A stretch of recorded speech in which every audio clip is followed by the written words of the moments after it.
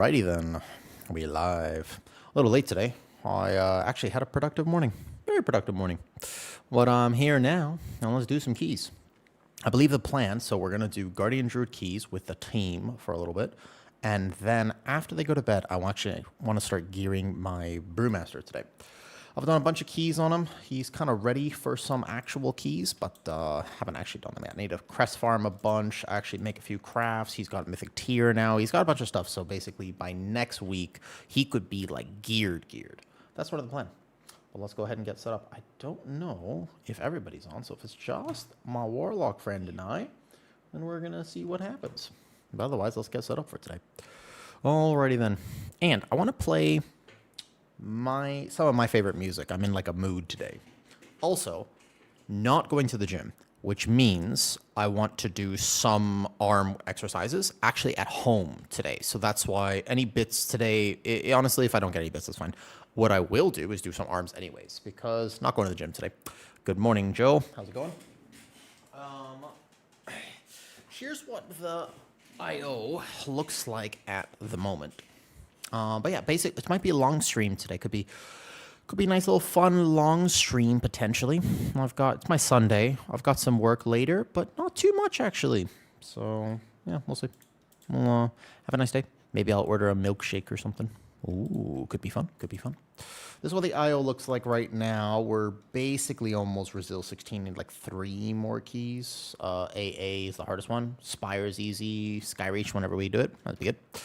What's up, Mudkip? Yo, I miss Pokemon. Good game. How's it going, Mudkip? Hello, hello. Alrighty then. So let's go ahead and get set up. Let's do it. The real question is, who's around? Hello, hello. Back. Is anyone on? Or just us? That's a good question. Let's find out what we're doing. Hello, hello. I had a lot of caffeine this morning, so I'm ready. I'm ready for a day of gaming. I am prepared. I am ready. Let's do it. I'm not in a rush for IO, and something I think is very interesting, and I'd love to hear people's opinion on it as the next month progresses. I'll ask this question a bunch.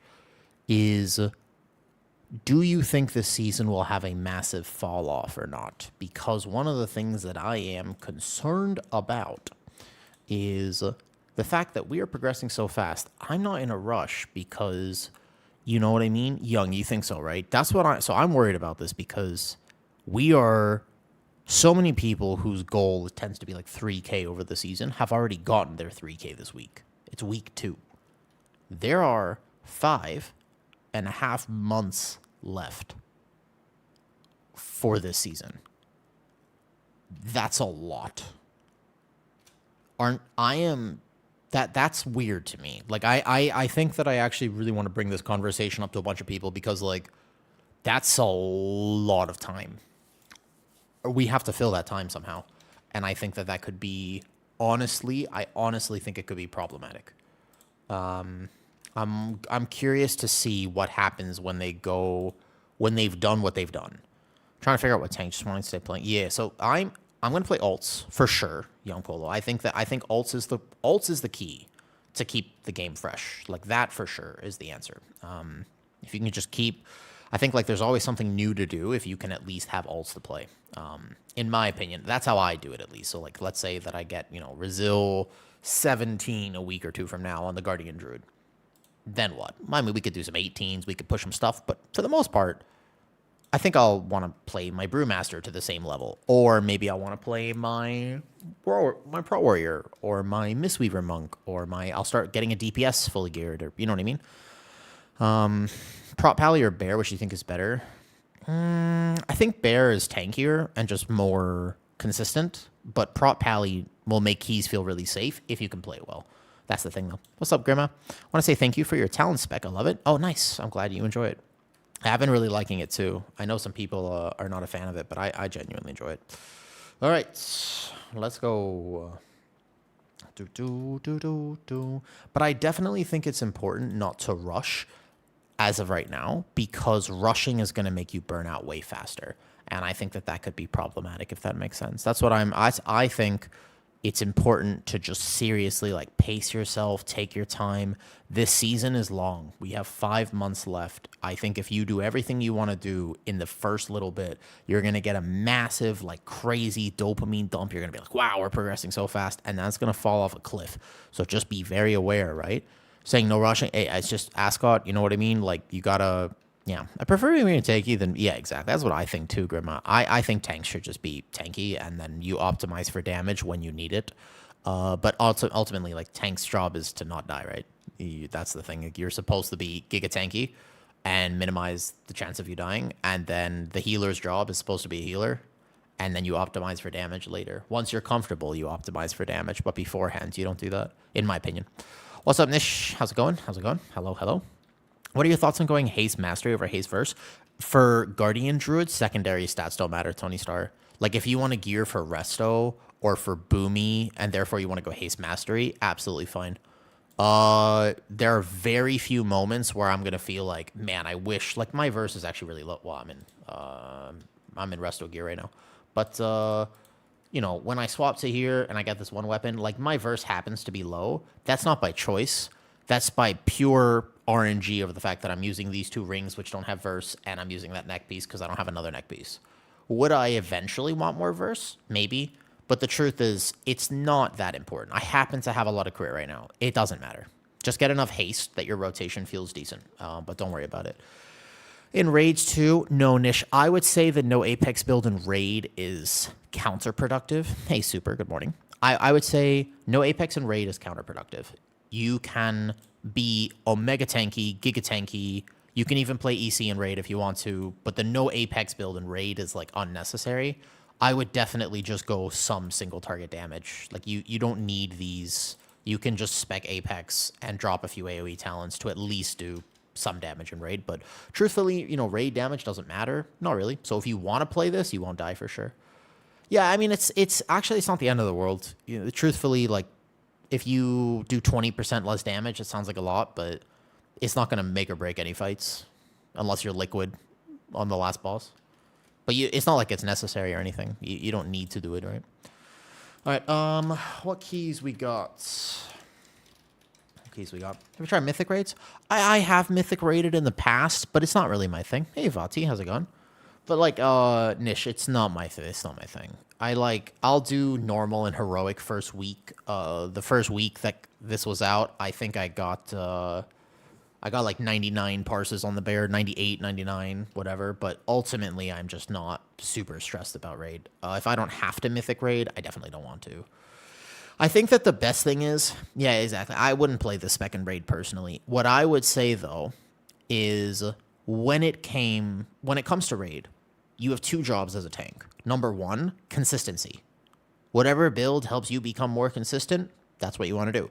Number 2 is you got to hold threat off your co-tank. If your co-tank is doing damage and you are not, and you're losing threat, you need to play for more damage. But otherwise, if your co-tank is also just kind of like turtling and just being defensive, that's fine. As long as you're holding threat from your co-tank, no problem. That honestly, like in a Mythic progression setting, maybe you can optimize for damage, but at least for normal and heroic, it simply does not matter. Not literally whatsoever. Yeah, if you're stealing threat from your co-tank, you could play more defensive, but that's sad. That I think that's sad, to be honest. Let's play some... I kind of want to play, like, either tavern music or maybe something like... I like these types of songs I'm feeling like right now. I like this one. Yeah, if you're taking aggro away from your other tank, maybe you want to consider that. Okay, Random is apparently not on today. If he logs on, of course, we will take him, but I don't see him on. So, all right, Random not here, it seems. So just us. Do we want to get Arson's key up from a 15? Do we want to just run IO key right away, or what do we want to do? Deco, you listening to stream? We could start with 17 Algathar into 16 Algathar, so that's IO. Or we could do my 17 Nexus. We did 16 already, but I got 17, a little redemption arc there. Could be. Could do 17 Nexus points. We could do... we can get his 15 seat back up. As an example, we could do that, though. For Heroic Paladin boss and raid this week, even out the damage intake for us. Yeah, and that also works, Sarn. So, again, basically, at the end of the day, Sarn, it's don't die as a raid tank and then hold aggro. And if you can do those things and you can be consistent with the mechanics, that's what being a good raid tank is. That's all it is. Yeah. Same. We could try to find it. I mean, we could just briefly glance at Group Finder real quick and just see if there's like the one key that we actually need. A lot of keys are being done right now, so it's not impossible. Actually, there's a 16 Spire. I wonder if they would just take us. Don't you think they over-nerfed Guardian True much? That's a great question. I don't think they over-nerfed Guardian, to be honest with you. I think Guardian is still quite good and very playable, to be honest with you. That being said, Brewmaster is clearly very dominant. I want to gear my Brewmaster because it's very dominant.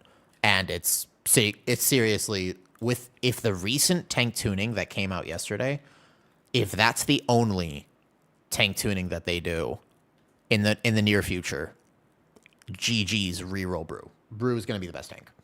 Just straight up. Like, it was a good nerf to Brew, and other tanks got a little bit buffed. Not enough. Brewmaster will be the dominant tank. Pretty much. For sure. Tune how the rest of the tank should be. I kind of agree with that. I wish that they... Man, the tank tuning yesterday was the weirdest thing. I don't understand what was going through their mind whatsoever on that, to be honest with you. I cannot figure out for the life of me why they did what they did. You know what I mean? No physical touch, no fort, but at least your leap cooldown is 15% lower. Yo. Nice group note. Good luck, keys. That's funny. I like this prez. I didn't check it, but I feel like they could have avoided nerfing the set bonus of the raid armor at least. The initial prop, I know. It's the weirdest thing. So if you check the recent tank notes, I made a video about it yesterday. You can watch it. Dude, they just randomly, they were like, oh... Like, some tanks are having a hard time living. Here's 50% more auto attack damage. Like, I think the meme that is genuinely... I honestly kind of agree with this. It seems like they basically put the problems into ChatGPT and let ChatGPT adjust the tanks. That's kind of what it seems like. It's like ChatGPT tuned the tanks just now. It's so weird. Why can't I find a group to complete Skyreach the bird boss is impossible for pugs? It is a difficult boss when you don't know how to do it. It's not that hard when you do know how to do it, but it's definitely hard without it. I don't think we're getting taken to this if they don't want us. Very random to apply with a group of 3. It just so happens that that's one of the keys that we need, and I believe we have the required IO if they did want us. Yeah, I don't know. The tank tuning was certainly weird. If you want us, CC time. I'm good if not.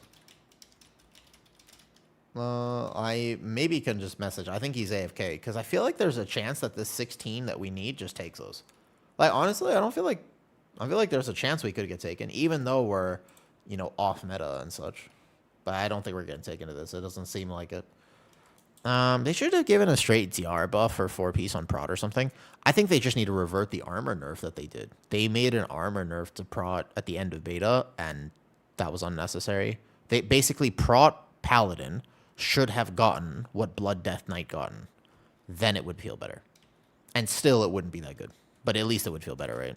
So, there you go. Me and Dalgroth, only 2 Guardian Druids that I see here. Hoozle. I know they already did this, but if we could grab me 16 Skyreach, I guess it's worth applying to real quick, just in case they take us. We could try it. I mean, if we can, 16, we already did that one. I like that we'll be tank here. I don't mind it. I mean, I don't mind the fact that Guardian Druid gets a little buff next week, Good. I'm not against it. What's up, buddy? Ran some 10s for Vault yesterday. Super easy P. We did an 11. Suddenly, we all forgot how to play. Does stuff like that happen to others? Absolutely. Yes, it does. It definitely does. Yes. Okay, cool. Okay, could we do 16 Skyreach? Okay, I know you guys already have this, though. I know you guys did 16 Skyreach earlier, but we even it out fast. And then re-roll. Could we just grab this real quick? And then we gotta hunt for, basically, we have to try to hunt for a 16 Windrunner and 16 this, though. That would be nice, DN. Should I lower mine then? No, because we need 16 AA. Nah, because we need AA anyway. I don't know what I mean, we need to get Arson's up to a 16 though. But I think we need to get Arson's key up, honestly. Maybe we get Arson key up. We get Arson key up. All right, well, we just send this real fast, see what happens though. Yes, by the way, the sponsor, as Stream Elements is reminding me, if you are in the US or, by the way, Denmark or the Baltics, you can get healthy food using that link. I like it. But that's telling you to get 10 stacks will be really good and free. That's true. It does benefit my build more, technically speaking, although not by much. My Guardian Druid gets more of a buff next week than other people's Guardian Druids. This is true. You have an idea of what your team would look like? Me, this healer, our elemental shaman friend, and this affliction warlock. So we very off meta. Affliction warlock, Mistweaver monk, me playing whatever I play, probably druid, and elemental shaman, or he can swap devourer if needed, but I like him as Ellie. He's a good Ellie. Those are our 4 people. We don't have a 5th person that's consistent right now. Yeah, I like FC personally. All right, 16 Skyreach. I got to live real fast, no problem. There's no more upgrades I can get this week. You know what I picked up yesterday? We have to wait for next week for upgrades. So I picked up Heart of the Wind. Kind of want to try it in this key and just see what it's like. I did pick up my Heart of the Wind, though, finally. All right, let's start with 16 Skyreach today. Let's do it. I can't drop those rings you have. You don't need to. You could play the rings. I think these rings, actually, I probably play them because I won't get the Midnight ring because I don't want to raid. And no drops. Oh, I got them eventually. You just, honestly, Dion, I'm going to be real with you. Can I give you guys some piece of advice here? I don't like giving advice, you know me. But can I give you guys actual advice? I genuinely, by the way, and I mean this, do not, please, don't do this to yourself. Guys, don't target farm a ring or gear from keys. It's a miserable experience. You can just play one key for like a week over and over again and not drop your item. Unless you're in some Mythic Prog guild where you need to. Just take your time. You'll do the keys, and eventually, you'll drop the item. That's chill. You win. That makes sense? Like, just don't feel the need to target farm a ring. I know. And it sucks, but if you don't have it, it's okay. You will drop it eventually. Like, if you really want this trinket, just don't target farm. It's just not worth it. Like, you can play a different trinket. It's 1% difference. And just you're going to play the season a lot. Eventually, it'll drop. Like, you just have faith, you know what I mean? Like, eventually, it's going to drop, and you're going to be just fine. But, you know what I mean? I did it from time walking. Don't you get the mess? By the way, I don't like this kick tracker. I've decided ultimately that I don't actually want this on. So I'm probably just going to disable the X-Win tools. I don't mind the Omni CC. This is fine, but I don't really think I care about the X-Win tools, to be honest with you. I'm going to reload. You have a Mythic Heart already? Yeah. Dude, I can't believe my Guardian Druid got a... I can't believe I got a socket. Just here. Here with bird. Here with bird. Right here. Right there. Just defensive, the first AoE. It hits different when Woos is not the farm and he already has it, though. Well, I go because I only got it yesterday. But I only got it yesterday. And I'm happy I didn't target farm. Well, TH... Listen, hey, TH, by the way, I wanted to say, I see that you comment on all of my videos, including my Patreon posts. Thank you, TH. I actually, for what it's worth, and we don't have to talk about it too much, my life has been very chaotic, and I have not necessarily been taking the best care of myself. I've been trying, but I'm a human being, and I feel like life's been getting to me a little bit. I've been just extra stressed and unregulated and whatever. The support that I get on stream and the fact that people care enough to comment on my videos, even if it's not meant for you, even if I make a Guardian Druid video and you're not a Guardian Druid and you watch it, it's just like, thank you. There's a few people I've noticed that have been doing that, and I really greatly appreciate it. And I just wanted to say thank you for just coming to say hi and respecting the stuff. Means a lot. Yeah, DN, don't be in a rush. DN, this is going to be a weird season. I'm telling you right now that we're about to see some weird stuff. You know what I mean, though? And I watch all your Druid videos. Thank you, General. I just post my runs. Like, I'll post a run every day, or I'll post an actual video like yesterday that I actually make. But I really feel the support and the love, honestly, on stream, and it means a lot. Somebody left a comment. It was such a simple comment, too, and it was just like, hey, I'm so glad I found your channel. I started at a Mythic, I was struggling for Mythic Zeros, and now I'm coaching people in Mythic 10s, and I was just like, I honestly, I don't know. It just, I really, as funny as it sounds, that video actually, like, I teared up a little bit. Bro. My fucking, God fucking damn it, my ping. God, my fucking ping. Bro. No, my ping. God damn it, my ping. I'm sorry. What the hell? My double tap bear form. I'm not even at that high ping.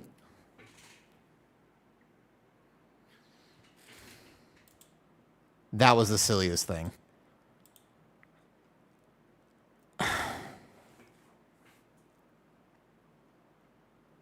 LOL. That's okay.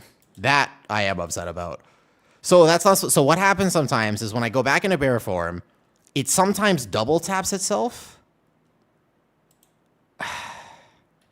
It's not supposed to happen, but sometimes when I'm in this form and I go like this, it double taps itself. Fun fact. It's not supposed to happen, but occasionally it double taps itself. You know that? Very randomly. So if I go here and I Heart of the Wild and I hit bear form, occasionally the global double taps itself. That's so random. All right, okay. Well, at least it was fine though. Yep. Supposed to trigger it. Yep. Not gonna null shift back up. Nope. It just very randomly sometimes. It's because of my ping delay, so I'll hit it twice and then occasionally I'll just go back in and then I go. All right, well, my bad. Sometimes my bear form double taps. All right, cool. Well, GG's.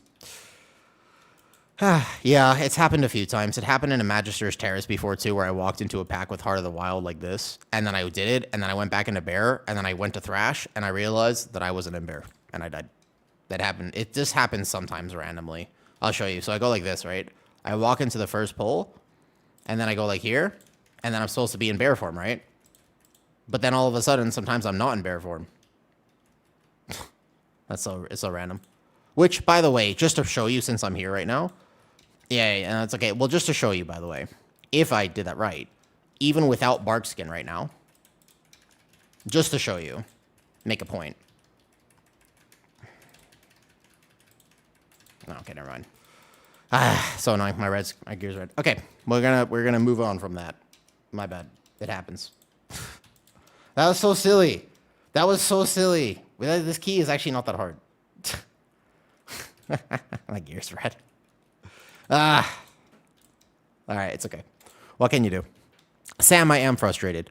Make a macro where it's not allowed to happen when you press shift or alt. No, I never need the macro. It's very rare that happens, but sometimes, like 255 ping today is a little higher than normal. It shouldn't happen. It should not happen, though. Nah, that's just ping. Sometimes my bear form.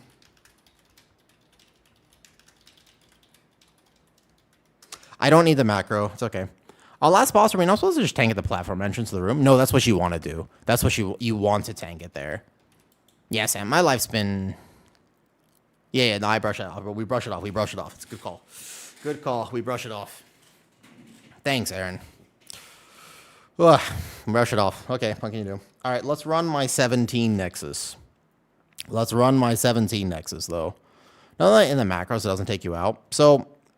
You can macro it, but I have never needed to because that's the third time, by the way.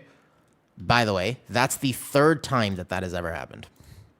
I can count them because I know exactly when it's happened before, too. It's okay.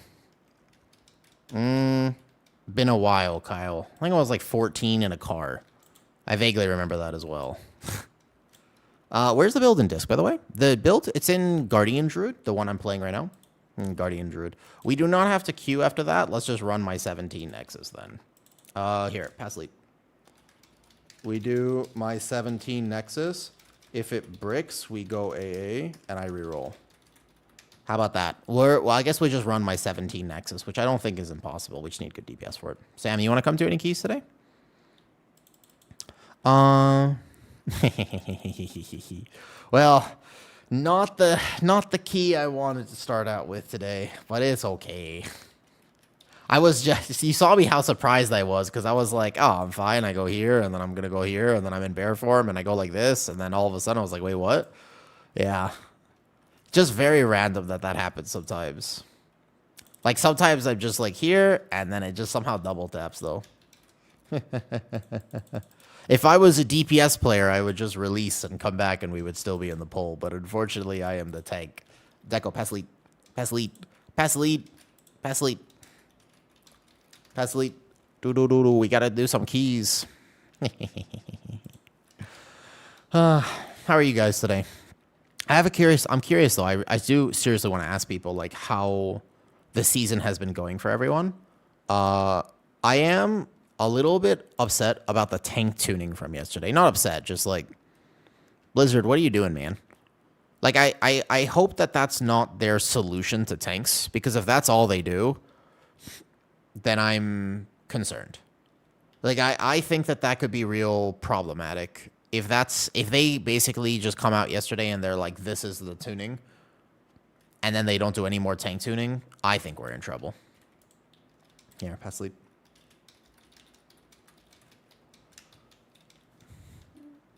Good morning and hello. I started to play WoW with this patch. I think it's going great. Some people do plus 15. Nice. All right, cool. We're going to list 17 Nexus. We'll go from there. I need redemption in this key too, though. Yeah, there's a route here that I've been meaning to kind of learn and maybe think about a little bit more. We'll see how it goes. I hope they just nerf a little bit more of Monk. Yeah. I'm curious to know why they didn't nerf Monk more, because it is a little strange to me. Like, the Monk nerfs were very light-handed. They're very, very light, so I'm kind of curious about it. All right, this key for sure. I can't believe it. Well, it's okay, it happens. All right, for this key, we need a shaman, most likely for lust, or I guess a hunter. Any lust works.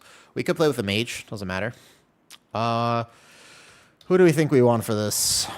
When are you planning on doing alt keys? Later today, actually. I want to gear my Brewmaster.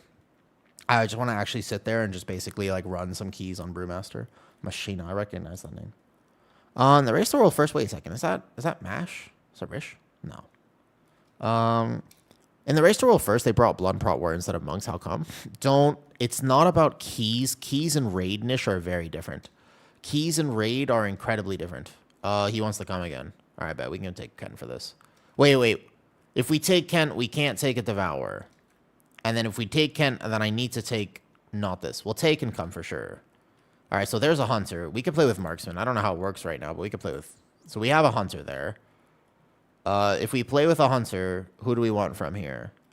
Do we think it matters? We could take Ken's. Let's take Ken. That's fine. He's still low item level, but that's fine. All right, we roll. Let's see. I'm curious to see his damage. I mean, Tay's been a Hunter for a long time, so... Yeah. There we go. On the buyer list last season? Yeah, I know, but that's Tay. He plays a lot. I've played with him many times before as Valkyrie. Also, the buyer list, goddamn, that's some drama. I made a video about it. We cannot use that list. And the reason we can't use that list is because many people play the season, and then just like the last few weeks, they're like, bro, I don't want to have to pug this last 20 Priory, so they buy their 20 Priory. And that's totally valid. Title has become this thing where it's just an unbelievable drama fest of you have to get title, and it's like you can also just enjoy the season and be a good player and just get right below title. But then the problem is that since there's no achievement and no recognition for that, like for example, if you were 30, what was the title last season? If you were 3790 IO last season, well, then you have the same recognition as somebody who was 27 IO. 1,000 IO less than you, no difference, because you didn't get title. And that sucks, doesn't it? But it's not really, like, you see, I don't like the whole title system. I think they need to add more stepping stones. At least a weapon transmog, an armor transmog, or something at 3.5, at 3.7, at 3 point this. It's like, man, I don't know, man. It just feels weird that the last week of the season, what if you went on vacation? What if you were like, I got title, and then all of a sudden you were like 10 points ahead, and then a bunch of people buy it, and then you're not, and it's like, well, that sucks, and then next season you're motivated to do it. Yeah, Pounding, you're fine. Don't worry about it. I know you. I know you. Maybe other people don't know you, but I know you. You know what I mean? I don't know. There's so many weird things with title. I don't like the fact that people will judge based on title. And for certainly, it's always been pay to win for what it's worth. If people buy their title, I know it sucks for the people who might have lost their title in that situation. But like, goddamn, who cares? And I mean that genuinely. Because the people that it disproportionately affects are the ones who were just in title range, worked incredibly hard for it, and then they don't get it because 25% of the title range is just bought. But the fact that 25% of it is bought, and the fact of all the problems with it, should devalue it by nature. And instead of it being devalued, it's weirdly more coveted than it used to be. And I think that's lame. I think you should just be... I honestly think that the community would be healthier, more productive, just stronger, better. I think that Mythic Plus would be better if people just stopped caring about title. And I think that'd be better, to be honest. Personal perspective. Question about your build regards to your set. Yeah, you don't get any value from Force Set. I know it's sad. I still like this build, but you definitely don't, though. They lost title because that season 2 is on track, went on vacation, the market moves to 2. Exactly. And that's... So that sucks, though. You know what I mean? That really sucks for what it's worth, though. What's up, Exide? How's it going? There are some real big problems with it. Hold up. Aaron, I think you found yourself in the wrong stream, buddy. Not gonna lie. There's a YouTube troller right now. I think of my dude. I think you found yourself in the wrong stream. You might be a potential ban. We don't really do that here. My stream's a happy place. We could have a conversation. I'll never, ever stop somebody from having a conversation with me. But, my friend, I believe I'm gonna give you one warning. And your next line will determine your fate about whether or not you will be in my streams again. Are you ready? You have one line. Make it count. Make it count. Here we go. Do your best. You can think about it. Mr. Aaron James, I'm calling you out. I'm calling you out specifically. You have one line. Your next line will determine whether or not I straight ban you from this. Here we go. What's up, DN? For 6 months. Thank you for the resub, DN. Here you go. This is it. Tell me what's up. Pounding Hunt might be a buyer. Yeah, I know this guy. He's a chronic buyer, man. Actually, Pounding Hunt, if we time this key that you've already timed, do I get gold? How much gold is this key worth to you, Pounding Hunt? Mr. Pounding Plays. How much gold is this key worth to you? This is a good question. I need to ask you. Let's be honest with me. 500k if we time? Deal. All right, we got a time now. This is gold making opportunity. Maybe a mod here. I need to ban someone. I'm gonna give him one more chance. I'm a grace. I actually am a person who I don't want to just randomly ban people, to be honest. I would like to at least let them know that they might have found themselves in the wrong environment. Because if somebody comes in here and they're super antagonistic or they're being weird and horny or whatever, I'm not actually. I think there have been a grand total of 4 to 5 people in the entirety of my entire stream who have ever been banned from my stream. No, you could be horny, but you have to be respectfully horny. That's the thing. You can be that, but you have to be respectful about it. Like, or WoW players. So most of us are, frustrated. And a little bit. Like, that's fine, but you have to bonk yourself to horny jail. Hello. Hi, Revenge. Only 5? Yeah, I actually very rarely, because I'll just talk to people instead. I'm sort of the conversation. Yeah, I know. It's just that one frenzied I'd missed before. Okay, ready? I need redemption in this key. This is 17 Nexus, so it starts to get a little harder. Thanks, Zelkrid. I appreciate it. I would too, by the way. All right. Check my talents real fast. We'll play this. Ready? Shall we? Shall we? Shall we? Here we go. Countdown. 10. Let's do it. Ba-ba-boom. Yeah, I gotta figure out how to make people mods there, though. Never mod me at a trigger finger back in the day. I should time out another stream. Oh, I'm just not a big... Because, like, the thing is, what people don't realize is it's pretty much impossible to make me feel uncomfortable. It doesn't happen. Nothing you say is going to shock or offend me. Like, literally 0%. Like, you can't. I am somebody who has been through enough in my life. You really cannot shock or offend me. So that's not something I am worried about. Okay, taunt this. Come back here. Good. Combat potion now. Frenzied region number 1. Cool. Frenzied region number 2. Group properly. Here we go. This is with the double champion, but I have died to this pull before because I didn't hit a frenzied regen right there and I was grading my damage a little bit. And then I just didn't heal the null sunders off. But you can see, 0 problems here. What happened before in the previous 17 was literally I just didn't expect the null sunders to not get healed off. That's it. That was the only difference in the 17 last time. And now that I've seen it, you can see I've made a plan. My health not even in question here. 0% danger. It's just that as a tank player, sometimes you have to see things and then die once, because the last time I did a 17, I died on this pull. I wasn't expecting it, right? Is there a level boost for 80 to 90? Is there? How many people don't do countdown timers in pub groups? Yeah, I know. It's so annoying too, though. Yeah, actually. Okay, I want to pull this guy in because it increases the pacing of the dungeon a lot. If you can just do this together... All I need to do, though, is live this null work blast. And to be honest with you, I put this bark skin a second early. So I'm going to be in, like, a tiny bit of danger. Just keep myself full health. Don't get hit by one of these. Because once again, I did time... I mistimed an ability here. I don't need this. I only need here. Boom. Put the vortex down now as they die. Because the little ones only spawn when they die here. So I go one more thrash, then sundering. And this, by the way, next week, I'll have, like... 10% more damage reduction on this exact moment, actually. Good. He's going to try to go back that way.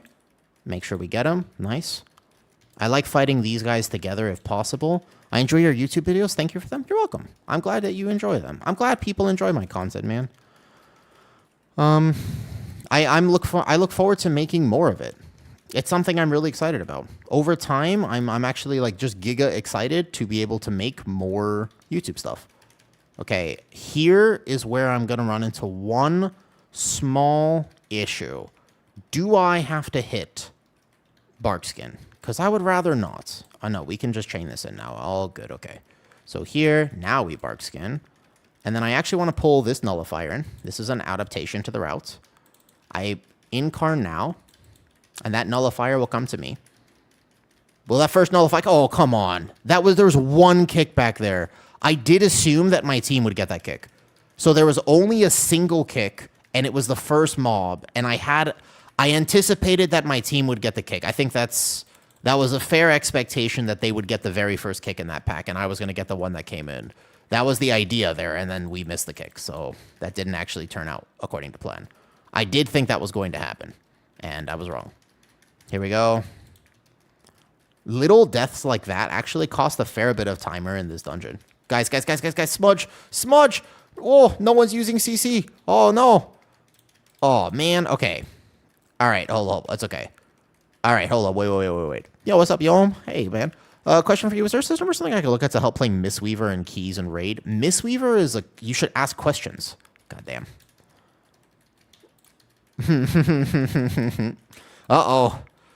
No one's using CC. Okay, there you go. There's a CC on the smudge. I could also wild charge a smudge, to be fair. But then we got hit by a frontal. And then there's another nullify cast. Guys, 17 Nexus is not that hard of a key. We gotta keep it together. Keep it together. We're gonna have to deal with this Dread Flail now, which I can, by the way, pull into the next pull if I so desire. But he is a frontal, so I'm gonna keep... That's why I'm facing this way. Because this Void Lash thing does hurt. Does extra damage to me, and he has a frontal. Okay, when the Void Lash is over, I can basically chain him in. I'm going to have to. Uh-oh. Anti-clean gameplay. Anti-clean gameplay. Here we go. Boom, boom, boom. Like this. So we have, by the way, Mortal Coil, Ring of Peace, a Shadow Fury. We have... I'm pretty sure that Marksman takes Intimidation and some other things, though. You spawn those on purpose? Really? I think as long as people don't get hit by the frontal, it's okay. But I found in my experience that a lot of people don't realize that that guy does a frontal. Here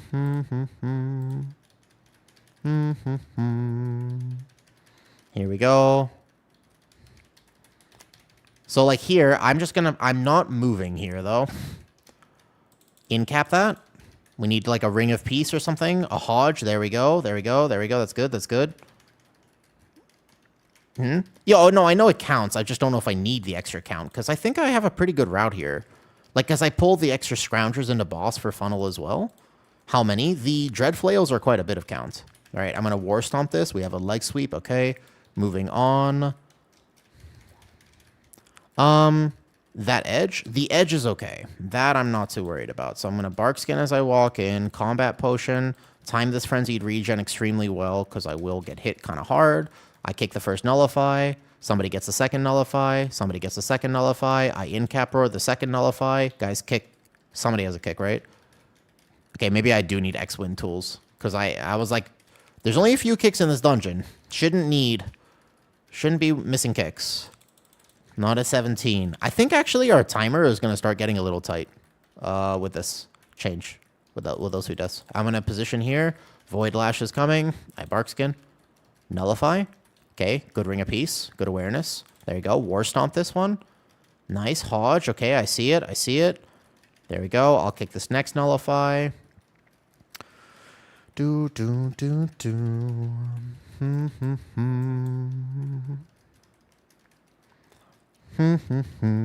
Have you been enjoying keys, Sam? What do you think? Have you been enjoying your keys thus far? Do, do, do, do, do. Yeah, he came back in. I think he got hit by the frontal after. Okay, hold up. Ads are spawning. The Dread Flail doesn't trigger RP, so now we gotta go to this Herald. Boom. I incarn. And then we're here. Nice. Good aggro. I was scared you would fall off. I don't actually think you can fall off that edge, although I don't want to find out. You might be able to fall off that edge. I actually don't know if you can or cannot fall off the edge. Okay, Thrash, Sundering, Thrash again. Do, do, do. Oh, not the frontal deaths. Uh-oh. 3 deaths really start to add up here, actually. To be honest with you. Because, I don't know, man. Obviously, we're going to play it out, but I think that Nexus is one of those keys where the timer is not crazy tight, but you can't be having, like, random deaths like this, I think. It's okay. If we don't time the 17 today, you know what? We'll time it next time. That's okay, though. Now for your abilities, Mini CC. It is not perfect because it doesn't account for CDR, but for abilities that don't have CDR, it's actually fairly accurate. So it's not perfect. It's not actually as good as Omni CD was, but for what it's worth, it is actually kind of worthwhile, healer. And what I mean by that is, look at my Incarn. It says that it has a 2-minute cooldown, but because my Incarn has CDR, it actually has much less than that. It just looks... It says that it has more instead of that, though. So it's not accurate because it doesn't account for CDR. But it basically tracks when the thing is pressed, and then assuming no CDR, it will actually tell me properly. So I think it's interesting, though. Hunter and the Ret Paladin who walked into a key together. It's true, it's a rough combination. Maybe we've done this to ourselves because the Hunter Ret Paladin combination, does it lower their equivalent IQs, Alcred? If I play with both a Hunter and a Ret Paladin, do they have like some chain reaction where both of their IQ gets lowered? Could happen. Could be.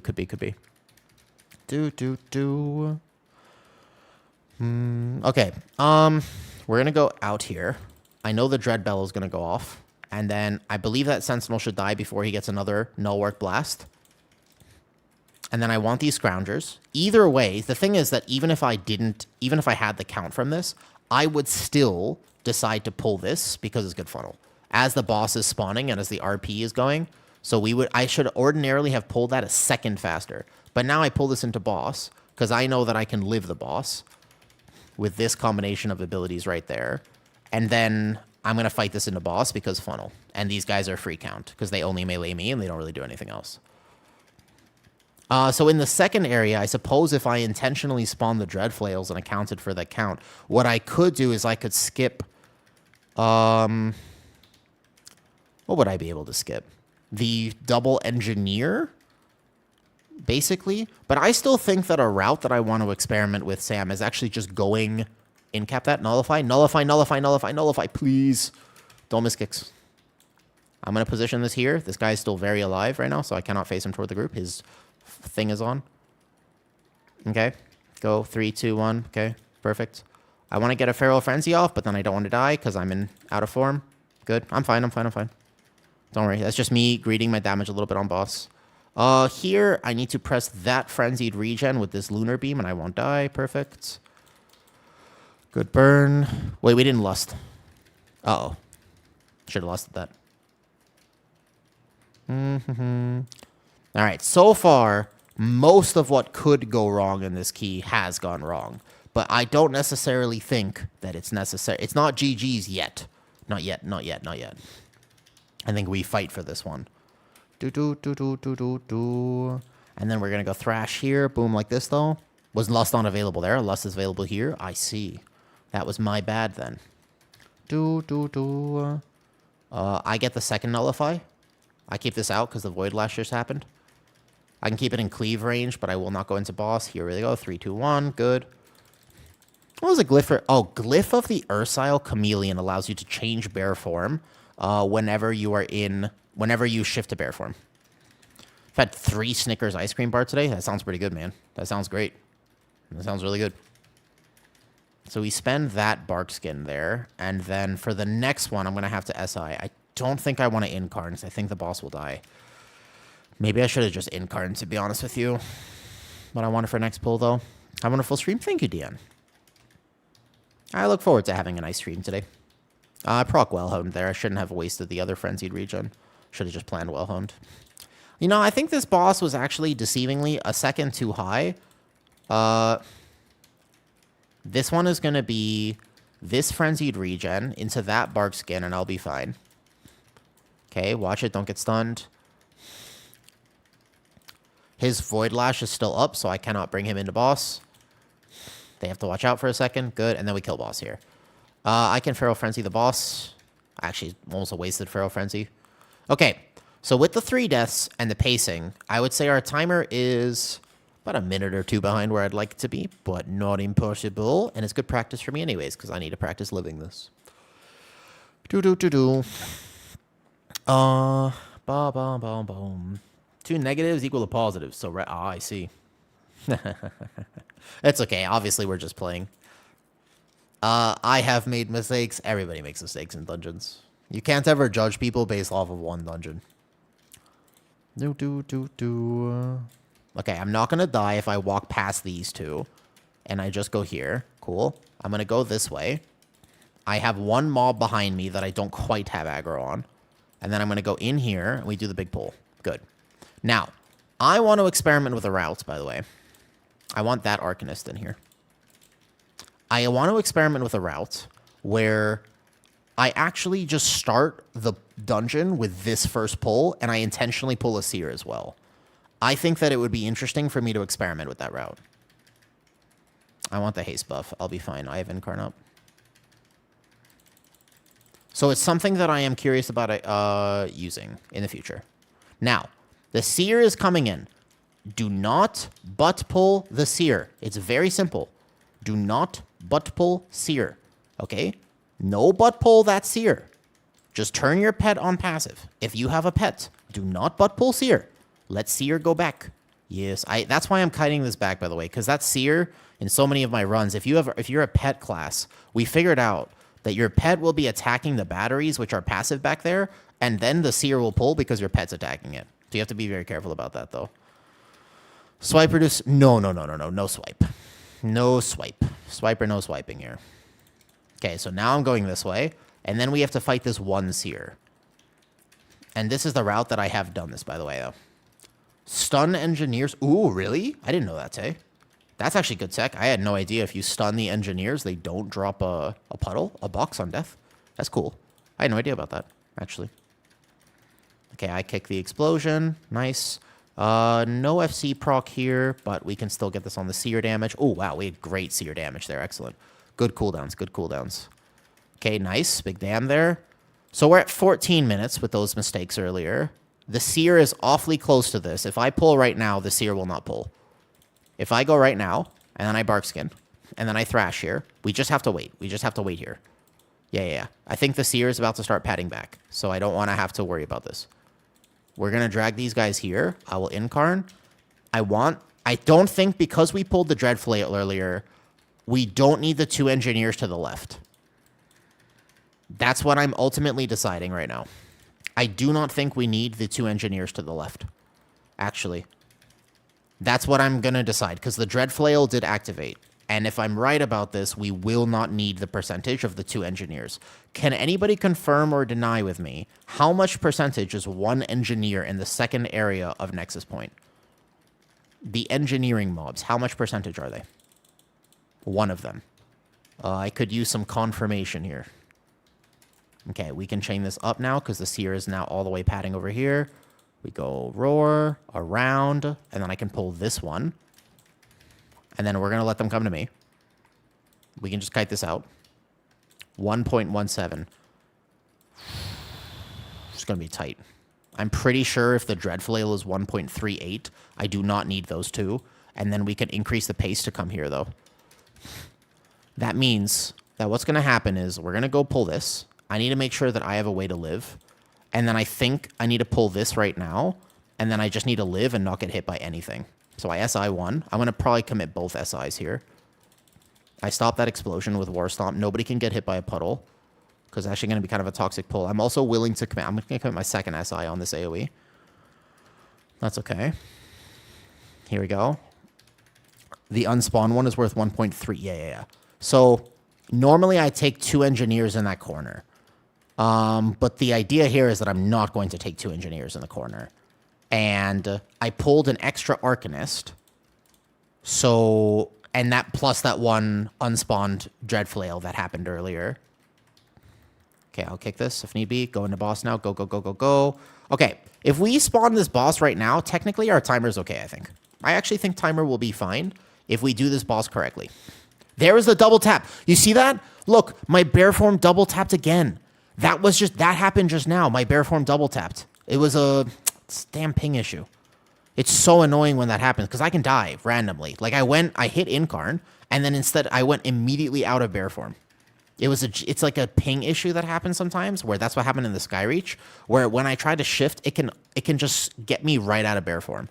Incredibly frustrating bug because I will die when that happens. Yeah, I think so too. It'll just be a DPS check at that point. Okay, we have room right here. Oh, barely, but we should be fine. Should be all right. Yeah, that little area right there, though.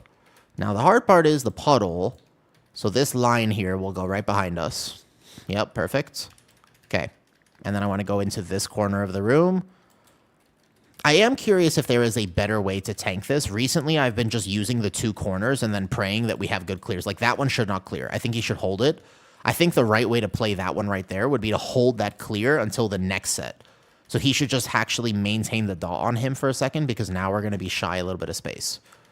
That's what I think you're supposed to do in the future, is not instantly think you need to clear. And then I'm going to go drag him here so we have more room. And then we should have enough space for the knockback. But I don't know if there is like a much, much, much better way to tank this necessarily. We'll see what our damage looks like, JJ. But I think we can do it. Okay. So now we have covered these 2 corners. Oh, no death. Oh. Okay, no problem. I res. He's got a res already. But we missed the clear now. Uh-oh. That's tough. Okay, so he's going to go in there. Nice. Perfect. And then I can kind of use this corner space a little bit. Now, we need another big clear in the center. We're going to need to take this charge. I'll roar. I'll rebuff. And then I was going to hopefully get it right in the middle there. Where can I drag him that will have enough space for the knockback? Like right here? This is not quite deep enough in this corner. Ideally, he would be able to clear both. Not, yeah, like right there, right there, right there. I can off heal. Good, good, good, good, good, good, good. I think, unfortunately, those silly little deaths earlier, JJ, probably cost the timer here. I don't think we have time. I think we're just shy, which is really sad because actually, I think this key's not too bad, but like the no one kicking the first nullify and then the frontal death and then the other circle death, those were unfortunate. I think it's possible. Like, we're going to have just 9 minutes. We definitely don't give up, though. Yeah, this is one of those keys for sure. It'll be close. It'll be a nail biter. At least I still feel... I feel very tanky now. I had to just see this the first time. I did this on 17. I accidentally died on the first pull because I didn't anticipate the null senders not being healed off by my normal rotation. So, at least I feel pretty tanky here. Okay. Yeah, well, the left haul is fine for me as long as I sequence cooldowns. The very first pull, I missed a single global. It's okay. I think 8 minutes, that's tough. That's tough. Here we go. Let's see if we can do it. Definitely no give up. This is not the key to give up on. No way to hit boss when it does after bomb. Yeah. What to do there? I think it's just people need to help you. You feel Guardian Druid is the tankiest tank? Definitely not right now. Like, it's good, and it's very tanky. The problem with Guardian right now, Black Dragon, is Brewmaster exists. Brewmaster is by far the tankiest tank. And when I say by far, I mean it's not even remotely in comparison. They're... like, the difference is astounding, if that makes sense. It's not even close. Okay, so if no deaths in this last area... which I don't think I've really almost ever done this last area with, like, no deaths, so seems highly unlikely. What is that? Why did I get... hold up. I saw him casting, but I didn't see the frontals. Did you guys see that? That was a bug, right? He's bugged. Okay, we live, but that was weird. Do you guys see that? Okay, I have to be in range for this. Excuse me, he's just bugged. Why did that big guy... he bugged. Okay, that was weird, that was weird, that was weird. Super weird, by the way. He definitely just straight bugged. Yes, we did. I think that's why I did that on the... that's my first pull. Yeah, we have time right now. We have time, if nobody dies here. The only thing is that as a Guardian Druid, I cannot chain this into the next because the amounts of damage from these bolts is pretty massive, so I can't like speed this up though. No, I do think that's actually a better route, to be fair. I at the moment, I actually think that if you could just go here...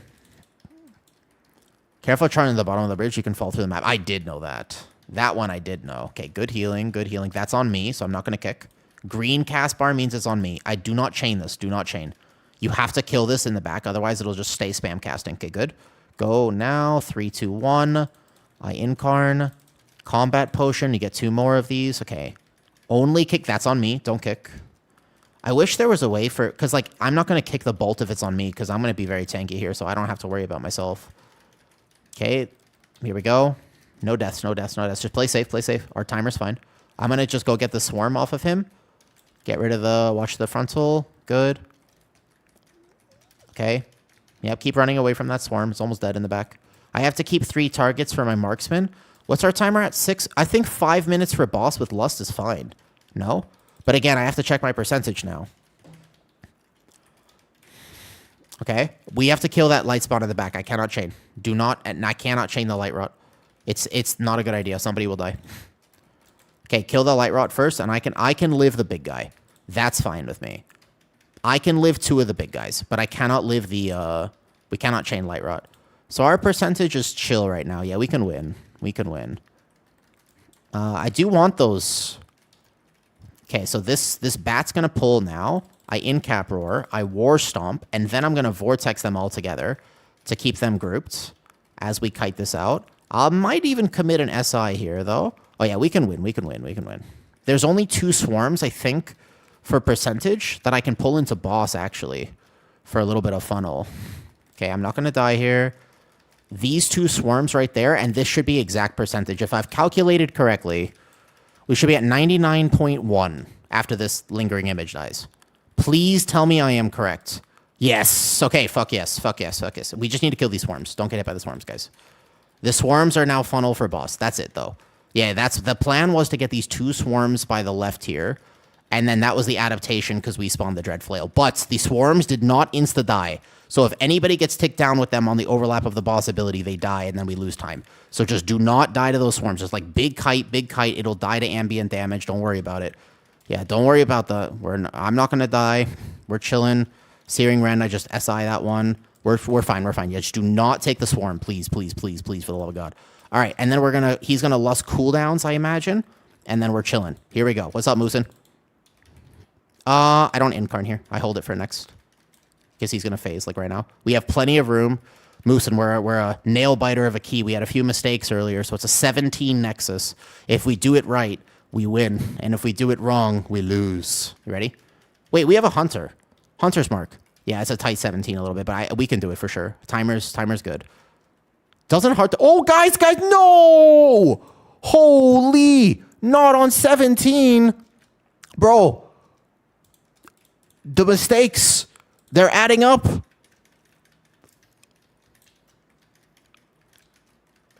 Okay, Lust. There you go. Okay. Here we go. Now it's tight. I rebuff. Bro. Sometimes, JJ, man, people come into the keys, they accidentally troll. It does happen. The overconfidence of the not resil my key. It be like that. I think we still win, but yeah, that's crazy. Hold up. Okay, we got 2 more intermissions here, though. Whoo! Hunter's Mark doesn't work anymore, right? I haven't actually done this keys without a Hunter, though. And then yeah, I know. Okay, I don't want to move too much because I want my melee to have full uptime, but still. Let's just use the space. Here we go. The Hunter's Mark doesn't work anymore, right? Okay. We're going to have at least 2 more intermissions. Okay, guys, don't kick the wrong target. No bad kick. Yeah. No bad kick. Find the right guy. There you go. That's the one. Team. Good job, team. Okay. So far, we have 1 more intermission, and then I think you still win this. I ain't never fought so hard for a 17 Nexus in my life. I ain't never fought this hard in my life for 17 Nexus. I actually don't mind this key. Originally on beta, I was like, man, this key sucks. And then I did some more, and I was like, it's not that bad. I don't actually mind this key, I think. Okay, to take 1 more tank frontal. I can just commit SI here to keep my healer a little bit here, though. Yeah, there's 500k on the line, that's right. So I get 1 more Heart of the Wild, only 1. I don't need to greed it, therefore, because I will only get 1 more. No deaths. Minimize the movement. Here we go. No need to SI this. Here's the Heart of the Wild. Guys, I mean, our timer is starting to look real close. Like, this guy is not dead right now. And we have to kill him. There's like 15 mil in the next intermission. Like, I don't think it's a guaranteed with that mistake on boss. Okay, nice. That was very fast. Very good RP there. That was fast. That was really fast. I don't need any healing. I combat potion here. Last combat potion. We just got to do big damn. It's just big damn. Big damn. Here we go. Big damn. I won't take any of my healers smart healing. Easy win? I think so. I think we got it. It is a nail biter of a key, though. A nail biter. Here we go. That's okay. 1 minute, no drama. Yeah. We just got no drama for the next minute. Here we go. We win. 3 mil, no death. Don't die. Live. Never doubted. I was supremely confident this whole time. GG's. Never doubted. I was supremely confident. I really had. In fact, I was just making it. Bro, you don't actually have to trade me 500. This is a joke. Oh man, I should have hit trade faster. Wait. No, actually, I take it back. It wasn't a joke. You know, now that I think about it,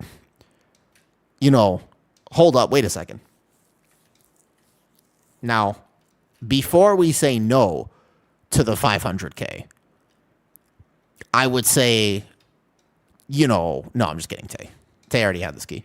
Yo, your marksman pumps. I haven't actually played with a lot of marksmans. I've seen some Beastmasters. I've seen some survivals, but I haven't really seen marksman. Your marksman's good.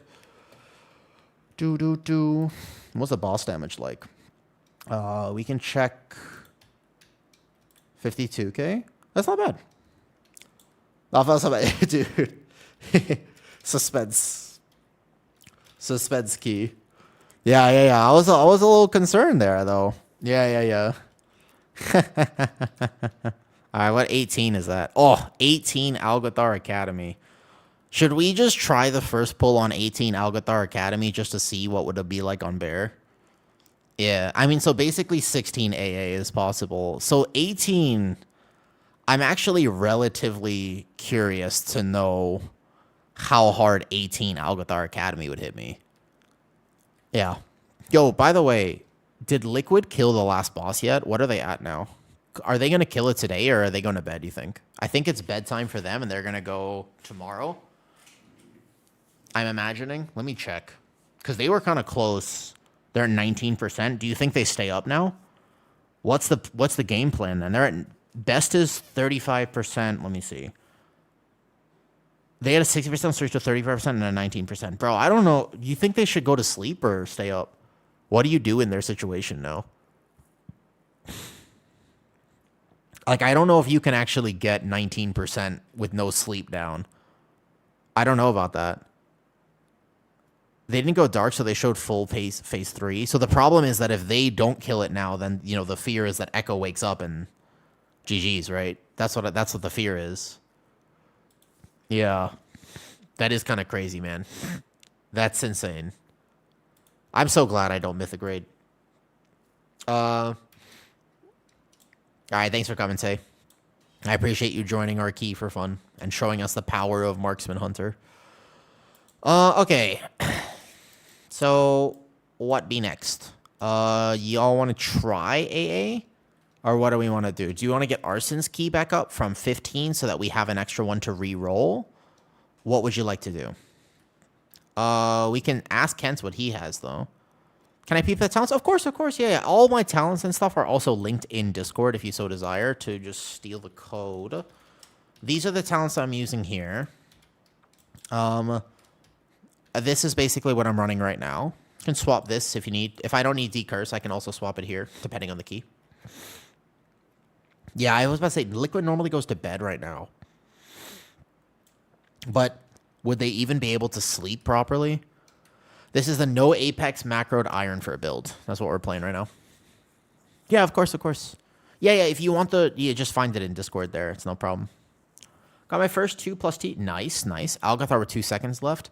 Algathar is the key this season. That the timer's actually tight. Okay, I'm glad we got our first 17. That feels good, Ran. I think in the first minute, I was looking up what jobs are hiring. You fine, man. What key you got, Ken? Is it does he have a 16 easy one? Academy, I don't like what they've done to it. I think that key was, I was so excited when they brought it back, and now I hate it.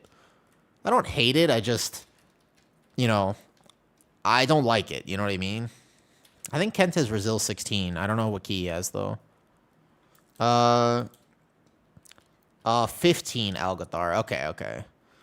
Glad time I got to go to in-laws with the kids to look for eggs. Vadi, thanks for saying hi today. Hope you have a great night, though. Yeah, basically, Deco, first pull it. Well, I mean, you're not a tank player. With respect, the first pull as a tank player is now so stressful.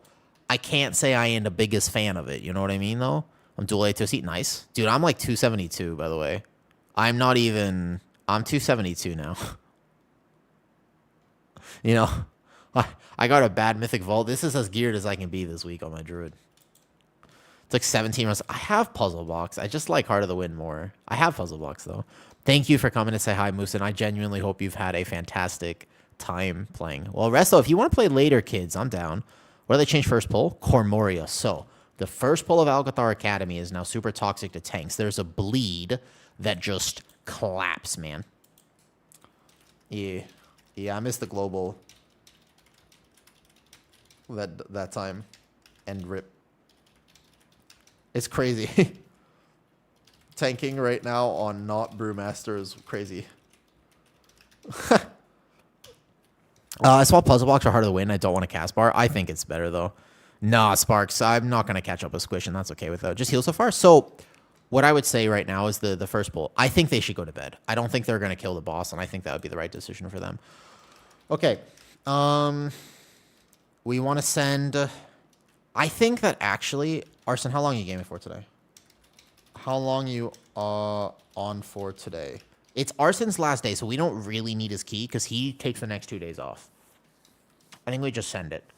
There's a trinket still. I'm not a huge fan of it. I think Litany is cool. I like it on my Wrestler Druid right now. You just have to go into Cat Farm and swipe or thrash it. The other kid's yelling at me to kite the bleed on first pull. And I've had because can't stop, won't stop, too busy blasting. You do have to kite it at some level, though. Or is Miles better? Isn't Guardian Apex kind of meh? It's not meh if you play the actual build for it. The thing with Apex is, A, it's harder to play. But B, what you have to do with it is 6 talent points, by the way. How is the in-card cool being lowered? Oh, this one. This talent point right here. Every time you use Rage, you actually, reduce the cooldown of in-card. I mean, I don't really need to do 18 AA. I think, like, basically, we need 16 AA still. So why don't we do that? Okay, the question is, do we want to try or just see 18 for fun? Next week we get your key up. This week, just do Deco and I guess. Hi, Suddy, how's it going? Okay, hear me out. I've been watching your stream in a video too. It's been helping with the Druid. Nice, especially with the Brazilian MS. Yes, Felipe. That's my problem as well, by the way. Che. Oh, yo, what's up, Che? Thank you for the resub, dude. I appreciate it. Man, thank you, Che. How's it going? Are you enjoying the season so far? I hope people are enjoying the season. This is, by the way, the thing is, though. Listen.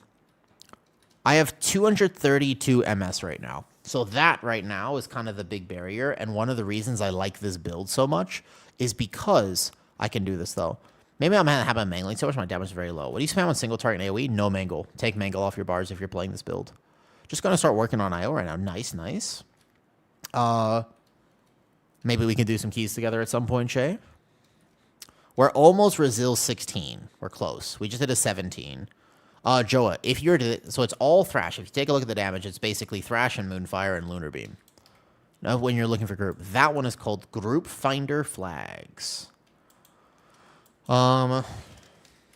Devour plus Ellie would be up to you, Ken. Yeah. Just got I'm doing VDH and Prez. Nice, nice. It's true. The max damage for that, for Alcathar Academy, you want, like, Devour, and then we'll need a Lust. I hate dying. It happens. Happens. Nothing you could do. No Mangle, how does that work? Yeah, this build, I don't press Mangle at all. The reason, there are many reasons for this, and I went over it on the guide that's on Patreon, or for YouTube members. But there's a lot of reasons why you don't Mangle in this build, as interesting as it sounds. But the main thing is that this isn't a turtle build. Like, I am, for example, not trying to basically get more Iron Fur than a traditional build. I'm actually still trying to do competitive damage while we're actually doing it. Does that make sense? So I'm not trying to get like max Iron Fur turtle build. That's not what the goal is here. I just like playing like this. So in order for me to get more damage, my damage comes from Lunar Beam. I just want more Lunar Beam uptime. Me generating more rage gives me, if I were to press Mangle in my rotation, 10 seconds off my Incarn through Ursoc's guidance. And it simply is actually Mangle itself, first of all, hits like a wet noodle. Second of all, the Rage Gen Prio in this build just isn't as important because I have enough Iron Fur. And since I don't raise, there's no offensive value for Rage. So actually I figured out it's just more damage. It's probably more defensive to hit Mangle. But if I spam Moonfire as a filler, then I gain more DPS. It's actually higher damage to do that way for this build. Do you think Guardian Druid is tankier than Prot Warrior? Depends. Sometimes Prot Warrior is massive. Sometimes Guardian Druid is massive. I think it very much depends, by the way. If that makes sense. It depends. An AoE, if you have good Iron Fur stacks, just more Iron Fur. You can macro your Iron Fur so that you're always spending Rage on Iron Fur with this build. That's the thing. That's why it takes your brain goal. You don't have to think about it. That's why I like this build, Joa, because I never have to think about my Iron Fur. I don't have to manage that resource, if that makes sense. That's one reason I like it. Yeah. So basically, it just all goes to Iron Fur. Now, I wish we had Thorns of Iron, or I wish that I could do a little bit more damage, because let's say in that previous key, I could have done 80k. But I also feel extremely tanky, and it's good enough for now. 17 Nexus was fine. The thing is... well... No one saw that Skyreach where my bear form bugged and I insta-died. It happens, all good. It happens, all good. We did a Skyreach? Exactly. Okay, so what do we want to do? Let's talk about the next key. We got a bunch of Algathar academies, and I think that that is the good thing, though. I managed with Goblin. Nice, nice, nice. Congratulations. Even forgot the Moon Tech first. Nice, nice, nice. Good job, Grevins. I'm glad that my build, honestly, I'm really happy that it can help people. I'm glad that it can. Okay, so let's queue an Algathar. Ken, do you want to stay for it, or nah? I just want to see. The question is really, do we want, in any way, shape, or form, to actually see what the damage intake on 18 Algathar is like? That is the question. Did I spend more on keys? Yes, that's the main thing, Joa. Never miss Thrash, never miss Lunar Beam. Want a game on gaming? I do think the timer will be tight. Basically, we cannot make mistakes. That's the biggest thing. If we play with the Ret Pally, yeah, if we play with a Ret Pally, we just cannot make mistakes on the Algathar. I'm not that stressed about it, to be honest with you. I'm not that stressed about 17. I think we just send it. I think we just send it. But I think that we have 2 attempts at it, too. So we can try. If it's 17 is really tight with one of our keys, then we'll just do the other one. I think it's not that. I think it's not the end of the world. Let's do it that way. I'm going to go 17, not 18 Algathar. Let's do 17 Algathar and see what happens. I think that's the play, Deco. I don't know if you're listening to my stream, but that's what I would do. Sound good?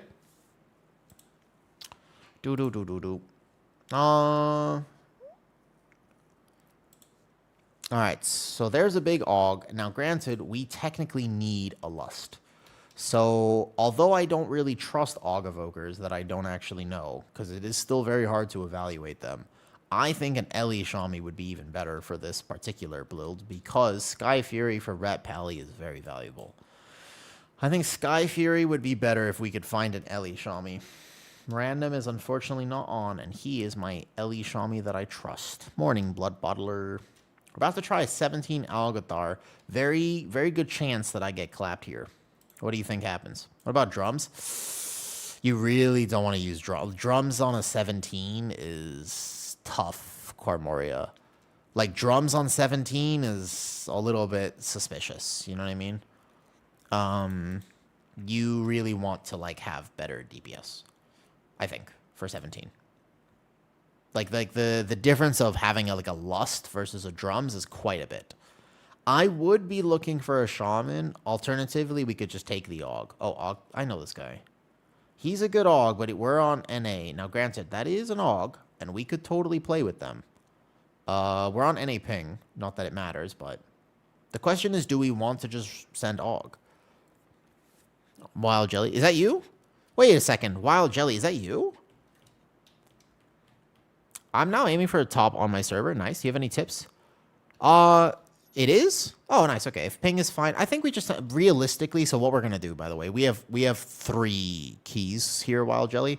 You already have 17 AA. Oh, you're just gaming. You're just doing it for fun. Bring it. We're on NA ping. I'm playing with them.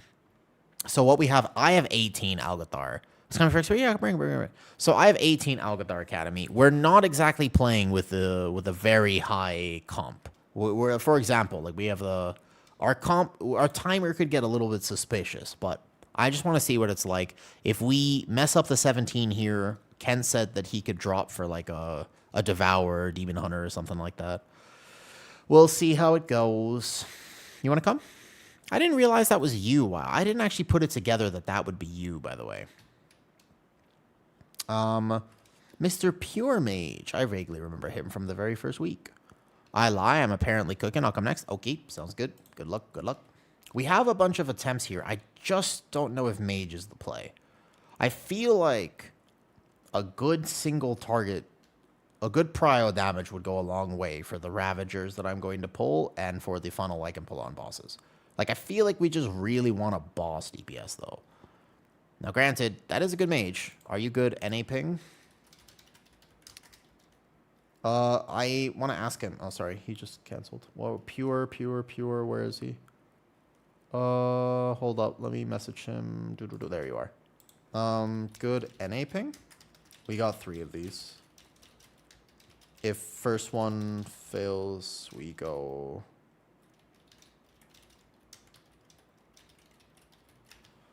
let me just ask him.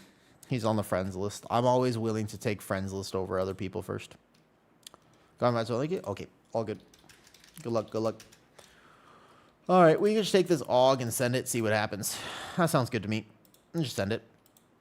Hello. I tell you what, if we're going to do our best attempt, though. Like, see, AUG, I have no idea what they do, though. So, AUG is one of those things where, you know, AUG is one of those weird specs. To understand AUG, you first have to get into the mind of a cook. So, a really good AUG evoker wants a really comfortable chair. And I feel like it's all about like a really good AUG evoker, like their chair is decked out. Like this is not some average chair. Like this is not something that is going to be some like casual, you know, foray into an experience. Like this is something that they live the lifestyle. You understand what I'm saying? Like their chair is like feathered, really expensive. Like they will buy a Secret Lab Herman Miller chair for these activities because they know that that's what they're into. And they know themselves, and I respect the fact that they know themselves and are willing to go that hard for what they believe in. And so I respect AUGs, like, you know what I mean? And I mained AUG at one point in my life, although I never had the comfy chair, so that's why my DPS wasn't as high as it could be. Like my logs as an AUG, as an example, right? They're not 100. They were like 97, and what I was missing was a properly feathered chair. I think that if I, back in the day, had that opportunity, I mean, I really had the opportunity too, because I was married at the time that I played AUG as well, so really, I feel like it was a missed... I didn't do what I needed to do. I was unwilling to commit to the AUG lifestyle, and therefore, I was never the best AUG that I could be. You understand what I'm saying? Yeah, that's the issue, I think. All right, let me drop my key from an 18 Algathar to a 17 Algathar, because I don't really even want to try 18. Yeah, that's about right. Really appreciate your content. Could you please help me to figure out how to not die in 12 Nexus Pro Warrior? Good question, Artemir. So, I can actually help you figure out how to not die in Nexus. There is a trick to Nexus and understanding how Nexus Point works with those healing absorbs. How old are you? I'm 29. I was married for 5 years. This is a random fact about me, by the way. Sure. Outside of Incarn, if you can track. So like 30-second through? Oh, I thought you were younger. I got a haircut recently, Villanisa. No, but like, so yeah, so I got married early, and then I got divorced. Don't worry about it.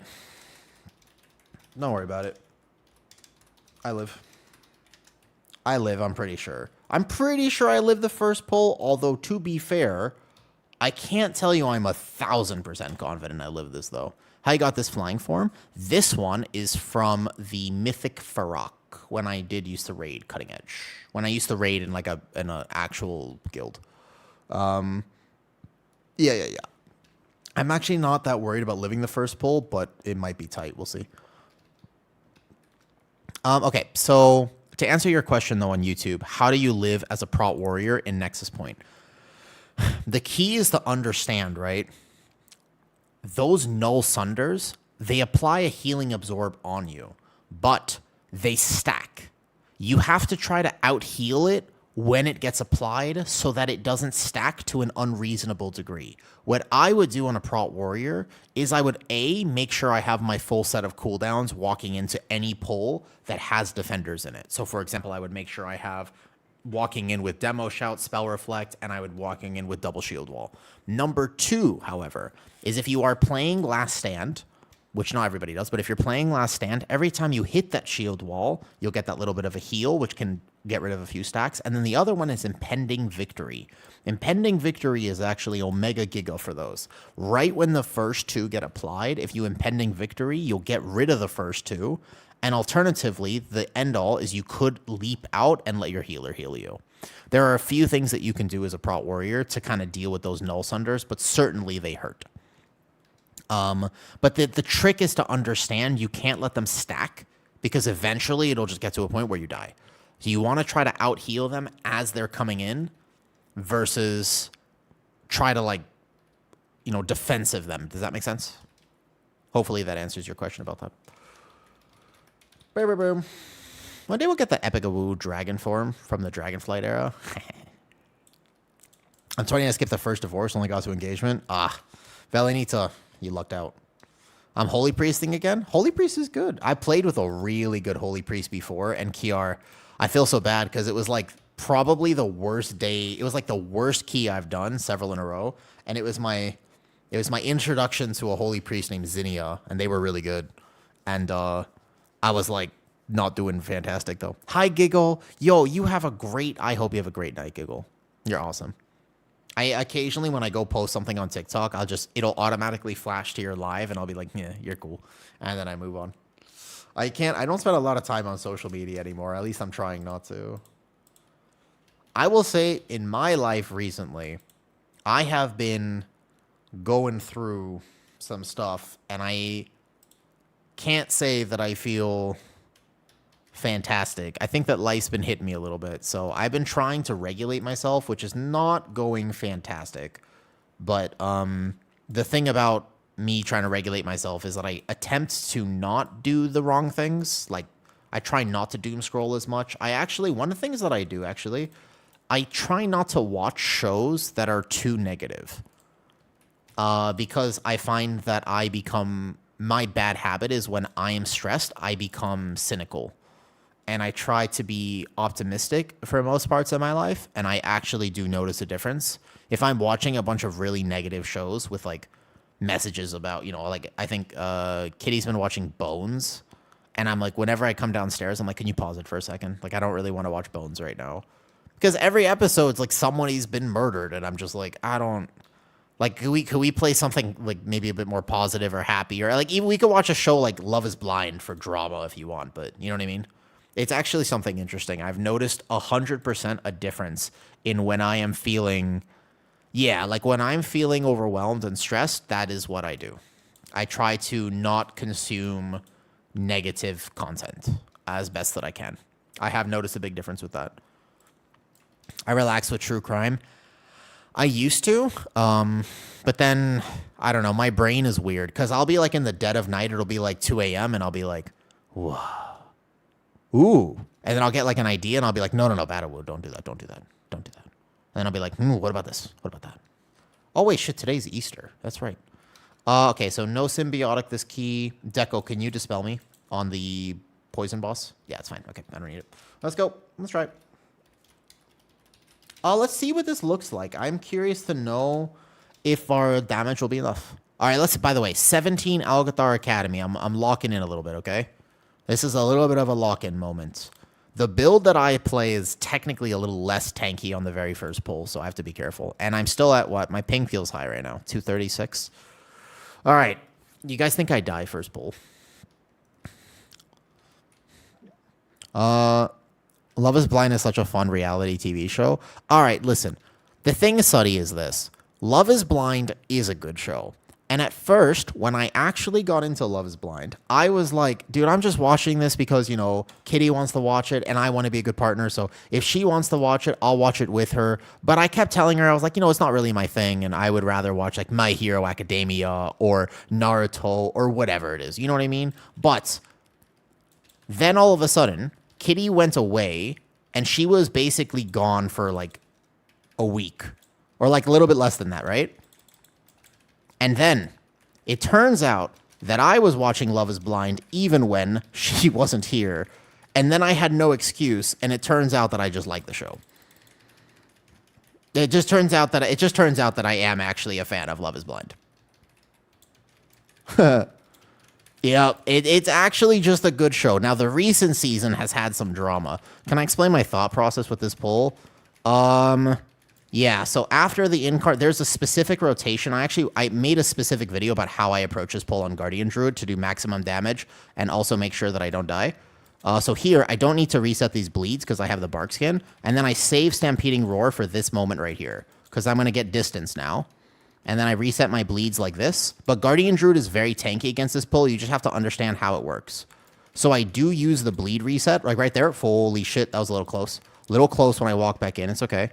That's just a key level diff because I wasn't expecting that. The bees are now enraged, so I'm going to Vortex them. I'm not going to die still. I'm not going to die. It is not dying very fast, though. Like, this pull is still very healthy, and it's been over a minute. So our damage is definitely a little bit low. Yeah, I was basically taking a little less damage. I almost died there, actually. That was one miscalculation as I kited back in. But basically, so there's a very specific rotation for this about how to do that pull on a Guardian Druid. There's a specific way to do it. And when you get better at it, you'll understand, though. Left? Yes. Correct. Let's go left. But the question about this key is not whether I can live. It's about what the timer looks like.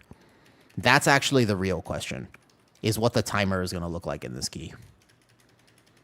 We are going to be pushing up against the timer, I think. Now, I can live the first pull, no problem. I'm not that worried about the first pull here. As a Guardian Druid, once I figured out how to do it, I was like, oh, okay, it's not that bad. But I can tell you that normally, this Heart of the Wild is not up for this set of ads. So that means I know that our timer is a little bit delayed, because my Incarn is up right now. And my Incarn should normally only be up as we're going into the phase. So I can tell you that we're definitely a tiny bit shy compared to where we would normally be at this exact moment. I can Bark Skin that one. Cool. And then we're good here. I hold this Lunar Beam for 2 seconds, so it'll be up for the ads. And then what I do here is watch this. So I don't have the I don't have the Starfall here. That's the other tech here. But I save one Thrash, right? Thrash, Incarn, Thrash again, and then immediate Snap Threat. And you can see there's 0 Snap Threat problems on this pull. And then I just rotate Thrash, Frenzied Regen. But if you want the actual breakdown of, like, specifically the global for global, perfect, dispel me, dispel me, dispel me. I know my team has, there are 2 poison dispels in this comp, so I'm hoping that they spend the global dispelling me. I didn't take the talent, because I was like, oh, surely somebody will dispel me on a 17. I'm not going to take, like, 50 stacks, and that I'm surely I'll get a dispel, because it's a passive talent for them, and I was like, oh, I don't need it. It's just this one pull. Like, I'm going to be fine for sure, right? Holy. Close a little bit, though. Okay, good breath by the AUG. Actually, this ad will die. I watch my own health a little bit. Single Frenzied Regen if I need to. Kill this branch, kill the branch, kill the branch. Okay, good. Left. Here we go. Left. Perfect. Now I have the Lunar Beam down for threat. And then I Snap Threat with 1 Thrash plus the Bark Skin. And then we go like this. And then here I'm going to commit SI probably. Yeah, 1 SI here, actually. Definitely. On this overlap, and then the ads will be dead. I can even do this here. Bam. Perfect. Easy, easy. No, I'm fine. I'm fine. The 1 Frenzied Regen if I absolutely need to. Here is a Heart of the Wild moments. Go Starfall. Back into Bear. Don't double tap it. And then we're going to go Thrash. Here I can send Bark Skin, actually, and then I'll have SI plus Lunar plus maybe Incarn again. It'll be just shy of Incarn, I think. I think I can get it back, actually. Just need to spend some rage. All good. Lunar Beam here. I'll have it back. Okay. Yeah. Incarn will be up, like, right at this exact moment, and that'll be perfect. I just want to get it back right now. I might have to pre-Sundering Roar, which I don't really like to do, but I'll Sundering Roar here to make sure I have this Thrash global, and then I'll send Incarn 3, 2, 1. Perfect. I'll waste half this Incarn, but it's okay because I'll live, and then I won't worry about anything. And then I'll have a plan. So definitely 17 AA doesn't seem that scary. At first, I was like, maybe I'm going to die. Like, maybe this will do so much damage, and I'll actually feel like super checked. But no, I feel pretty chill. The only thing about this key is that if there was ever a time that I would play the Apex build, it would be this key. If I was going to have to swap my build, it would be here, to be fair. Because we'll see what it looks like. If we can just get to the end of this key with 0 deaths, I want to see what our timer looks like. That's what I'm actually most curious about right now. It's just exactly what our timer would look like. What's up, Onos? We're trying a 17 Algathar Academy, arguably the hardest timer this season. I'll just take this. One frenzied regen, no problem. Yeah, we got it, Onos. We got this. Also, life has just been... I'm trying to figure out what I'm supposed to do. I feel unmoored. I feel... I've been feeling it. You know, Onos? It's just one of those moments where I'm noticing that I feel dysregulated. I'm happy. Like, things are going really well, but I feel like my mental health has been better at different points in my life. You know, this is my way of saying I am struggling a little right now. Not in like a terrible way, just I don't know. Life's different than it used to be. I feel like I'm trying to grow up, and I don't know if I like it. Like, you know? Like, I have to do adult things, and I've just... Because for a long time, I didn't think I would make it, man. And now I've made it, and I'm like, wait a second. I didn't sign up for this shit. Like, you know what? I really have been feeling something like that recently, where I'm just like, huh, this is interesting. I don't remember signing up for this. But, like, I fought so hard for my entire life to just make it to this exact point, and then, all of a sudden, I'm here, and now I'm just like, wait a second. Hold up. I have basically everything, you know what I mean? Like, I specifically did not die all throughout my childhood so that I could make it here. And I don't want to complain about that, because this is exactly where I was trying to get to this whole time. But now I got to do adult stuff because I didn't die, and now I'm just like, huh, how interesting. You know what? You kind of know what I'm talking about. Like, cause like I didn't think I would make it this far, but now I have made it this far. So now I have to make a plan because I made it this far, and I'm just like, huh. Well, hold up. Yeah, this is not what I thought it would be. I mean, it's good, but wait a second. You know, I'm just having a lot of those moments right now. That's all. I guess. And I'm trying to figure out what the goal is. You know, the real thing is, the real kicker actually of what I've been going through. My entire life, I struggled with very significant and serious chronic illness. Like, I was always ill. I was always sick. I always had problems. And for the first time in my life, I am not ill. And now, I don't know what to do with that. Like, the point is, nothing's going bad. Things are actually going well. My problem is that my entire life I was sick. And people see me today and they don't recognize what that means, because you just don't see the fact that I grew up in the hospital and I have all these genetic conditions. Like, you don't see the struggles that I had to overcome, because nowadays I'm not that sick. And the problem with that is that when you're sick, it's very clear what you have to do. You have to get past it, because you won't be able to work, you won't be able to live, you will never be able to take care of yourself. And so it's very obvious when you are sick what you need to do. There's always a mission. You're never without a mission. You need to feel better. You need to fix yourself. You need to improve. There's always something you need to do.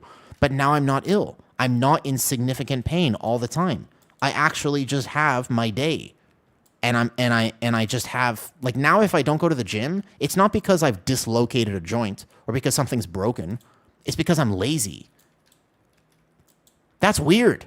Because my whole life, it was because, you know, something bad had happened. Like, oh, I can't go to the gym right now because there's the double tap, by the way. That's what happens. That's the double tap. That bear form right there. So it's when I hit incarn. I have to be aware of that, by the way. What's up, Turn? Nice to see some tanking content. Hello, hello. I do enjoy the tank, although I'm trying to play Guardian this season, and to be honest with you, I'm not a Brewmaster, so I feel like I should maybe just play Brew a little bit. I like my bear, but if they're only going to tune tanks the way they did, Brewmaster is so much better. Why do you live out of the States? And does toxicity... Let me answer the YouTube questions here, though. Sorry if I miss your YouTube questions. Always just come to the main stream if I do that. you know, so I'm ill and I have to live with it, but I accept it. And so I have genetic conditions, Onos, in the same way, but you can consider them all to be in remission, right? It's not that I don't have the condition. I do still have the condition. It is an active part of my life, and it is something that I have to live with, but I've gotten to the other side of it where it just doesn't, it's not something that is the most atrocious thing anymore. Like, I'm not in crazy amounts of pain and struggling to just function because it's in remission.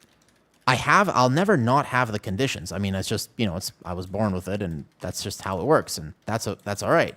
But what's interesting is that I'm just not, you know what I mean? Like, that's the thing I'm dealing with now is like, I actually just, interesting.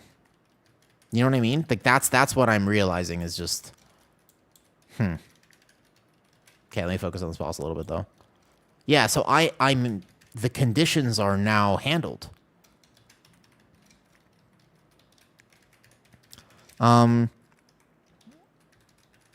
Which is interesting. And because I don't have to worry about that anymore, I also weirdly don't know what to do. Because, again, I'm just, when you live with that illness for so long, it's my entire life, 28 years, basically. I was just always oppressively ill. I was always the super sick kid. I was always the one that had problems. I was always the one that people, you know what I mean? Like, I just couldn't get taken to events, couldn't do this, couldn't do that, couldn't do that. Like, that was my life for a long time. And now that's not me. And I don't even know really what to make of that. Okay, so Fire Phase should be happening very soon. If I Sundering Roar right now and we can get in with a 10 stack, it's going to be slightly off of the Sundering Roar, but that's okay. Because I want to Feral Frenzy the phase. That's why I'm holding it. Okay, so there's the win. So my Sundering Roar is going to be just off, unfortunately. It's okay. Yeah, this Incarn could have been timed a little better. So here, we're just going to go like this. Boom. Combat Potion, Feral Frenzy. Actually, I should have just held that Rage for a second. Lunar Beam is here. Yeah, I could have prepared that damage amp a little better, actually. Eyes up, Squirt. Okay, let me move this tank frontal away from my team, actually. I want to put it toward the corner. It is directional, so we learned that, which means that if I can position the Screech away from my team, they don't have to worry about it as much. Okay, this way. There we go. So they're on the other side. Live. If we live this, I want to see how the timer looks in this dungeon. Do you always play zoomed in? Yeah, it's a bad habit of mine. Technically, it's not something I would recommend, like if you don't have to play the zoomed in, but I like it. And I play worse when I'm not the zoomed in. As interesting as it sounds, I tend to play significantly worse, actually. Gonna off heal. Oh, I'm gonna get hit by that. Oh, dangerous dodge. Whoops.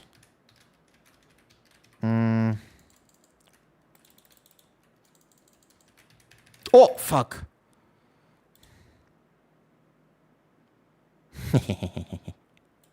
I went to res. My bad. I went to res. Drop the global.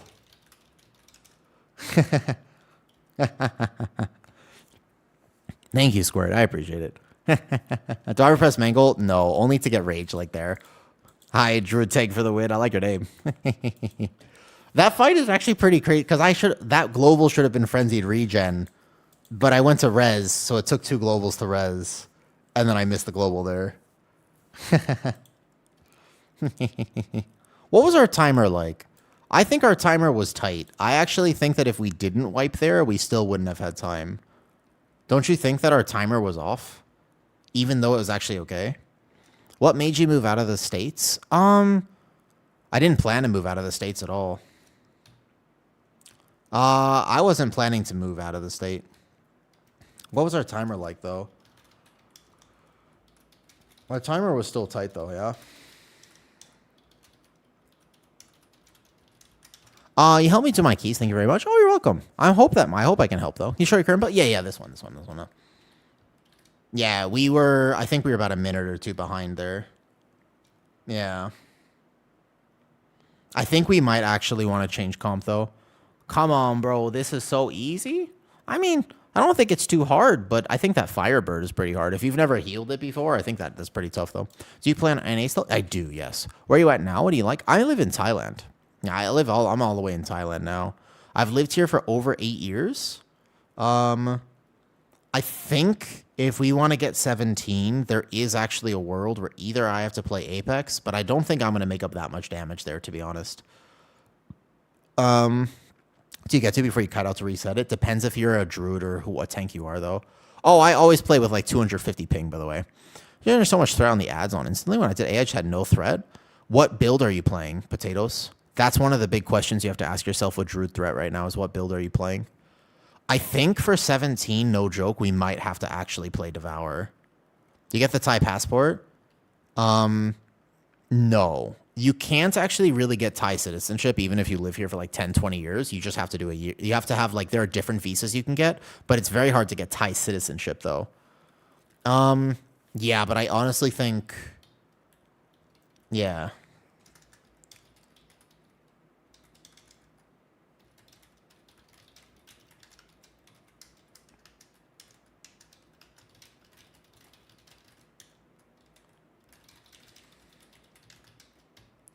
I think that actually is probably the play.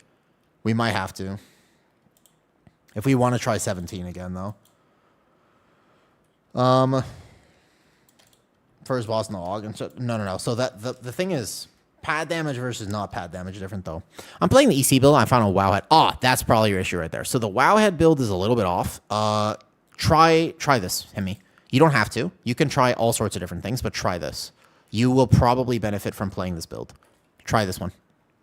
You don't have to. This build is a very different build than what's suggested on Wowhead, but I would recommend that you could try this if you wanted to.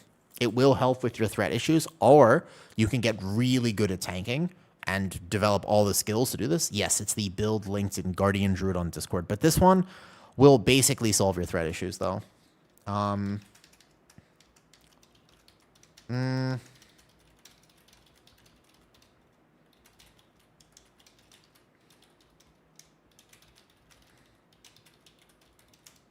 Okay.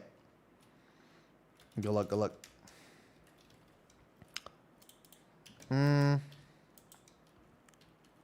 Yeah. So the first pull, how do you stealth and tag everything in Starfall and Bear every time? That's true. How many stacks of fur do you normally float out? In this build, you macro iron fur. So for what it's worth, you don't have to worry about your iron fur at all, though. Morning, which build are you doing now? Still no Apex for this build. If we go for 6, like if we go... Again, I really want to see what the timer looks like with a more traditional comp. All right. I think for 17, because we have one more 17, right? Deco is 17, I believe. Okay. Let's queue it up. If we can get... Grassy Roar, good haircut. Oh, thank you. I think it's too short, and he was like, it was like his first day at the job, though. No, I'm playing a no Apex, no Raise build right now. So this is no Raise, no Apex, no Mangle. It's a little bit less damage, and this is the one key where I think that might matter.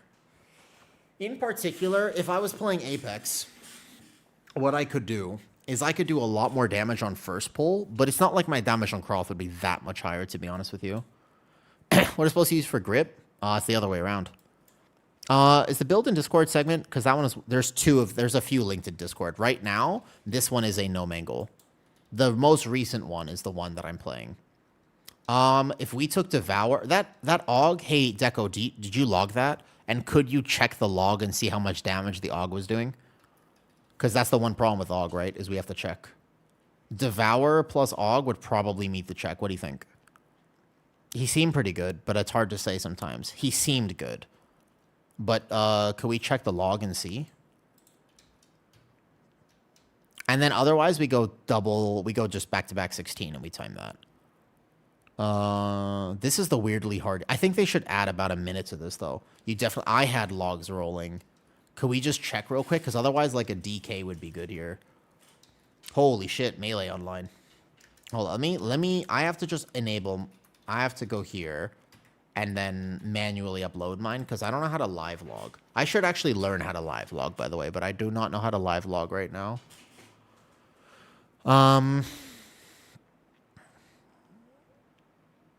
I still think 17 is doable, but realistically, the 17 is practice for the 16, and then we just times 16, and then eventually we'll get 17. You should like live log the Warcraft logs up. It doesn't work. I've tried it before, but it just doesn't seem to work. As weird as that sounds. You have logs uploading. Can you link? Link. Doesn't matter at the moment. Warcraft logs is down. Oh, okay. But I just wanted to see, because if we take... Sometimes it's so hard to see. Like, if our timer is tight, you literally can't tell... Like, actually, you can't tell, was the AUG really good or really bad? You have no idea. Like, that's one of the problems I have with AUG is there's, like, impossible to evaluate the performance. If you're trying to be, like, a little bit more strict with your comp, you're like, do I take AUG or not? They should be good, but how do you know? Gallo, the rep pally? I know. I see you there. Mr. Gilad.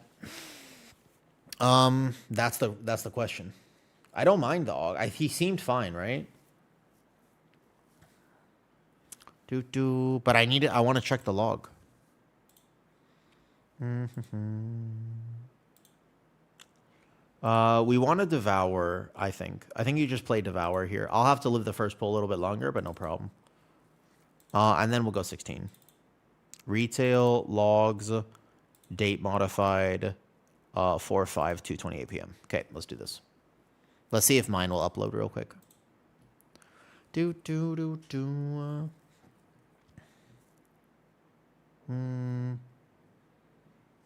Okay, Algathar Academy wipe. There we go. Oh yeah, mine looks like it's stuck a little bit. An unexpected error has occurred. Yep, it looks like it's down. Yep, it is offline. I think we just take him. I think he was fine. I'm assuming, right? But it's just hard to say, though. Hope you're doing well. Thank you, Ghost Shade. I am doing pretty well. I mean, life's been lifing. And I'm a little torn about what to do, I suppose. But, you know, I broke my left... Oh, shit, that sucks. Okay, I have a difficult question. I broke my left ring finger and it disturbs me so badly playing WoW. As a tank, the one button thing is not working very well. Keep in mind, I play Mythic Plus. Any advice or help? Yeah, is it a comfort pillow? It's to just... I like the posture of it. If I put a pillow here, I kind of want to buy a nicer chair that doesn't have me sweat in the back too much. The pillow is just to have my arms like this so I don't get too... So my shoulder doesn't hurt. It just feels... It's just comfier for posture. Okay. If we were going to comp this, I would want Devour plus Ret. Basically, yeah, that's true. That's true, Suddy. I see, Suddy. Is this an admission? Is this, are you trying to tell me something right now? So we could take a Devour, by the way. And then, man, it would be great if Random was on. If Random was on, we could fill this comp so easy.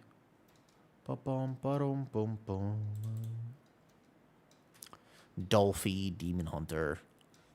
I don't really like being weird about comps. I kind of just want to take people. But I guess 17 Algathar is enough of a... You have to actually play really well. Like, we could take Dolphy, and then he'd probably stay for 16 if we wanted him. What do you think? Preferences? Thoughts? We take Mr. Dolphy. But definitely a Devour for Chaos Brand is just going to be massive for our comp. I think you take him, and then we'll go 16 after. And then he'll probably stay for 16. My name's Lingrier as my monk. Well, yeah. It'd be tough for sure. We already have a monk, so you'd have to stack two. Technically, any key is 17. It would be possible, but you would just have to start doing some things that we're probably not going to do. What's up, beautiful? Fox ears for a minute, starting a woo rant. Okay. So... I will rant about how I am actually a bit concerned about World of Warcraft. I think that they've been handing us a bit too much progress a bit too fast, and I'm a little worried about what that means, because I think that we might actually see the highest rate of fall off this season that we've ever seen before in World of Warcraft, and I'm concerned that because things are so accessible right now, people are going to hit their goals basically this week or next week, or if they've already hit their goals, and then they're going to say, what do we do next? And then they're not going to know what to do next. And then all of a sudden they're just going to quit because WoW doesn't actually do a good job of keeping people engaged. And that worries me. Yes. So we got so much in the first little bit. You know what I mean? The casual gamer's a lot to do at the moment. You think so, Harith? I'm worried. I'm curious to see how it goes. Technically, a mage would actually be a good choice here. Mage or Ellie would probably be best. What add-on? It's called Group Finder Flags. Very easy, though. Are you using damage potions in the pulls? Oh, yes, I am. 100%. Yes, I am. Kitty, are you listening to stream right now? There's housing prey dells. I know that's a fair bit, but I'm curious about how Mythic Plus ends up being, Harith. He's 277. That guy is actually pretty geared. Should we just take him? He's 277 is geared, actually. Wolf Zone Mage. No flasks? I'm using flasks. Use reverse flask. I mean, that guy, he's actually pretty geared. 277 Frost Mage. His IO is a little low, technically, but not really. I guess he just started keys a little bit late. Oh, Warcraft logs is down. Honestly, just send it. I'm not that worried about it. It's okay. I think Mage, because this is like, Arcane Intellect affects both of these guys. All right, let's go. Let's roll. If we lose 17, we got 2 16s to draw.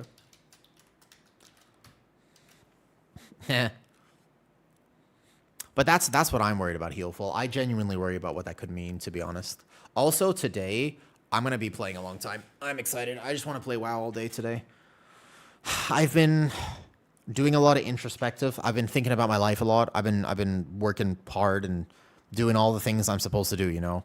So I just basically today I'm going to play WoW all day. I'm going to order some ice cream, and I'll talk about my life, but after the team logs off, and if I can't do any Guardian Druid Keys, I'll do Resto Druid Keys. And if I can't do any Resto Druid Keys, then I'll just gear my Brewmaster.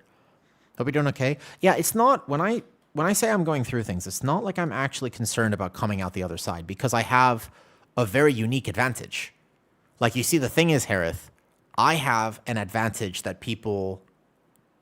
a lot of people don't have, which is that my childhood was so fucking shit that nothing, literally nothing, could be worse. Therefore, I am supremely confident in actually getting through things. You see what I mean? Oh, what's up, Pika? Hi. I know who you are. First time chat. Yo, what brings you to my little old stream today, Pika? Hello. I am aware of you. But actually, I seriously think that it is a massive advantage. If you go through things early in life, you can develop such an insane amount of confidence to know that you're going to get through things later in life. Because instead of me getting checked at 50, I got checked at 5. And I had to develop the skills to get through it as a kid, which means that as I get a little older and I have to actually do regular life stuff, I have like a unique advantage because I feel like I've already been through all this hard stuff. Like, I've already had to confront a lot of the things in my life, you know? I appreciate it, though. Pika, thank you for saying hi. I actually don't even know if I have you followed, but I know who you are. I do not. I apologize. But I am aware of you. Thank you for coming to say hi. I appreciate it. It's so random. Dude, I've only been streaming for just over a year. It's so crazy to me that people like you were like, Miraz came to say hi the other day. And I was like, what? What? I was like freaking out because like I'm a big WoW enjoyer. I've been playing WoW my whole life. So I know all the people in WoW, but no one knows me. But now all of a sudden people kind of know me. And I'm just like, what? I joined a raid the other day and they were like, are you the Wu tank? And I was like, yes.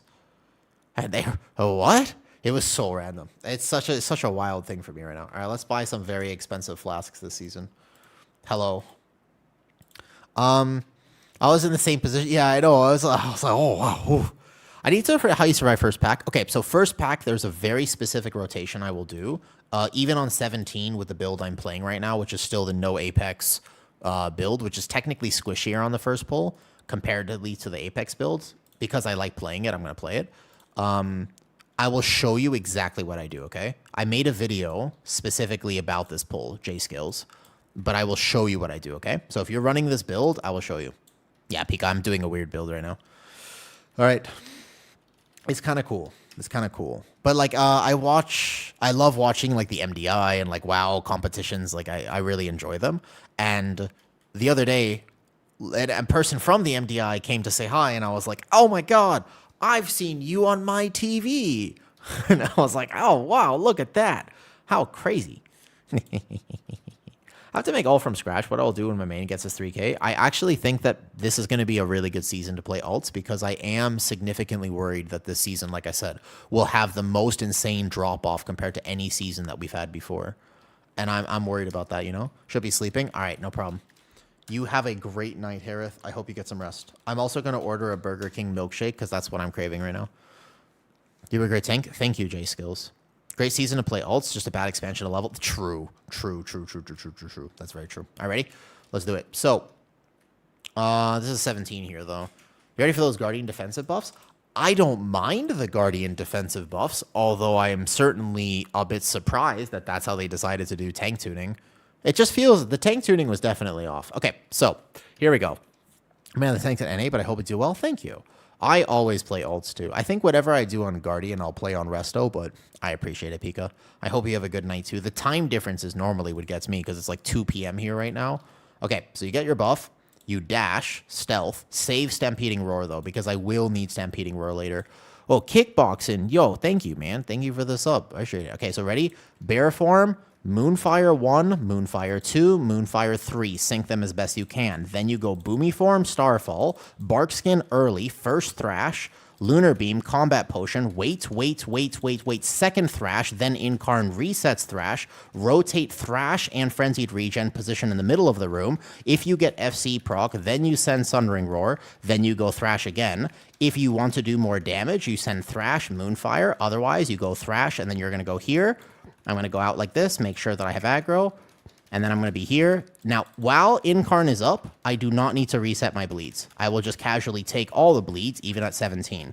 The second, if you do this rotation exactly, I will have Barkskin now. I want to stay in the pull because I have Lunar Beam. Then I'm going to be looking for my bleed reset. So I Stampeding Roar now. That Vile Bite goes off. The second one is also casting on me, so I can't kite out just yet. And then I'm going to kite out now. I need to get out of range of them. I'm going to SI here. I reset my bleed stacks, walk back in with SI, and then I need to War Stomp, Lunar Beam, and then I'm here, Thrash again, boom, and then that's how you do the first pull on Guardian.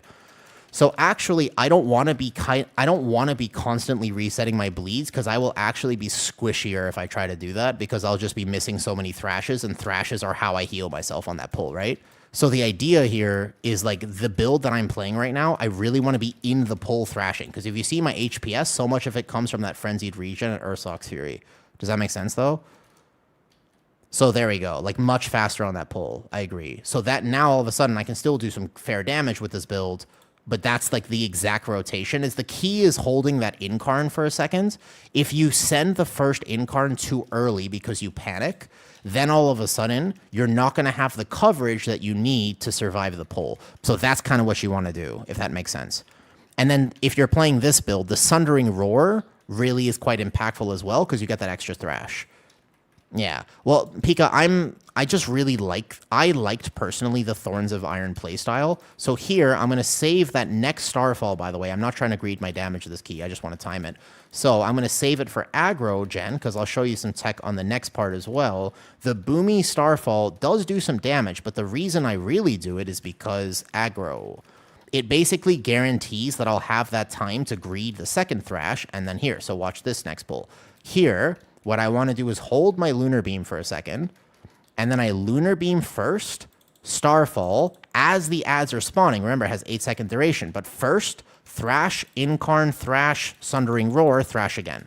Triple Thrash, no problems with threat. You see 0 people got hit, and then also I can do some damage with that. But that's the idea. Like, the constantly understanding is just this build is just Thrash. That's why I like it, right? Oh, what happens? We had a death on the Firebird in Croth, and then it spiraled from there. We were like 9% on Croth. It's pretty close, actually. We got all the way there with 0 deaths. And then we had to reform real quick, though. Yeah. But a lot of this is just reps, and you got to remember, as a tank player, you will probably die sometimes, and guess what? That's okay. I've been doing this key already for a lot. I played beta for 3 months, which means that I have, in general, 3 more months of practice than most people have. So it's really not fair to compare yourself and just say, well, you know, how am I supposed, like, I'm dying here. It's like, trust me, I also died there. but I had to learn. So we Thrash for the first global. This one's a little weaker, so I'm going to in-cap Roar as well. Probably send a War Stomp for what it's worth, and Sundering Roar here for an extra Thrash. You can see he did take a few stacks, and then we kill those really fast, though. Nice job. Perfect. 1 Frenzied Regen. Yeah, you have to, but as a tank player, that's the only way to learn. I would have really appreciated the spell global there, but it's okay. I figure it out. Yeah, you have to. And that's the thing that a lot of people don't really appreciate about tanking, like especially DPS players, right? Is like the tanks, as the key levels get higher. So let's say that strategy worked on a 16, but then I go to 17 and all of a sudden I was 2% off. And it's like, damn, if a Wu just, if he didn't die there, we would have, it's like, but I had to learn, right? But that's the problem, because as a tank player, I didn't know that the rotation I did on 16 wouldn't be enough for 17. Does that make sense? So there's only one option, and the option was I have to figure out I have to see it, right? So the Starfall tech here again. And then here, I might get globaled. I think the boss is dead here, though. And then one more Thrash, and we're good. Nice job. Very fast, much faster kill time, by the way. About a minute or two ahead, though. What's on my favorite? Gym Bro. Oh, I've never been described as a Gym Bro before. Yeah, and it's just hard, though, right? Dying, it's hard, though. DPS don't understand exactly, Henry, and I wish they did, but it's so difficult to explain to DPS players what's happening. It's hard to explain to them why, hey, like, I died here, but that doesn't mean I'm a bad tank. It just means I haven't seen this on a 17. A good tank doesn't not die. A good tank can learn fast. It's actually, like, that's what really defines, I think, like, and even if you don't learn fast, by the way, for what it's worth, it's just a lot of reps and practice, and a lot of people, like, they can't play WoW for, however many hours a day that we all play WoW. I actually feel like I'm old nowadays. I don't play this much, though. Thank you, Pika. Thanks for stopping by and saying hi. I hope you have a good night. Have a good night, dude. And so it's just like, but tanks, you have to have that experience, and experience is the most important thing, bar none. How do you get that experience, though? Ooh, pork roast, nice. Dude, wait, Kitty, do you want a Burger King milkshake? Because I kind of want a milkshake and a pork roast. Is that too much? Ooh, invisible swirly. Storm Slash, watch out. That's going to hit me a little hard. It's okay. Whoa, whoa, whoa, whoa, whoa. Okay, I'm just line-siding this one. Thinking of leveling an ult. Devour Demon Hunter is incredibly strong right now. I mean, if you were going to pick an ult, that would be a good one, though. Not too much at all. Bet. You want to order some milkshakes for us? Surprised you play so zoomed in.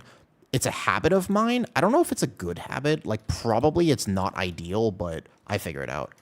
It's how I like to play, so I just get used to it. In-cap Roar here for the second Thrash, and then aggro solve, though. We have them in Thailand, actually. As crazy as it sounds, we actually do have Burger King in Thailand. And I've recently rediscovered their milkshakes, and now I'm wanting them all the time. So I just put the Vortex there and come back, though. How you did the first pull here, and it's insane. Thank you. But, like, that type of first pull, you can do that, though. Yeah, Kitty. That's Kitty right there, Velenita. Correct. Yeah. It is a little awkward sometimes when I'm like, yeah, you see that person in chat? We do the coitus. And people are like, what? And I'm like, oh, yeah, sorry. She's downstairs right now. I got flamed as a tank because I took the pass after. And so exactly, though, what flavors you want? Should we try chocolate today? You want to try... should we send a chocolate milkshake, though? What do you think? I'm kind of down to go past my normal vanilla preference on ice cream, though. Is there cookies? I can't have cookies and cream because I have a very particular diet, though. What's up, M0? Gotcha. Yeah, let's do chocolate and whatever. That sounds good. Hi. Hello from Brazil. So here we just go boom, boom, boom like this. Did I miss a comment? I'm sorry if I missed your comment. I'm like not crazy locked in, but at the same time, I don't actually see why we couldn't get this key. But it is a 17 Algothar Academy, which I would argue is, again, kind of the hardest timer on 17. So it is difficult. We have to make sure we're playing well. Our damage is very decent right now. Our damage is good. You can definitely feel the difference between playing with this comp versus an AUG and a Ret Pally. We are like 2 minutes ahead of where we were before. That's quite impactful. That is actually a big difference here, though. Thank you, M0. I hope so, too. I hope everybody has a great holiday weekend if you celebrate. I'm going to off-heal the mage. I saved his life. Easy. Good job. To time 17. Yeah. Now this is a big boy key. This isn't this is a little bit. This is all big key. 17 Algathar is like 18 other keys right now. This timer is just quite hard. But I think actually right now our timer looks good, by the way. With 0 deaths on this boss, like you have a very strong potential of timing it. Damage is really good, this key, overall right now. Damage is very strong. I mean, look at Devour, man. He's just blasting. That's why, like, not playing with a Devourer is... It's not troll, but it's just... They are very good. They're extremely good right now. Back into bear form. Dude, my ping makes that shift a little scary. I was talking to someone else. He's saying bad tank. Oh, that's what you were saying. Yes. Honestly, if you are learning how to tank, it is not a bad idea to just turn off party chat. Like, no joke. I hate the fact that this is true. I wish it wasn't. But there's a lot of toxicity in game. And if you're a tank player learning how to tank, you will experience it. I wish I could give you like a cheat code for just, you won't experience it. You will. That frenzied regen carries me. That frenzied regen carries me. I intentionally let well-honed instincts trigger there. Dude, that was a little close, actually. That was... You can turn off party chat? Yeah. You just mute party chat. It's not a bad idea, genuinely. It's actually not a terrible idea to do because, like I said, I wish there was a way that I could just say, well, hey, guys, if you do this thing, then you won't have to worry about the toxicity. Or if you could just try this or watch this guide. But the truth is, like I said, there is no actual answer for fixing and never dying as a tank. You will die sometimes. You are going to brick a few keys. If you're a good tank, you will brick not a lot of keys, but you will brick some. That's just how it works. There's nothing you can do about that. And it's just like, but you should anticipate that. You can't have the expectation of perfection. I don't know if they'll nerf Frost Mage. I think it depends entirely on raid. I haven't really paid attention to what the comp Liquid is running. I've occasionally just looked at their stuff real fast. But I haven't really paid attention to what Liquid is actually running. So if they're playing 3 Devour Demon Hunters, then it's getting nerfed. If they're playing 1 or 0, then it's not getting nerfed. Like, I mean, I hate to say it, but it is kind of true that ultimately they absolutely nerf based off of Race to World first, right? So, okay, hold up. Let me focus a little bit because I need to make sure I don't mess up these peck timings. I'm a little bit off right now, actually. So this one's going to be SI, actually. I'm not going to overlap it early, though. There's the SI there. Perfect. So now I'm stable here. And then we're going to get the fire phase. He's not quite centered for this. I'm going to go roar, help my team. It's okay. Let the healer heal for a second. And then this one should be a fairly good burn on my part. So we just re-amp the Thrash, Sundering Roar, put the Lunar Beam down, one more Sundering Roar into a 7-stack Feral Frenzy for a little bit extra damage amped here. Then we go here. Boom. Now I'm not going to have my second Incarn on this boss. I will hold it, but I will have Barkskin plus everything else. And then we have Lust, obviously, and then this is where we just need to get past this, and then we will actually see what the timer looks like in this key on 17. And then we can make decisions about it in the future. If we, for some reason, can't kill this here, then we can see basically what everything is like. Cool? So I want to help my healer by using Healing Potion, everything I can, positioning that frontal away from my team, because it is on the tank here, though. Yeah, healer's doing great right now. Everybody's doing their job. Everybody's doing well. There's going to be one more peck on me. I do not need to incarn this. What I will do, however, just to help, is that Frenzied Regen right there. And then as I drop a little lower, I'll even commit SI. There's a Lunar Beam here, so I don't need anything else. The Barkskin is here. Okay? Just live, live, live, live. Live a little longer. Live a little longer. We're alive. We're alive. That's okay. 1 death there. Just kill, kill, kill, kill, kill, boss. Okay, 2 deaths at the very end. Scary, scary, scary. Here we go. Just release, and then I think we see what it's like with 15 minutes here. Let's see what it's like. Let's see. This is the test, basically, because I need to see what the 15 minutes looks like here. Realistically, I think we're about a minute behind. And then we'll make decisions about if I need to be playing a different build for the future 17 Algathar Academy. I can. But I don't think I'm quite there yet. Okay, I'm just going to watch aggro for a second. Did those first few foragers kill? I can off-heal my warlock, actually.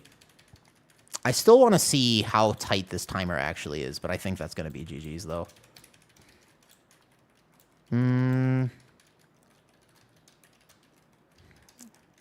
Yeah, I think that... Oh, that's going to be... Okay, so we go 16 real fast. But I actually think that wasn't too far off.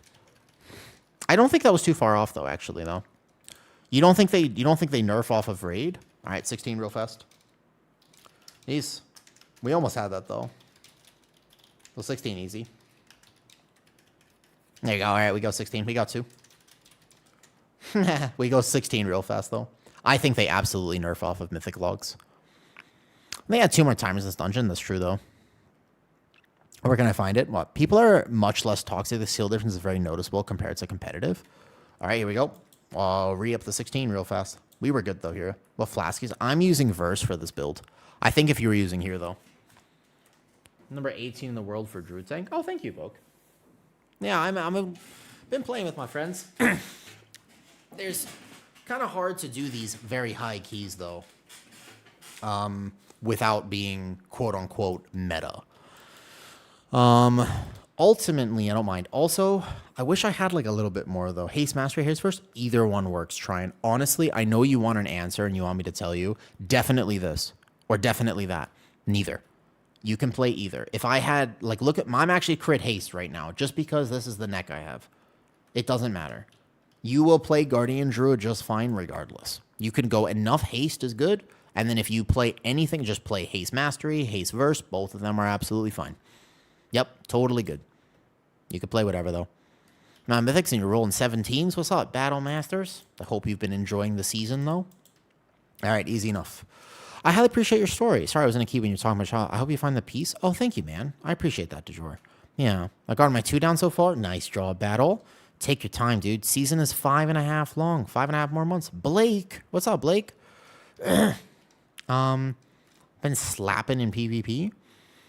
Tanks at time 19s, 100%. Yeah, there's like a Squish is doing. I think there's a few bears who have done very high keys. I know I can live them. I just have to make maybe some small adjustments to my build as well. It will be dead on 16 by that point. We were chilling. We almost, it was very, very tight there, but we almost had it.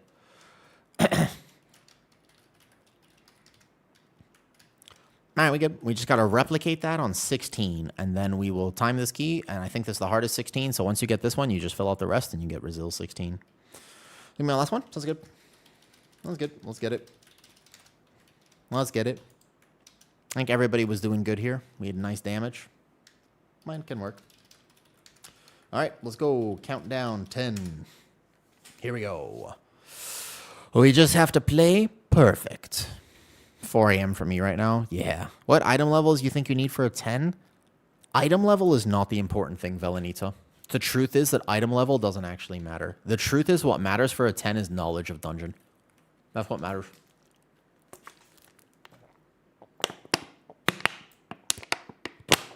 Yeah. Like, I could do a 10. We proved this last week. I did an 11 on my Prot Warrior at 213. I did a 12 on a 234, you know, like on a 234 Prot Pally. My Druid was doing 12s week 1. Like, it's not item level, although there is definitely a minimum item level, and it depends on what tank you're playing. But, you know, I think that the first 20 has been done at this point, but otherwise people are around 19s right now. So we go here, remember, drag it back. First Thrash, drop the Lunar Beam, wait for second Thrash. Thrash, Incarn, Thrash again. Check the FC procs. If FC proc, Sundering Roar. Now, Sundering Roar. Boom. And then we're in the pull. Keep in the Frost Mage's Blizzard now. Try not to kite too much. So now I want to basically be in my Lunar Beam and in his Blizzard. So if he puts his Blizzard down right here. Excuse me. How did he die? Was that a circle? I'm pretty sure I didn't have any aggro problems there. Although, if he dies, I'm going to have to pay a little bit of attention. I think that might have been a circle. So I second Barkskin. I actually managed to reset my bleeds here. And then we're going to be like this. Perfect. I'm going to kite out my bleeds after this 4th stack, because now this pull's going to live a little longer. So now I use the Stampeding Roar, kite a little bit. I want to just Vortex in the center. I trigger Well-Honed Instincts. Boom. I just have to plan to live this a little longer than previous, and that's fine. We're going to War Stomp these flies here. And then we're like this. Boom. Did he die to a circle? What is Well-Honed Instincts? Kind of like my pseudo-cheat death, basically. That was close, but I'm good. I'm good. It's like a... It's a Guardian Druid's version of cheat death, where I prog... It's not like an actual cheat death, but it's alright. It's this talent right here. When you drop below, you cast Frenzied Regen, and Frenzied Regen is like giga impactful, right? I think I forgot to reset my meters, so this overall is going to be really messed up. We can check what the death was there, out of curiosity, because now I'm curious. He did get meleeed by a skitterfly, unfortunately, though. I was going to say, I don't think he died to a puddle, though. Okay. That's okay. 1 death on 16 ain't going to cost it, and we still managed to live the poll. No problem. No problem. Oh, wait. Was that... I can't tell if that was actually this key. I'm assuming that I had actually lost aggro on one of the skitterflies that came in as he was popping his cooldowns, because I have a feeling he did not get hit by a circle. So I'll try to watch that more in the future. 1 little Hellstone, 1 Frenzied Regen, so I don't get Globaled. All good. Okay. So now, from here, we drop Lunar Beam. We go here. We go like this. And then we go 1, 2, 3, and then bam.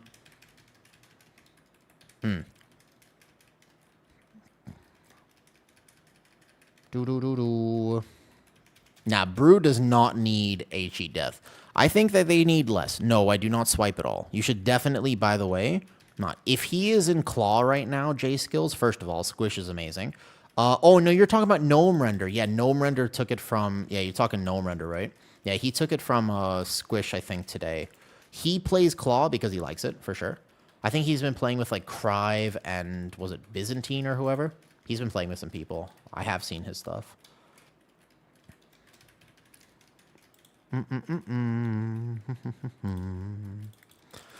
No cheat death trinkets this season. True. There actually is a bait defensive trinket that I just think people don't really understand is actually worse if you play it. It's the Verse one. The Scale is one of those trinkets where people think that they actually do want to play it, but you definitely don't. So I'm going to need to pop SI here. I really need my Devour to, like, chill for a second, because that was my loose threat one, but I managed to save it with some CC. Among other things, please dispel me. Holy. Scary, scary. Yeah, JJ, I like Guardian, as you know, right? Big Guardian Druid enjoyer here. However, I am working fairly hard to live these keys, and part of me wonders, if I was playing Brew, even though I'm not even that good at Brew, you know, you ever had, you know what I'm talking about? You've never always played meta in your life. I just have that thought in the back of my mind. I'm like, if I wasn't playing Guardian Druid, I think massacre Brew already. Dude, Brew did not get massacred, dude. Yeah, it's okay, it's okay. Brew did not get massacred. Brew actually got such a light tap on the wrist that it will be amazingly still. It'll be so dominantly meta at this point that I kind of want to reroll Brew. Brew is going to be just fine, bro. No worries there. Yeah. Don't worry about that. Let's just take out the 70s without knowing the core rotation. Yeah. I mean, it deserved a nerf, and that nerf is very chill right now, though. What is the second best tank? I think arguably Prot Warrior, right? I'm struggling with aggro. What build are you playing right now, Tick? If you're struggling with Guardian Druid Threat, what build are you playing first and foremost? Didn't Blood get some good buffs? Yeah, but it's not going to be meta. Like, it'll be better, but it's not going to be meta. First time tanker feels good to be tanky, though. It does feel good to be tanky, and the truth is that no one ever likes it, though. Like, genuinely, no one likes it when a tank player dies. This is actually just a straight, it's just a straight fact. Your healers hate it, your tanks hate it, your DPS hate it. Everybody dislikes it when the tank player dies. I think they should make tank deaths way less, though. Dude, the Prot Pally buffs were incredibly sad. It's true. How many stacks of Iron Fur? You will notice something weird about my Druid. I am playing with 0 tracking. Have you noticed that? I don't have a cooldown manager enabled right now. I don't have a way to track my Iron Fur either. Do you notice that? And the reason is because this build does not need it. I don't know if you've noticed that. If you're asking me how many Iron Furs I maintain, I don't have it. Because I don't need to track it. That's the whole point of having a macroed Iron Fur build. Is that I will always have enough. There will always be enough Iron Furs. That's the reason that I like this build so much. Is because I won't ever have... Yeah, does that make sense, though? No, swipe, definitely take it off your bars. Even if you're playing, like, no matter what, even if you're playing a regular Guardian Druid build, definitely just take swipe off your bars. You'll have a much better time if you just don't use it. Unpopular minion, removing... Yeah, dude, well, listen. Hi, Con. Where can I see the build? In Discord? Is Discord pinned to YouTube today? I don't remember. Come to Twitch real fast if it's not. Just come to the purple platform if it is not. Okay, so the Starfall tech goes like this, and then I go Incarn here, boom. Sometimes it helps with aggro. It is actually counterproductive to aggro. It is. You're a gym bro now? I always wear tank tops, though. I always wear tank tops. No, so the thing with the add-on war is that they failed. I mean, the add-on war literally made the game harder, not easier. It made the game worse. They could have just improved the default UI, but kept all add-ons, and it would have been better. You know? Did you work out today? No, but I'm going to do some workout on stream probably because at the moment, I haven't been going to the gym that much. We just watching Learn More on Panda Tank. The Brewmaster? Shaw. If you want to learn more about Brewmaster, Shaw's your man. Definitely Shaw. Can you give Shaw a shout out? Anybody? Do I have a mod in here? No, I haven't gone to the gym. So I'll do some arm workout at home. I think I'll do it either for bits, like if somebody donates bits or whatever, or I'll just do my own workout, whatever. Plays WoW on like a treadmill. Yeah, I'm not going to do that. I cannot do that. Yeah, I can't. I would probably die. I think I would actually be, because, like, I don't know how people do it. If I'm very uncoordinated, that's the thing you have to understand. I am so uncoordinated. Can you imagine me trying to walk on a treadmill while playing World of Warcraft? There ain't no way. I have so much respect for anybody who can manage to do that, but it's not for me. It's not for me, I tell you that much, okay? Yeah, like, I basically, yeah. Yeah. I would definitely trip and fall. I think it would not work for me. But I'll do some bicep curl. I'll do some arm workout or something, though, today. Because I just want to play WoW all day. I'm only, like, 2.5 hours through stream. I don't see why I couldn't actually do, like, a little bit of a longer stream today. We'll see. Might be fun. Don't you hate it when you're breathing manually? Fun fact, part of my genetic condition is that I do actually have a hard time breathing. That's one reason I normally put a penguin behind me as I sit here. Kitty. Did you order the milkshakes? I want to know if this is a big milkshake hour or not.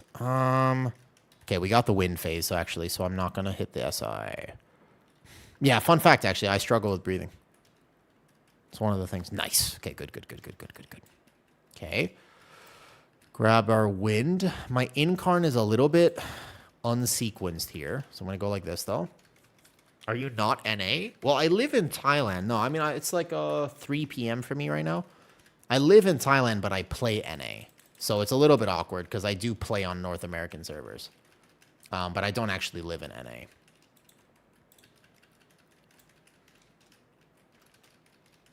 Okay, big Sundering Roar value with the haste buff there. Nice. A nice 10 stack of Thrash. Your ping is like 200? Yeah, like 250, give or take. I always play with high ping, though. To be honest with you, I just get used to it. Like, what's it at right now? 235 ping. I'm at 235 ping right now, which is another reason, by the way, why I like this build. A lot of people... I don't know why there's this thing in World of Warcraft. People literally hate me for playing this build. Oh, shit. That's okay. We res before the fire phase. That's okay. Don't worry about that. People actually dislike me for playing the build I'm playing right now. And I'm surprised, to be honest with you, that I get so much hate for just playing the game in a way that I enjoy. But I have noticed it. A lot of times I've been, I don't, for example, talk in the Guardian Druid Discord anymore because they don't like me there. And it's weird because it's not like I tell people like this is not the best build. It might help you with snap threat. If you're just doing 10s and stuff, like this build will probably help you with snap threat. And a lot of people end up doing more damage with it because the sim perfect build is only sim perfect if you actually play it well. And for a lot of people, they're just coming home after work and they're just chilling. But this incessant need in the World of Warcraft community to always be parsing 100 and never, ever, ever, ever, ever, ever play the thing that's 1% worse, 10% worse, even 20% worse is crazy to me. Like, it's the same people who are like, single button rotation is bad for World of Warcraft. Like, it's fine for WoW. You don't have to use it if you don't want to use it, but it's chill. Like, if for the people that actually benefit from it, great. Okay, I'm going to make sure I don't take my healer's smart healing. We do have that one res, but we need to kill a boss, like, right now. Now our timer is a bit tight. Here we go, though. Hold up. Okay, we're alive. We're alive. I have the bleed on me. 1 second. Just make your own build. That's kind of what the point is. But the meta optimization of WoW has certainly reached a point that actually just takes the fun out of it, though. What is the second timeline? The boss? What build am I supposed to be looking at? The less one. The last one that I have posted. Right? It's the one that I say I'm using this week. Okay, so let me gather it here. I frenzied regen myself. I need to grab these foragers. Holy fuck, holy fuck, holy fuck, holy fuck. God damn it, I hate this gather. That was with, by the way, I almost died just now. That was through Barkskin, Incarn, and Lunar Beam. Isn't that crazy? That was Barkskin, Incarn, and Lunar Beam. That's wild, man. This pull, look at this, I'm dying right now. Fucking shit. Holy.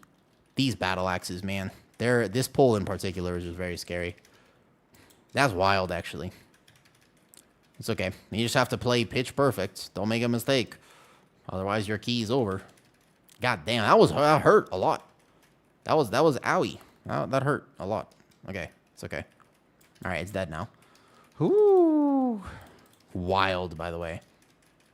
That does so much tank damage. I'm just curious why they made tanking so interesting this season. My question for people is, have you lost keys because your tanks have died? And if so, is that a fun experience? And would you rather them just make it so that tanks die less? Timer seems sus a little bit. Yeah, it's doable, I think. But it's a bit sus right now. We've had a few. We haven't had that many deaths. I mean, just on the last boss, right? Just on Croth. Okay, so one frenzied regen here into a war stomp, into a sundering roar, and we'll be fine. Yeah, I don't know, man. I saw it on beta. I made a bunch of videos talking about how this season they're adding a bunch of tank mechanics, which I just don't think are very healthy for the game. And then they didn't fix that. They didn't change that at all. And I feel like they should have done some work on that, to be honest. Like, they didn't have to make this stunt. They didn't have to change the battle axes, as an example. Okay, we got a chain in here. Here we go. I have the lunar beam down. I frenzied regen, and then I go taunt this. And then I'm going to go over here. My Devour is definitely hitting things. That's okay. I have good threat. Okay, so he's going to... If you chain as a Devourer Demon Hunter, you have to at least not be standing in melee. If he is going to be hitting things way early, just don't be standing. Just stand behind me for 2 seconds. That has happened twice this... Actually, like that, I did lose threat there, but that's on, I don't feel like that was on me. That was through Lunar Beam. Like, it doesn't matter what Guardian Druid I'm playing, what build I'm playing there. Oh, now we're missing kicks and stuff. Oof. All right, there's the 16 here, though. Oh, yeah. All right, we got one more 16. If you chain early, by the way, Dev. You gotta stand behind me. I have really good threat, but you can't be standing. That's GG's now. Well, we did kill the pack, but no, that would be GG's. Yeah. Yeah, I know. Then the surge happened because we lost the DPS, and you have to have good DPS there, though. Oh, timer cooked now. for 16 though. No, I had Thrash. I had double Thrash there. The problem was that I was walking through and he full sent cooldowns into this pack. And if you, that's fine. Like Sam, if that would have been fine. But he was standing right here. And if he actually was just standing like right there, I would have had plenty of time to just react to it and get threat. But he was standing in the pack and he could have just been standing out of melee range of the pack. I'm assuming that's what killed him. I think we might have to replace the Devour. It's hard to say. On that pull? Yeah. From the second pack? First pack. First pack. I think it was the first pack that got him. The second pack, I would have had Lunar Beam down plus 2 Thrashes. But it's just... Sometimes it has to do a lot with tank, like, DPS positioning. Although, I don't normally struggle with threat. New haircut? Oh yeah, I got a haircut. Hi Shinobi, how's it going? I don't have patience doing high keys like that. Oh well, once you get to a certain level of keys, I mean they do break a lot, and that's okay. It happens. We just grab a different Devoured. He, by the way, was not bad. That was just a subtle. That was just a bit of a miscommunication. I just think if I was playing Devour, just like if I was playing any DPS, Sam, I believe you would do this too, no? If you're going to be full sending cooldowns, I would at least be aware of, like, what my, like, where my tank would be, though. Seen Squish Vegan talents? Yeah, he plays, I mean, you can't argue with his talents. They're not my favorite playstyle hags, but you could totally do it. Like, it works. He plays the Apex. Before Sun. You could just wait a second, though. For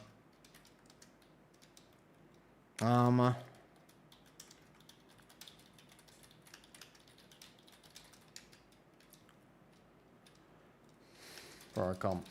I know a lot of the people in queue right now. But he just has to stand.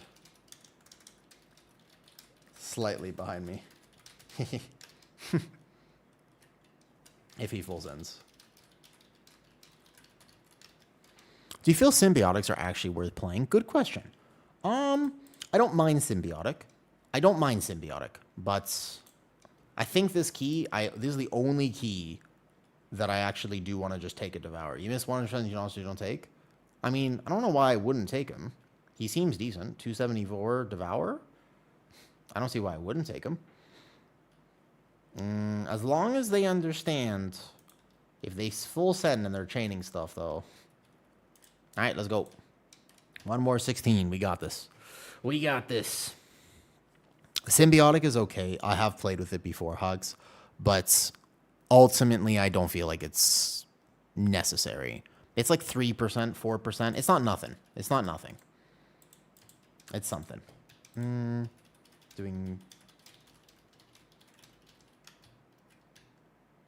another time. I'm responding to my team using ChatGPT. I mean, if AI is a tool, if you want to use it, use it. Okay, after this, I should probably stand up and move around a little bit. We've been in Algathar. We did 117. We bricked on Croth. We did 217. We bricked there. Another one on Croth. And then the 16 just now. We lost a 16. I could have kicked that pack a little bit better. I was trying to react to the res of the Devour. Otherwise, I still think we had time there. Also on Croth, though.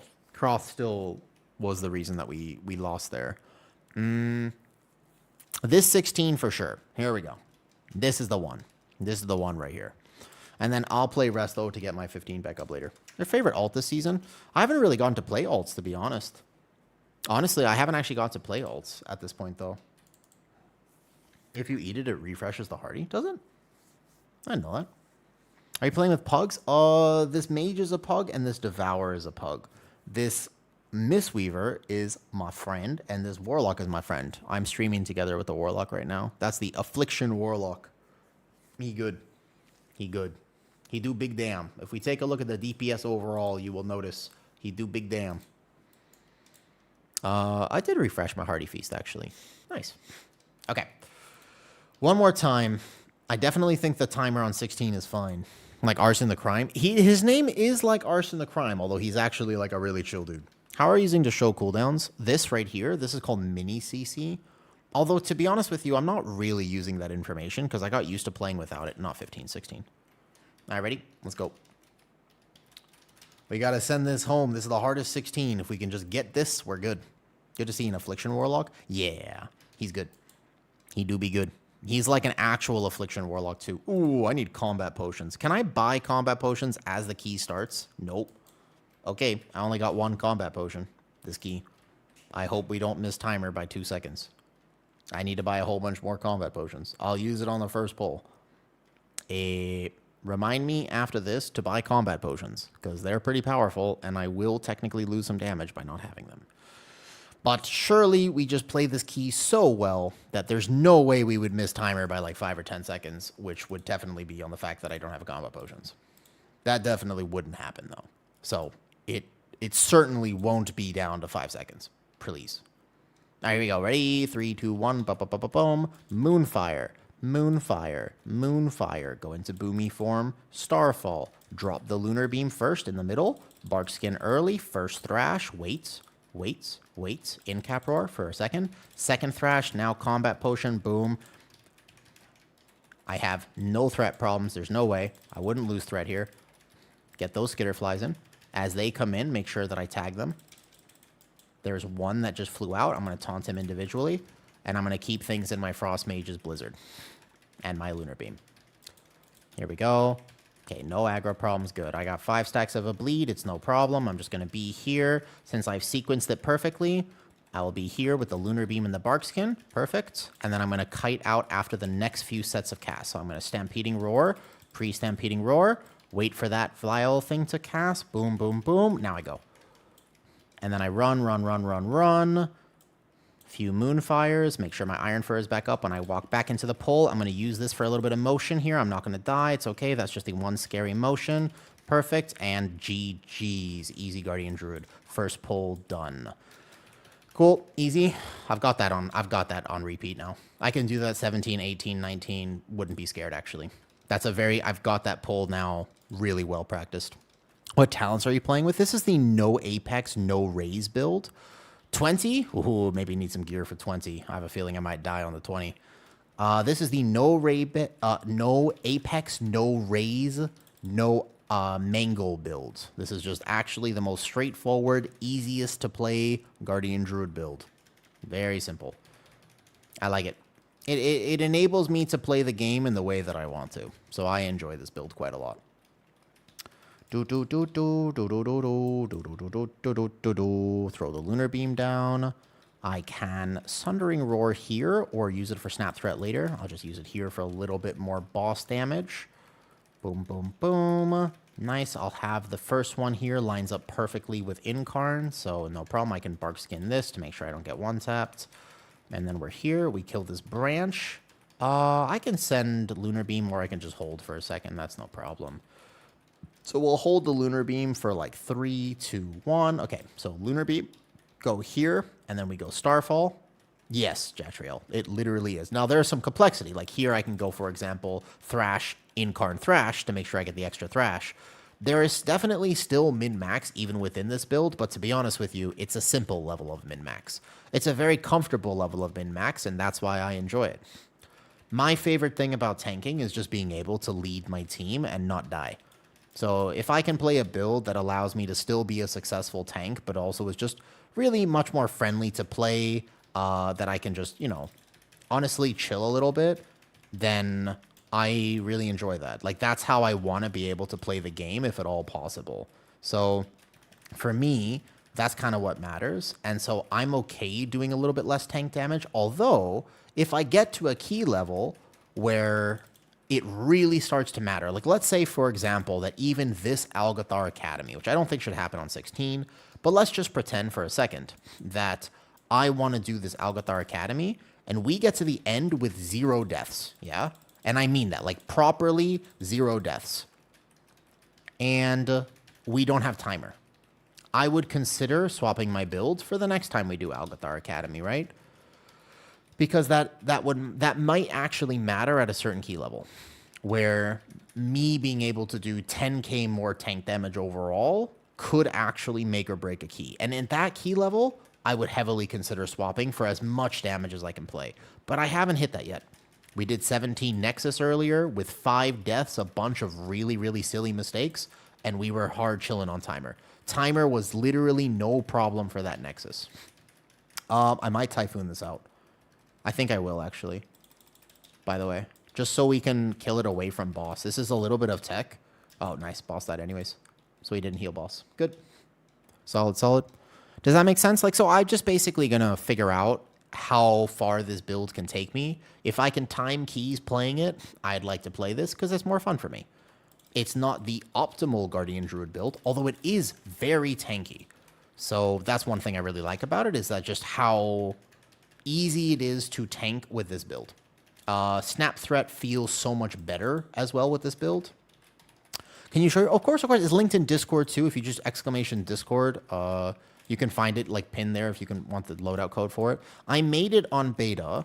I know that no one else is really playing it because it does a little bit less damage, but I swear it's really quite good. It's especially for like lower keys where you just really want to be a tanky tank. You want to do good snap threat, and it's not like I do no damage, by the way. Like, something to clarify is this isn't a full turtle build where I literally do no damage. I still do more than enough damage. I could do, I think it's about 15% less realistically in most cases in higher keys when I'd have to play the other build with more Iron Furs. I would say it's about 15% behind, maybe 20% at the perfect play level, but 15-20% tank damage is, generally speaking, not going to make or break a key. Ooh, knockback? Nope. Okay, we're good.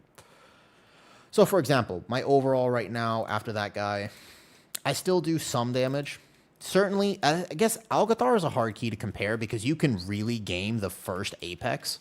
If you pre-Apex the key, you can do, like, crazy damage on first pull of Algathar. So that one will make it seem like this build does way less damage, to be fair. That actually is an insane thing there, though.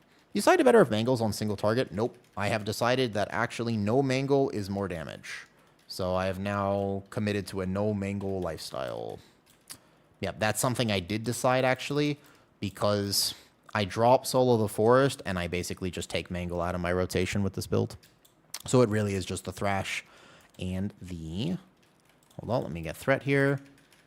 I'm playing with a Devour, so I must have a good plan for Threat. As you probably know by this point, they do like to hit things very early. Just no problem for me. I just need a good plan for Threat and make sure that I do everything I can to get Threat. Do do do do do do do do do do do do do do.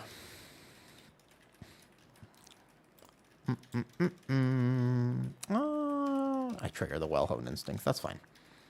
So then here, a little scary. I'm saving things for the next pull, because the next pull, what I can do for a trick for Threat, as these birds come in, they auto-combat, which means that that Starfall will be hitting them in midair. Which is also why sometimes you lose Threat on this pull, because your Devourer is going to be hitting things early. Because they can hit them, actually, as they're coming in, and again, they want to get as much extension, as much damage as they can, because they're DPS, which makes perfect sense. Good for them. Gonna heal that back up. And so... they're going to be hitting things in midair, which means that, especially this third pack, you really want to try to hit them in midair as well to counteract that. Nice. First time tanking. Nice. I hope you had a good time with tanking. The World of Warcraft needs more tanks. Regardless of what you think about this build, I think we can all agree that the game would be a little bit better if there were more people tanking. Maybe not too many people, because then I might lose my spot in keys. Haha. But enough. I think that actually there is going to be a tank shortage this season, so... we need to get more people tanking. That would be good. Timer's pretty good. Getting to Croth with 20 minutes, definitely fine. I actually don't know how other people... like, I don't know. I'd have to ask Sam what his, like, 17, 18 Algathars are like, but I would say 20 minutes at Croth is a good timer. And then you finish Croth, and ideally you finish Croth in 4 minutes. And then you'd be done with Croth with 16 left, or even lower than that. I guess it depends on how fast he dies. Get the first Frenzied rolling a little earlier here. And then I can delay that for the first Savage Peck. And then it will cover the Screech too. What's up, XD, heh? Did you ever think when you made that Twitch name that somebody would actually say it out loud? Sometimes I wonder when people make their Twitch names if they realize that at some point they're going to go into somebody's stream and they're going to hit that follow button. And then somebody will be like, well, hello there, C Steamroller, Pissmonger, blah, blah, blah, blah, blah, or whatever. Because, like, some people have wild Twitch names, you know? And sometimes I wonder if it ever occurred to you that somebody would actually say the name out loud. I mean, nothing wrong with a good old XD RAR, but I think you are missing a RAR there, to be fair. You could min-max the cringe a little bit more. Do-do-do-do, do-do-do-do, do-do-do-do-do-do-do. I'm pretty sure that as a teenager, I was a RAR. Pretty sure. I can't say for certain, but I'm almost positive that I was. I've had my Twitch name since I was a kid, and I've always asked people just to call me by my in real life. What's wrong with Noils? How do you pronounce your name? Okay, I'll incarn here. Drag him back to the middle. Somebody is missing their ball, by the way. Put the breath away from everybody. Nothing but Joey is easier. Fair enough. I don't really like my in real life name. I mean, like, I think that a Woo is just cooler than Steve. I mean, you can call me Steve if you want, but to be honest with you, I like a Woo much more than I like Steve. Like, if you had a choice between Steve and a Woo, you would choose a Woo, right? Like, right? You know what I mean? Like, I don't even think that's really a choice. There's nothing wrong with Steve. I'm just saying it's kind of meh. That's the thing, Foxtrot, right? That's exactly right. It's just, there's nothing special about Steve. And I don't mind it. It's just a very plain name. I don't even mind telling you my name because it won't give you literally any personal information. There's only about 3 million of me. So, you know, and it's actually like my full name too is exactly like it's super, super chill. It's just a very, very kind of basic name. And again, nothing wrong with the basic name. But yeah, I always wish that my name started with a Z. I think names that start with a Z, those are the best names. Easily, I don't think there's any debate. I think names that start with a Z are cool. Like Zach. Zach's a great name. I like that name. I wish that I was named Zach, to be honest. It's a standard name. Nobody really thinks about it. You don't have to blink twice if your name is Zach, but it starts with a Z and the second letter is an A. And that's why I like it, though. Zeke would also be cool. I have nothing against Zeke. That's a good name, too.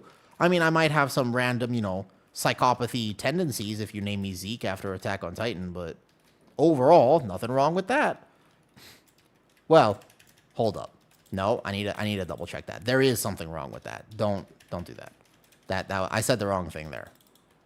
I didn't think I said the wrong thing for sure. Okay, we need to sequence our defensives much better here in the future. Do I have to commit the last SI? Okay, he's good. Good. Okay. 16 minutes, 1 death there is not bad. Did he DC? No. He canceled the... Okay, no, he was just taking the rest. Oh, the bleed. Holy. Brazil, Stevie's Estable. I know, I always... Because I grew up in LA, so actually some people called me Esteban. Isn't Zeke a biblical name? Is it? Okay, hold up. This is the pull. I'm going to incarn early, actually, because this pull can just clap me before I actually get settled. So one more Frenzied Regen, and then I drag these Foragers in. Perfect. I'll Vortex here in the middle, and then I'm settled. Okay.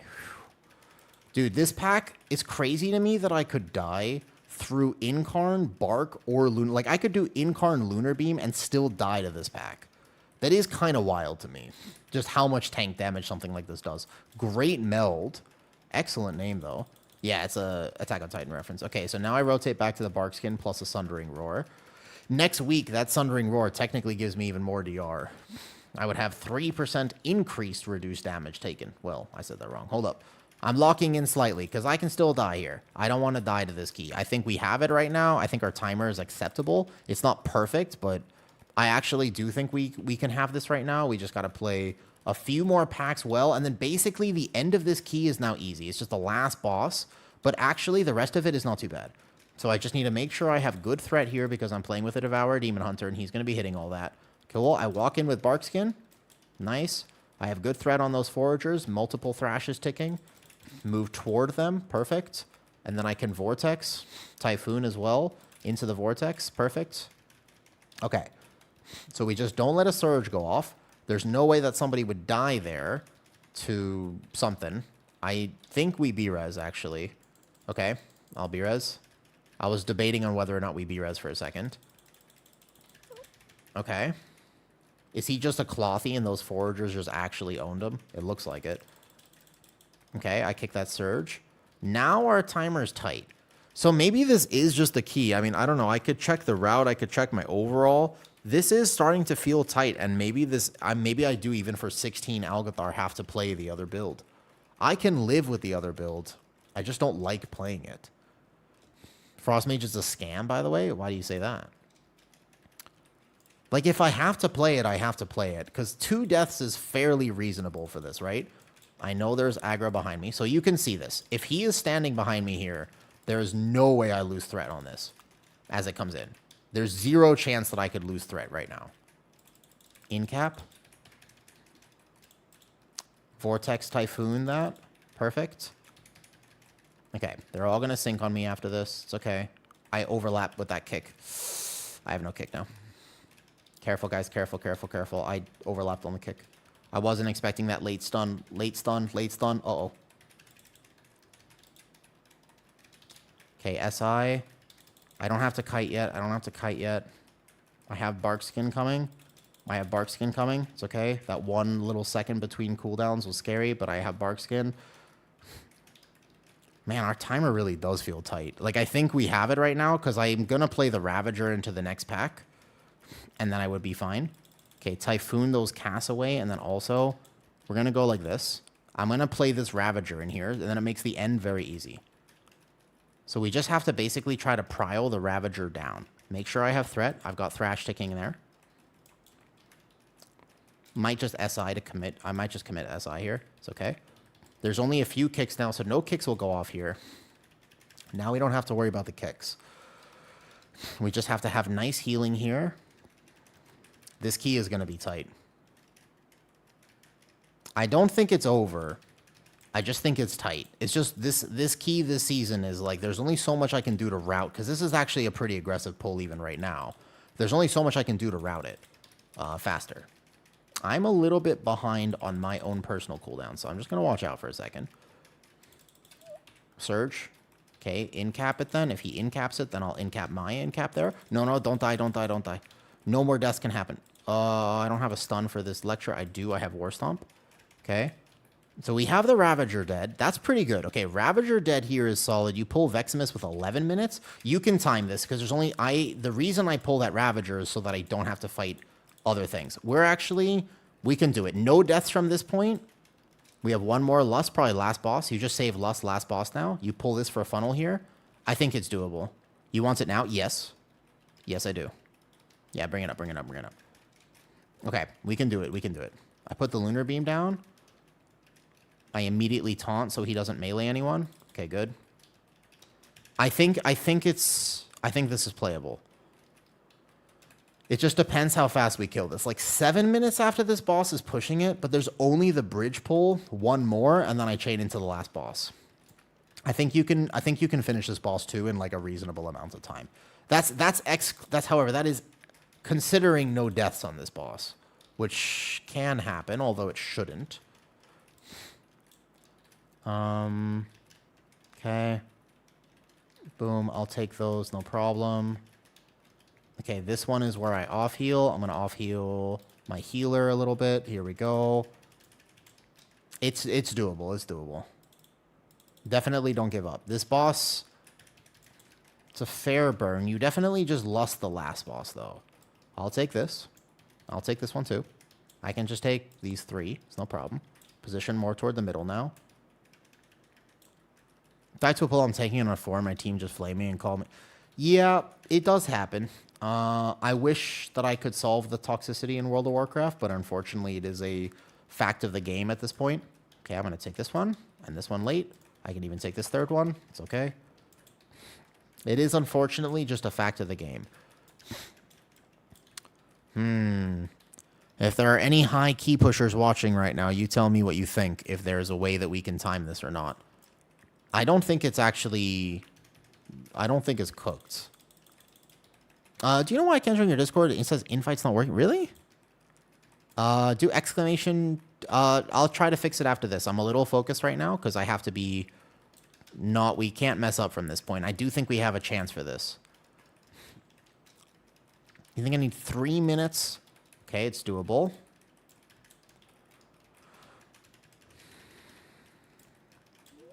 Yeah, but keep in mind that I have specifically pulled this in a way. Okay, I took that orb just now, so I have to be a little careful about this fissure. Okay, roar.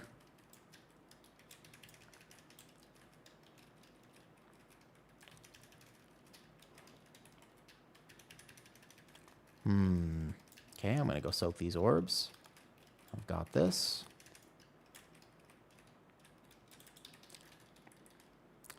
Eight minutes? That's about what I thought we would be at, so... I think it's doable. I think it's actually doable because I know exactly what I'm pulling, and because we did... No, it's not, and I'll tell you why. If we don't die to the end... Thank you very much. Can you put the milkshake right here? I can't drink it yet. We're in a high-pressure situation, kitty. No. I can't. No drinking it. No drinking it. I can't get distracted. We have to lock in. Don't distract me with your wily milkshake ways. Can I have a sip of it? Yeah, of course you can have a sip of it. You can have as much as you want. Okay. From here. Here's okay. It's okay. Don't type. This is going to be within... I think if we do time this with 0 deaths, it'll be within like 10 seconds. But I actually think it's possible. We definitely have time right now. I promise you we have time. If no deaths. Actually, it's a good point. Kitty, did you check our yards for the boys? What? After those arrived, did you make sure that there's no boys in the yard? Unfortunately, there's always some boys hiding in the yard. There's always some boys hiding in the yard? Yeah. Oh, I see. Interesting. Ooh. You're gonna like this. Yes, I'm sure we have time. I'm very sure we have time. Because watch, there's only 2 pulls left. I specifically routed this intentionally. This is actually a very intentional decision how I routed this, so watch this. I'm definitely sure. Because watch, we only need this 1 pull and then we go boss. We have time 100%. It's not even close, actually. We have like a minute on the timer right now. It just depends on deaths on last boss. That's the one question mark. So that's the real question is, are we going to have deaths on the last boss? No, it is. And I'll show you why. Because my route doesn't need any additional mobs. We only need to fight this one thing down here. I will chain these down. Watch, this is it. Because we don't need any additional mobs here. I war stomp this, just don't die. That's the one thing. We just cannot die, no deaths, and we have time. That's the key. Like, none of these whirlwind deaths, none of this weird overlap. Like, just clearly, just watch your health. You know, health potion if you need to. Defensive these casts if you need to. Yep, no deaths here. I swear we're going to win. As long as we don't have deaths, we're fine. Because, look, we have plenty of time. We have so much time right now. Because then we go into boss now. Look, now you go into boss, and I promise you we have time. Just don't pull anything. Like, literally, you go into boss here, and we're fine. This is the route. That's why this route is so good. No, because this is it. This is all you need. You can even fight these two, and we'll be fine. Basically, after first smash, I'm pretty sure we go into boss. Nothing else gets pulled. You just wait for first smash, and then you're fine. Just come through. I think after first smash, you go boss, and then just in case there is a death, you lust this with cooldowns. Just live this right here. Yeah, you live this, and then I pull boss, and then we're fine. We just have to not die to one more overlap. 5 minutes is plenty. No. 5 minutes is plenty. We just got to lock in. I can also die, by the way, to this. Okay? I keep it stacked on boss. There is going to be one more overlap, though, and I do need people to be aware of that overlap. No one can get hit. We just can't have deaths, okay? I'm going to spin. There's the death right there. Come on, man. Come on. You had Ice Cold and you had Alter. Don't res him yet. Don't res him. He's going to res into this. No, that's it right there. So that's... You just have to have... This pull is actually not crazy. You just have to have some awareness. You just have to actually press the defensive on the one overlap. There is a single overlap. That's it. It's really not that bad. There's going to be another one, though, because now we lost the mage. And if you lose the mage, then this is going to live a little bit too long. So I'm gonna off-heal my healer. And then I'm going to drag the boss out. Man, the mage not pressing their one big defensive there actually sucks. It's okay. Now our timer's tight, but we still have it if we just kill this one Echo Knight here. You just need to kill this one Echo Knight and then no more deaths, and now we're here. Okay? And then I swear we're still going to win. Just don't get hit by an orb. Just don't die. Just live. We still have this right now. We still have this. We just can't die from this point. Okay? I only have 2 stacks, so I don't get hit. I don't get drop a puddle here, though. That's okay. Focus, focus, focus. I'm going to zoom out. I'm going to top-down angle. I'm going to position mine over here because I'm going to get hit by this Astral Blast. So I'm positioning mine right close by. Perfect. And then I'm bringing it back out. I've rebuffed already for my team after the deaths. Yes, I did. Okay. We just have to live. We actually do have time right now. That was an unfortunate no ice cold moment, but I think actually if we just keep this room, it's like so hit or miss. Like, do people die to this, or do you think we're going to have deaths? Do you think that somebody else would die? Because in my experience, you have people will get hit, including myself if I'm not playing a tank. Okay. So this bomb is going to give me 3 stacks, and I'm going to position mine, look, like right here. You see? And they're all range, by the way, so they don't need to be in melee range here. Nice. Our timer is so chill. That was that extra minute that we had, even with those reses. Now, on 17, there's a really big question about how the timer looks. But on 16, not a problem. Okay, so there's 1 Astral Blast. I wonder if I force proc a circle. I don't think so. Because he's going to blast me right here. I dodge. I position. Look at that. All 4 of them are basically right there. And that makes it pretty easy to dodge. Just watch out. Watch your feet. Watch your feet. We're basically only 1 more of those grips.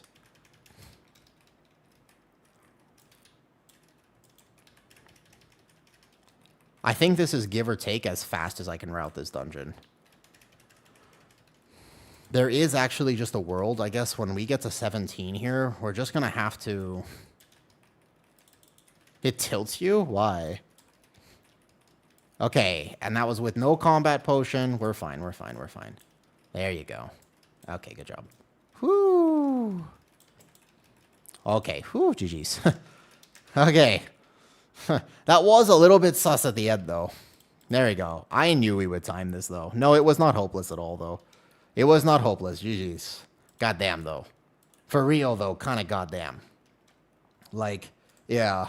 Yeah. You really can't make mistakes on this boss. Oh, yeah. Okay, we did it. Milkshake time. And I get to reward myself with a milkshake. Okay. Sorry for ignoring comments for a little bit. I just really wanted that 16. Now... Oh, that is good. God damn. Damn. Whoa. Burger King chocolate milkshake. That is good, man. Whoo. Oh, that is nice. That's good. That's real good. That's real good. That is very delicious. Indeed. Indeed.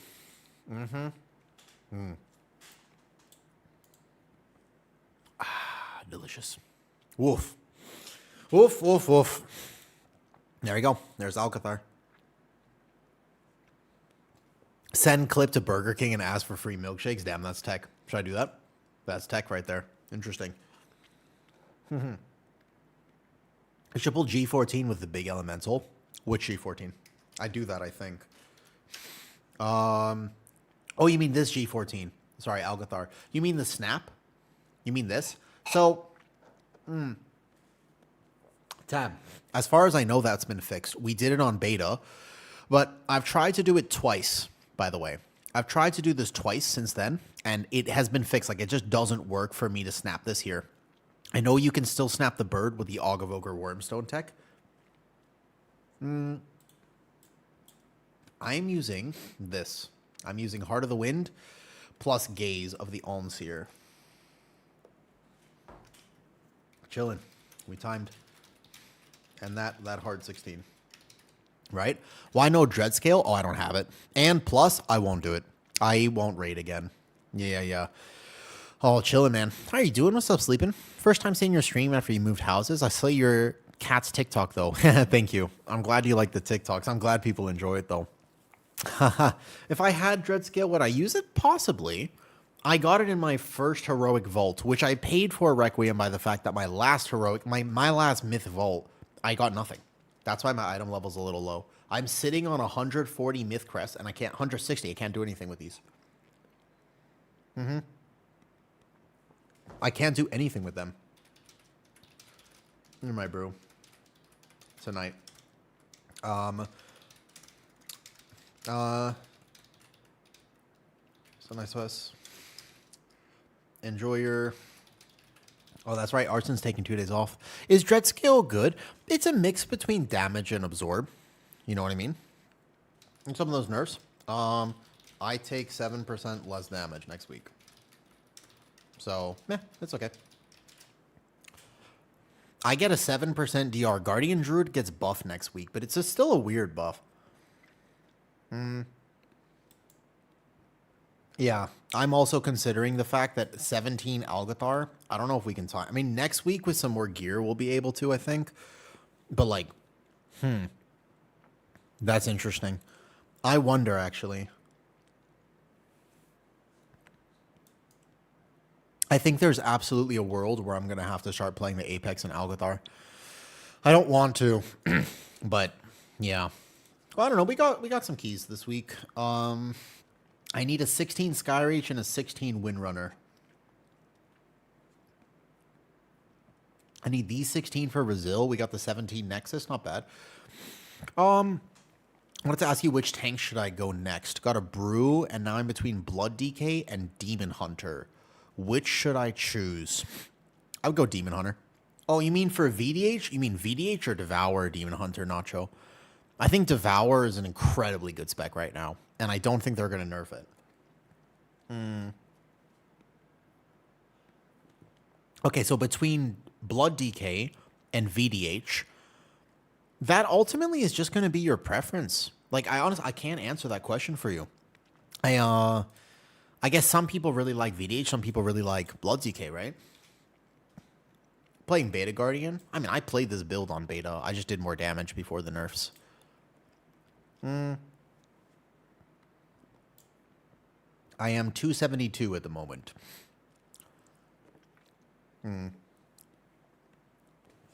I would argue that VDH and Blood DK are probably the two worst tanks right now, give or take.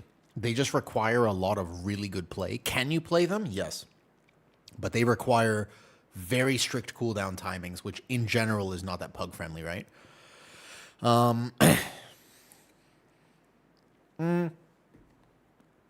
I am playing an Elun's Chosen build with basically no Mangle, no Raise, and no Apex. Now, I have gotten Resil 16, and I'm pretty sure I can get Resil 17 playing this build. I think that when we get into 18s, I'm going to have to consider making a different build work. Hit or miss. Hit or miss. Chilling. With Resil, we can just see how things are. Like, that's one of the nice things about Resil, you know what I mean? Talents, please. The talents are in Discord. You can find them here. But let me just check. Can you guys join Discord? Is Discord broken? Can you guys join Discord? It should be here. I don't know why it wouldn't be here. You should be able to join that now, unless something's weird about it. But should be okay. Well, the core benefits of recently... The Discord link is broken. One that is auto-spammed every 5 minutes. Really? No.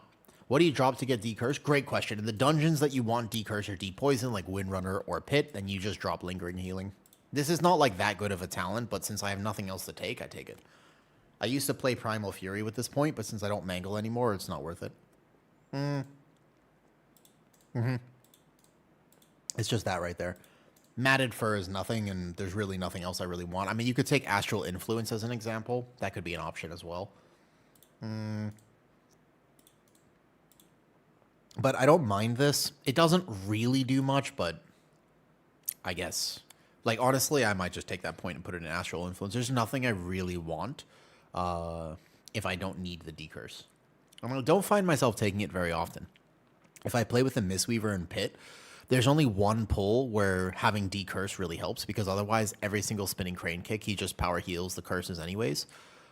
Is Symbiotic good with how much you're healing? So, yes. It's just not that good. It's decent, right? What's up, Arson? Arson, I know you're tired.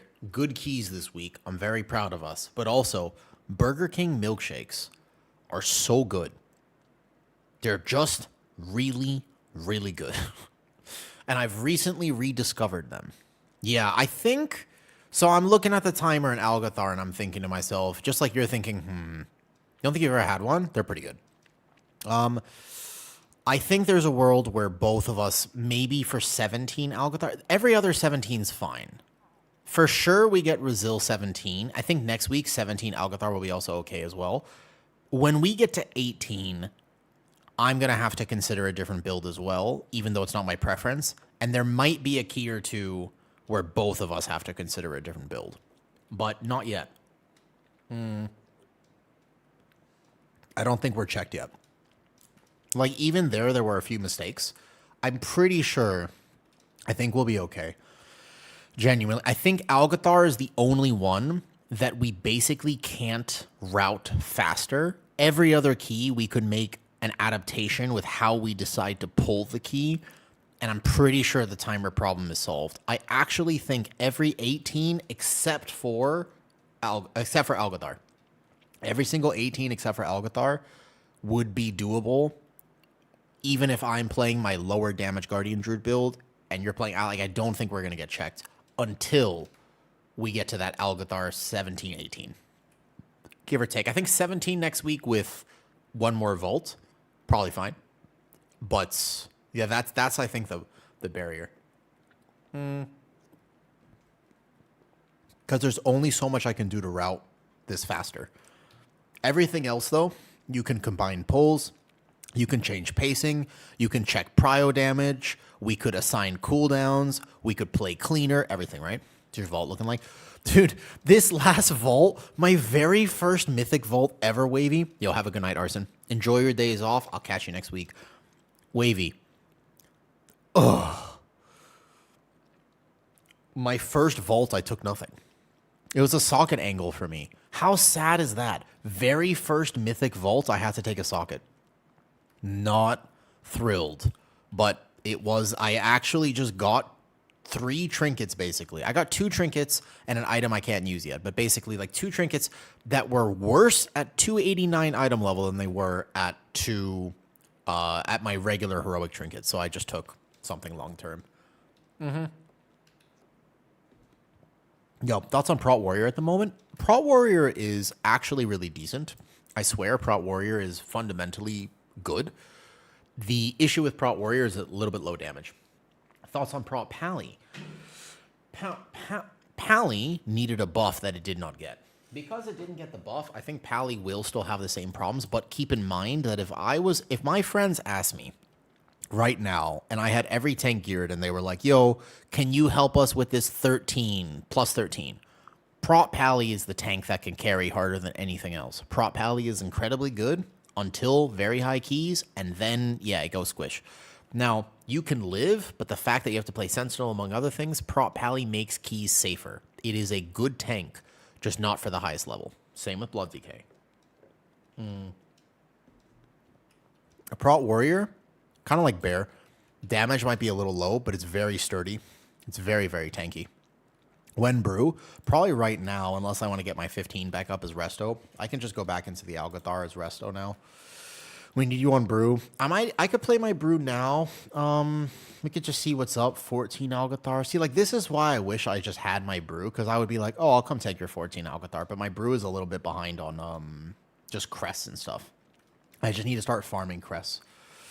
How good are you on Brew? Not that good. Brew is my weakest tank, so if I did want to play Brewmaster, it would actually be an adventure for me, because I'm quite bad at Brewmaster. Actually, as curious as it is, it would be cool for me to learn how to play Brewmaster, but it would be a learning experience.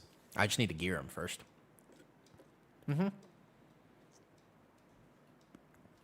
Yeah, I mean, as an example, by the way, if we wanted to, I can show you the damage differential between the 16 Algathar we just did and the 15 Algathar if I wanted to play Guardian to get this back up. If I play Apex, I will do a ridiculous amount of damage. I just don't like playing Apex, and I don't think it's needed for the keys that we're doing. But technically speaking, I could. I just don't want to. But I absolutely could. You have like 0 haste. Let me see what's going on here. I could ask my guild. I joined a guild. Should I ask my guild maybe if we want to do something? Or I could just play resto in a few keys. Okay, guys. Brewmaster right now. Brewmaster or resto druid, decide. I can play either. Should I go over my Brewmaster and start gearing and we do like between 10 to 12? Or we do this. Yo, what's up, Yan? How's it going, Mr. Demo Warlock? I recognize your name. Monk, Brew, Resto Shaman. I don't have Resto Shaman. Hey, Jay. Okay. So here's what's up with my Brew. My Brew can actually overtake my Druid's item level if I properly crest farm. But it's just a whole bunch of keys. I also like Mistweaver, by the way. I'm down for both. Could do all 12s, no problem. Digging these country... Oh, is that what's playing right now?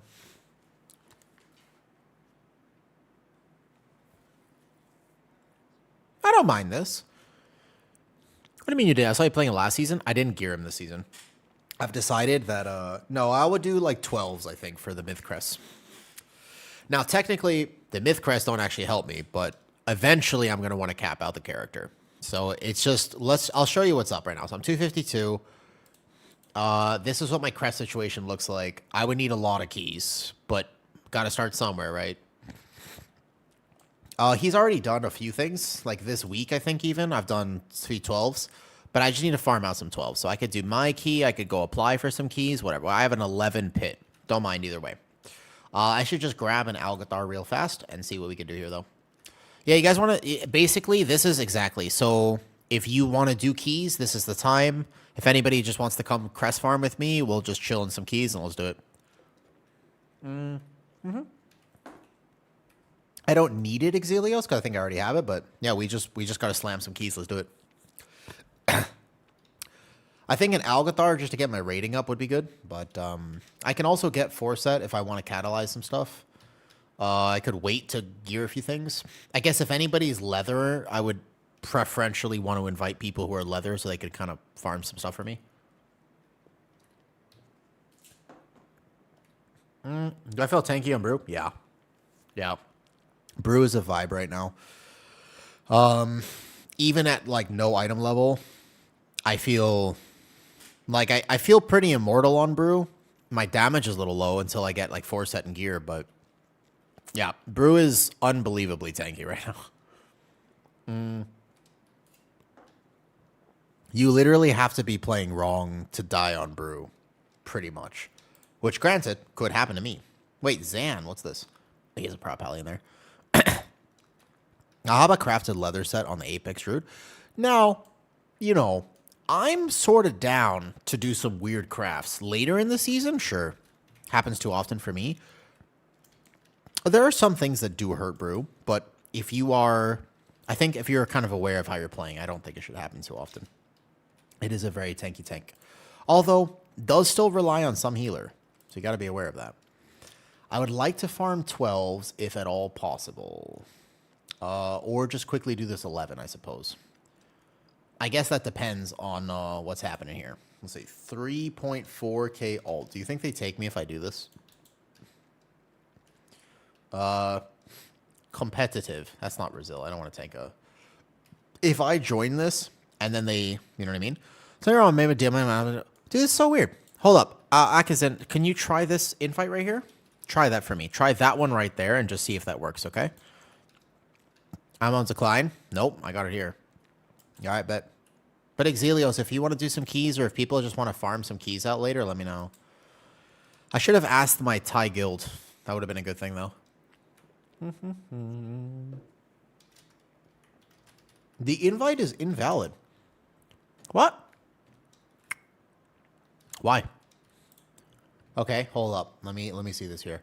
It works now? Oh, okay. I think it's just like... Wait a second. TH. No, that's the right invite link. Oh, so that's why I've been doing my own key? Fair enough, fair enough. It's tank privilege to get into this. Alright. Here we go. This link works. There you go. That's the one. Let's roll. Alright, here we go. Now, my favorite part about playing Brewmaster is that technically I can start every key with let's roll, and it's thematically correct.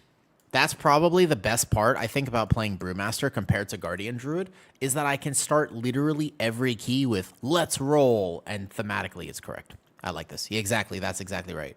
So I'm basically already a Brewmaster main because that's one of my favorite things to say. Yep, I agree. It's actually one of the biggest benefits of playing Brewmaster, is that you can start every key with let's roll. Damn. Kitty, you want the last sip of this milkshake?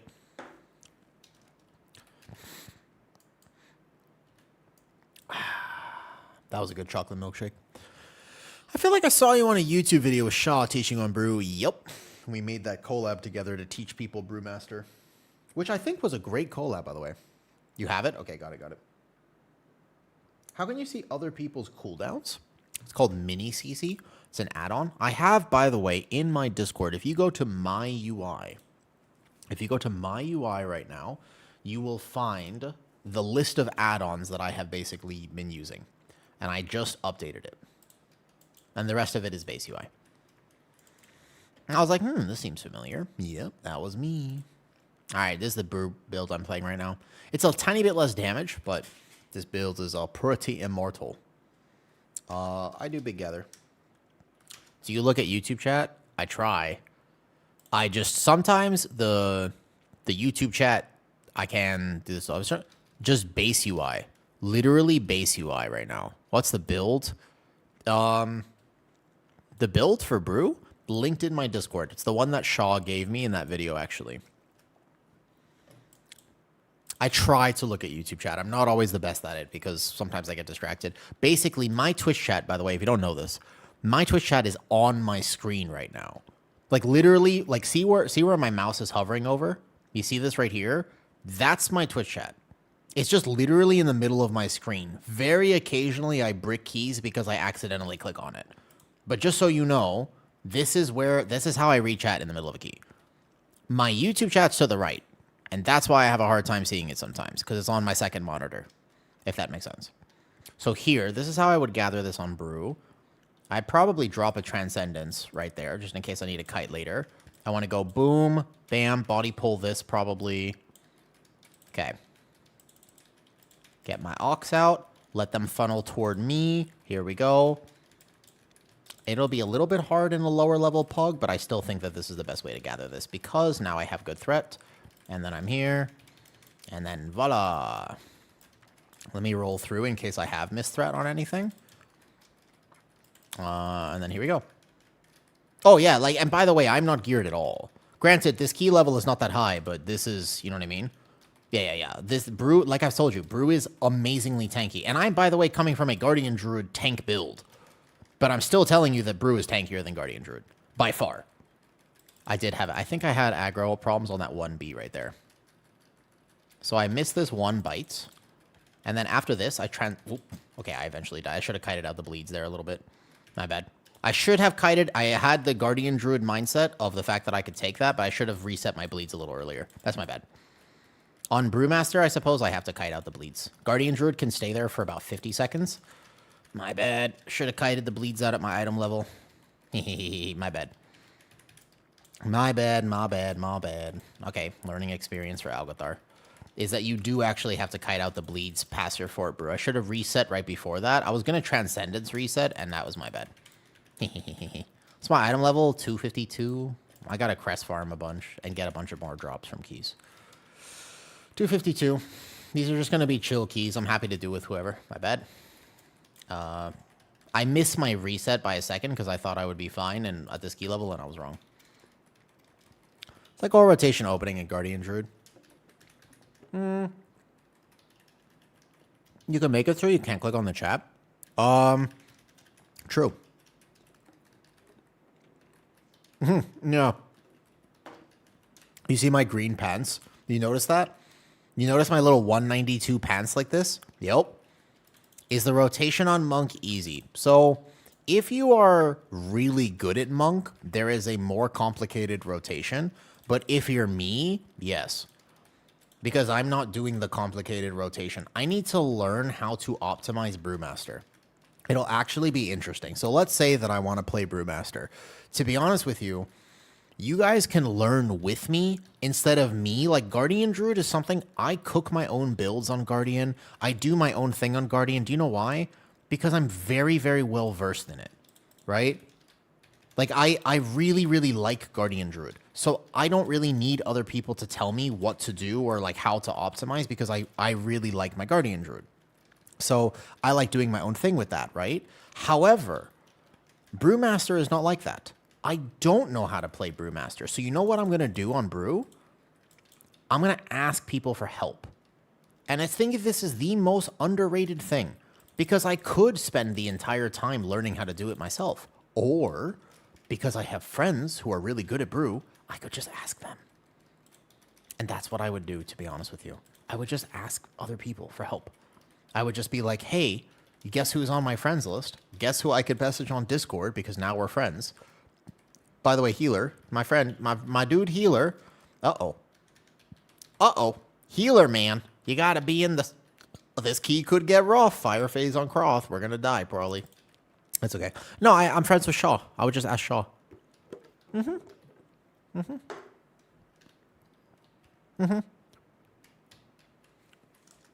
it's like 1 mil. Yup. So that's why I would actually just be like, hey, Shaw, by the way, would you be cool? Maybe we can even make it a video. And I could say, hey, Shaw. So I'm really excited right now, by the way, to be practicing my Brewmaster. And I was wondering, if you have a minute, I know you're busy, because he's a busy guy. But I would just ask him, I would say, hey, would you be cool maybe teaching me some min-max tips for Brew? Like, we made a basic guide together, but perhaps we could take it to the next level. And I would actually just straight up be willing to ask him. And I think that that's a very underrated tip. It's the one thing about my life. I know a lot of people are like scared to ask for help. I'm not. That's the one thing. I don't have really like, I'm not a prideful person. I'm not Escanor. I don't struggle with pride. I'm fine to just be like, hey guys, I'm really bad at this. I would love to help. But what I can do, Hannah, so that definitely certainly helps. But even if you don't have access to some, obviously, the best brewmasters in the world, you don't need access to the best ones. If you have a tank and you're like, I've been thinking about playing Brew. Like, there's a lot of interactions that I do know about. For example, these guys won't apply their bleed to me if I Exploding Keg, because Exploding Keg is going to make them miss their auto attacks. So I don't have to overlap a big defensive or worry about the bleeds or kite out if I have Exploding Keg, because I could use it to reset my bleeds there, right? And I just think what you can do is if you have a key and that key goes well, you know what you can do? Add people. That's the thing. If you had been doing this already, like, for example, if every single key that you had timed that actually was like, wow, this tank's really good, if you had just added them at this point, I guarantee you would have 5 different brewmasters who you thought were actually decent that you could ask. That's the real tech. That is no joke. I'm serious. Like, that's how you actually develop a social networking game. You just have to be willing to take the leap and reach out to them, because they're probably not going to reach out to you. Like, you have to be the one to just say, all right, I want to make more friends. Like, this Exploding Keg right now is actually going to keep me alive. Yes. No. So Brewmaster, when tuned well, you have the dominance that it has right now. Normally, it's just not tuned this well, but it is right now. Do. The heal on first boss is about 1%. So it's not needed. Don't even do it then. Even do it then. Unless you got DK. Yeah. Purifying View? Yes. By the way, if you ever see me, I'm gonna give you a little inside tip for stream. You guys want to learn something? If you ever see me randomly open my talent page, win first. Win first. If you ever see me randomly open my talent page in the middle of a key, that means, by the way, I am typing to party chat. Just so you know, because I'm never gonna just be like, oh, look, what talents am I playing in the middle of a key? But I am trying to hide party chat from you. I'm just letting you know that this is, you can just tell automatically. You're like, oh, woo. Seems to me that you've opened your talents in the middle of a key.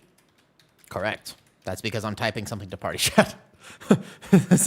I'm giving you the hidden knowledge. I'm telling you the deeper secrets. So it's just to hide party chat. Why are you hiding party chat? I've got a reputation to uphold. I've got to make. Wait, why did we go fire? Oh no! Oh no! Oh no! Oh no! Are we gonna live? I mean, I did. So they asked me right before this, and I was like, "We go wind, 100%, go wind." I mean, I feel like it's 11. Like it's not. I think fire's been the way. No.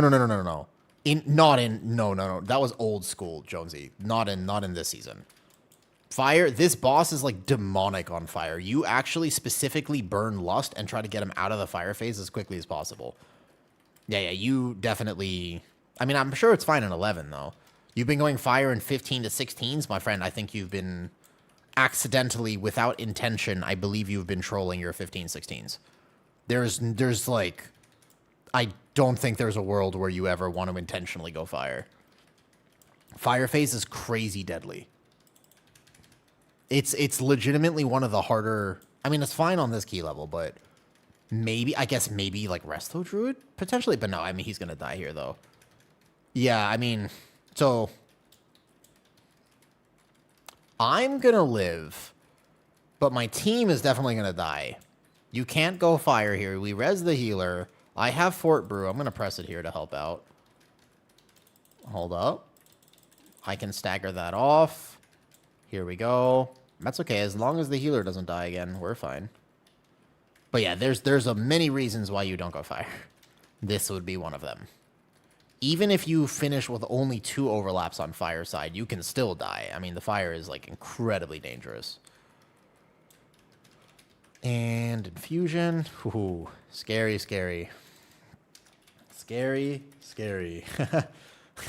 Always win first now. Fire super scary. I do use enhanced QOL for the action tracker down here, but I don't actually use it for much else. I'm not going to. We're not going to skip anything. I think we're just going to go a regular pull here.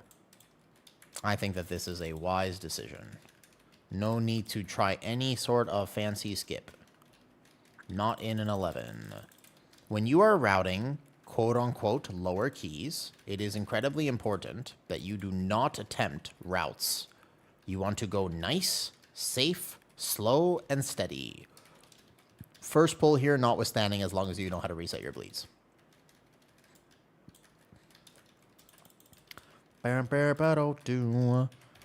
yeah, I'm curious to know how I'm going to feel about this. What's up, Malden? Yo, hi, Malden.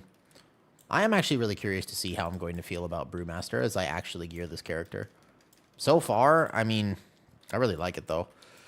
Not a lot. Actually, a lot. There is a lot going on for me. I've recently realized that I'm going through a weird phase in my life, Malden. There's a lot that's on my mind, and it's not bad. If anything, It's actually interesting because I think I'm struggling with the fact that my life is kind of good right now. And I'm like not sure what to make of that situation. It's actually, I think that I'm uncomfortable when things are going well. And I think I could probably work on that psychological habit. I'm gearing my Brewmaster. We got a 17 Nexus today and a 16 Algathar. Those are both really good keys. Happy about those. And then, so we got some good keys. I'm like a few off Brazil 16, and then next week we'll do some 17s. And then, I just want to kind of gear my Brewmaster as an ult. So I'm going to be crest farming a lot. I need like so many keys on Brewmaster to actually catch up on crest. So we'll see how that goes. But overall in life, so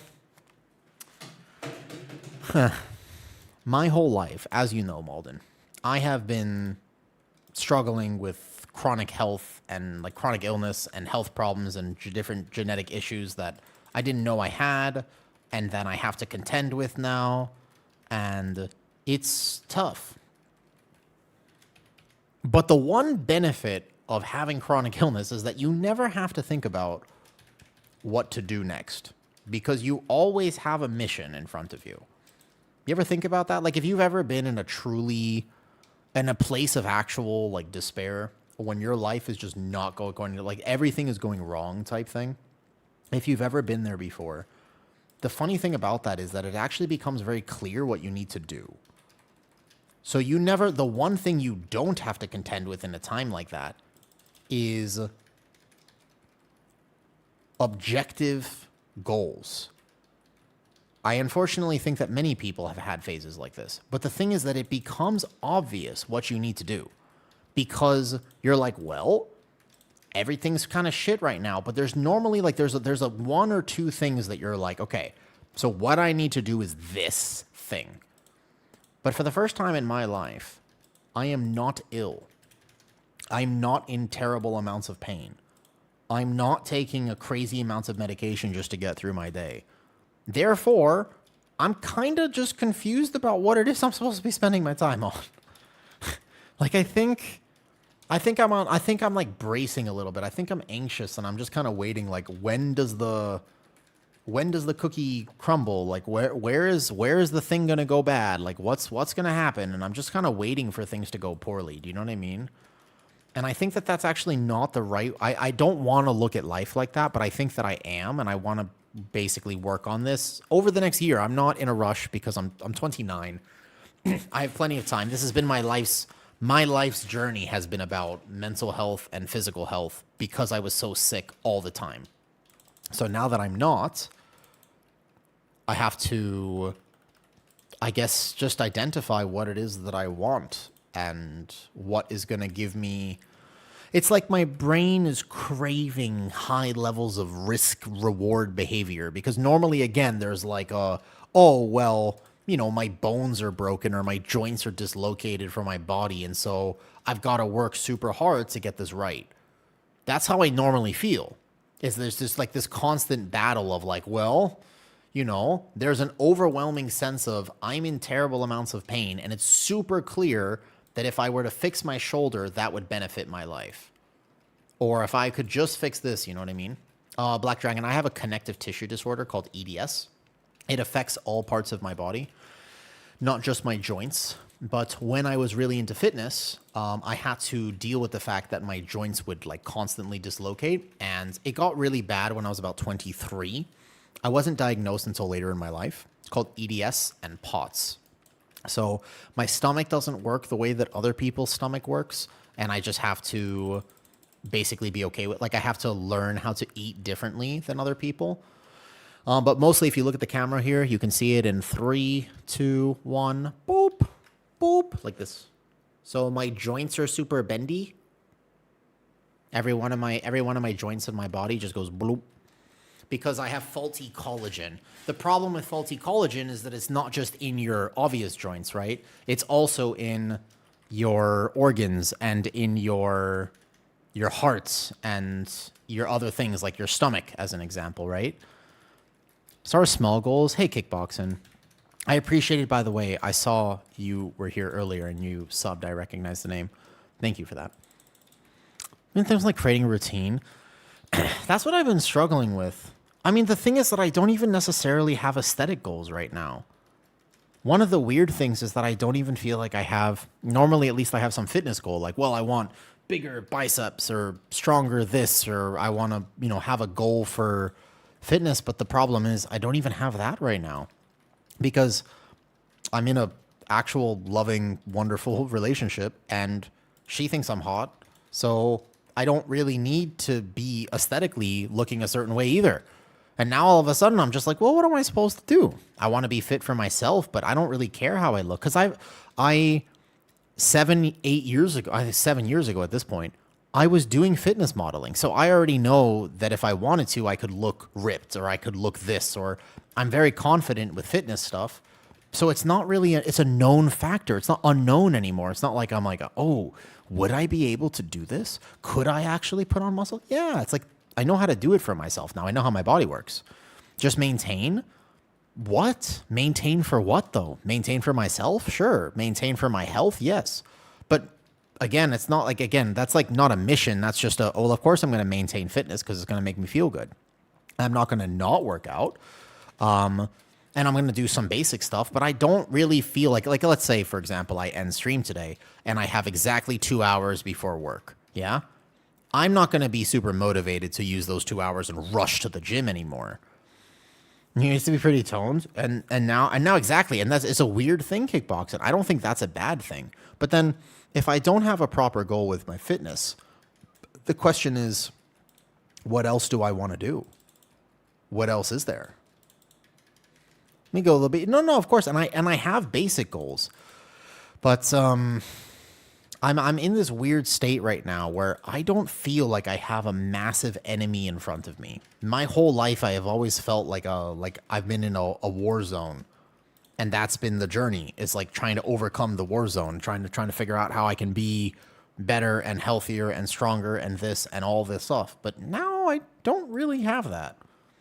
So I'm just feeling a little lost, I guess. I like streaming. I like playing World of Warcraft. I'll do some workout at home. I could just lift something down, but today I'm going to do some bicep curls. Cancel that for you. Yeah, and by the way, this is not something that I feel terrible about. It's not, by the way, I'm not concerned about this. It's just something that I'm aware of because in today's modern age, the one thing that I do know is this. My brain is going to try to regulate itself. I've struggled with mental illness enough in my life to know that if I'm feeling a little bit lost, I get anxious. And if I'm feeling anxious, then my brain is going to do everything in its power to try to regulate itself. And it's going to do that through whatever means that it can. But some of those means are not healthy. And so now I have to play the game of saying, well, have a little bit of discipline. Don't just try to make yourself feel good in the short term. Like you have to think a little bit long term. You have to play the game of balancing, oh, well, I want to do this now, but at the same time, I have to just be aware of the fact that my mental health is not something I take for granted.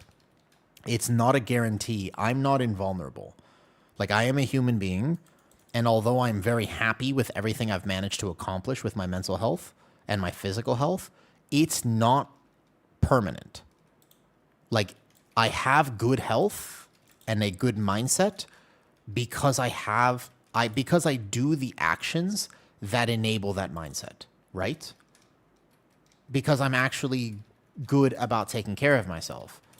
But if I stop taking care of myself, then that's not like permanent. Like I'm not invulnerable to that. I'm certainly no saint. I'm a regular ass human being. Bleep Buller 12103. Like you know what I mean? And so, yeah, happiness has never really been a goal for me, but I've realized one of the reasons is because I've always had a more overwhelming goal. Yeah, exactly. So it's like I grew up with a lot of different diagnoses, and that was my whole life, and my whole childhood was just figuring out what it means to be diagnosed with autism or anxiety or bipolar disorder or like all these things that I had to contend with. And I was diagnosed at a very early age. So it's just been a very constant, prevalent feature in my life, right? And it's just, I've never, ever been without it. I don't know what it would be like to not have those things because I've just always had them ever since I was, yeah, but I was diagnosed when I was 4. Like, I didn't have to wait until much later in life to figure out that that's how my brain worked. Like, my problems were so prevalent from a very early age that I've just lived like that forever. But nowadays, I'm almost too good at handling things. And I swear sometimes people, I feel like there's almost an expectation on me that I'm not allowed to fail anymore a little bit. I think I place that on myself more than anything. But I can do it now.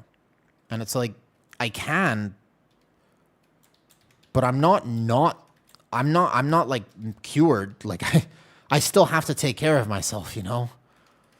And I'm trying to, I guess, balance that with being an adult. It's not easy, by the way.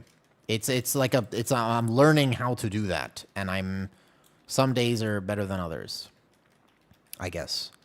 Because I work a lot. I like streaming. I like being here, hanging out with you guys and talking about this stuff.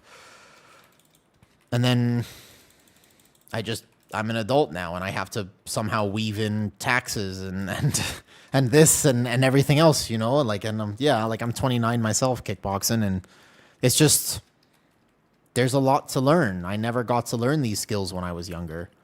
And I'm not upset about that. Like, basically, when I was young, all I ever wanted was to be normal. Like, just desperately. All I ever wanted was to have normal people problems.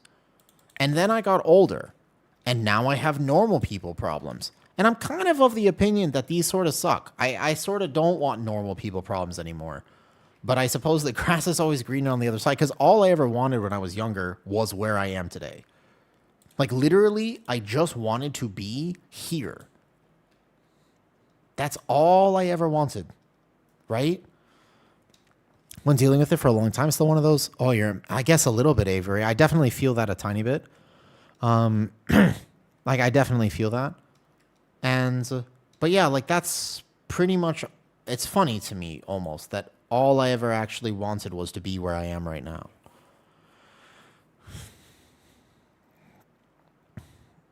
I'm still happy that I'm here. But hot damn. You know? Yeah, hey, Imshu. But that's what I feel like. Like, I fought so hard to be exactly where I am right now. And sometimes I wonder if I actually do a good job of honoring that or not. Because I actually am just, I don't know. Because you're a cat dad. Love your cat videos, by the way. Thank you, Avery. He is very cute. I'm a new cat dad, actually. I'm brand new to being a cat dad. It's a new experience for me. Relish in the moment. Yeah, I know. That's kind of how I feel, Kickbox. And I feel like basically my life started around when I was like 15. That's what I actually feel like, right? We could just spam some 11s or 12s, I think. I think 12s are better to spam, but we'll see. So do you have a 12 Magister if you need heals? I would love to do your 12 Magisters, actually, though. Yeah, I'm gearing my Brewmaster right now. Also, my Brewmaster is the same as a Mistweaver. I will play both. Llama Tower. I would love to do that with you, Sonny. If you would like to heal me, I would love to do a 12 Magister's Terrace with you. I think 12s are best for crests right now, anyways. Yeah, it's an interesting part of my life that I'm at. But Malden, that's about where I am.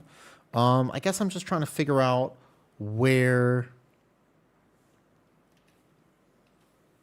what gives me joy a little bit. Like I just want to figure out a little bit more about that. I feel like my only hobby is basically like World of Warcraft and fitness.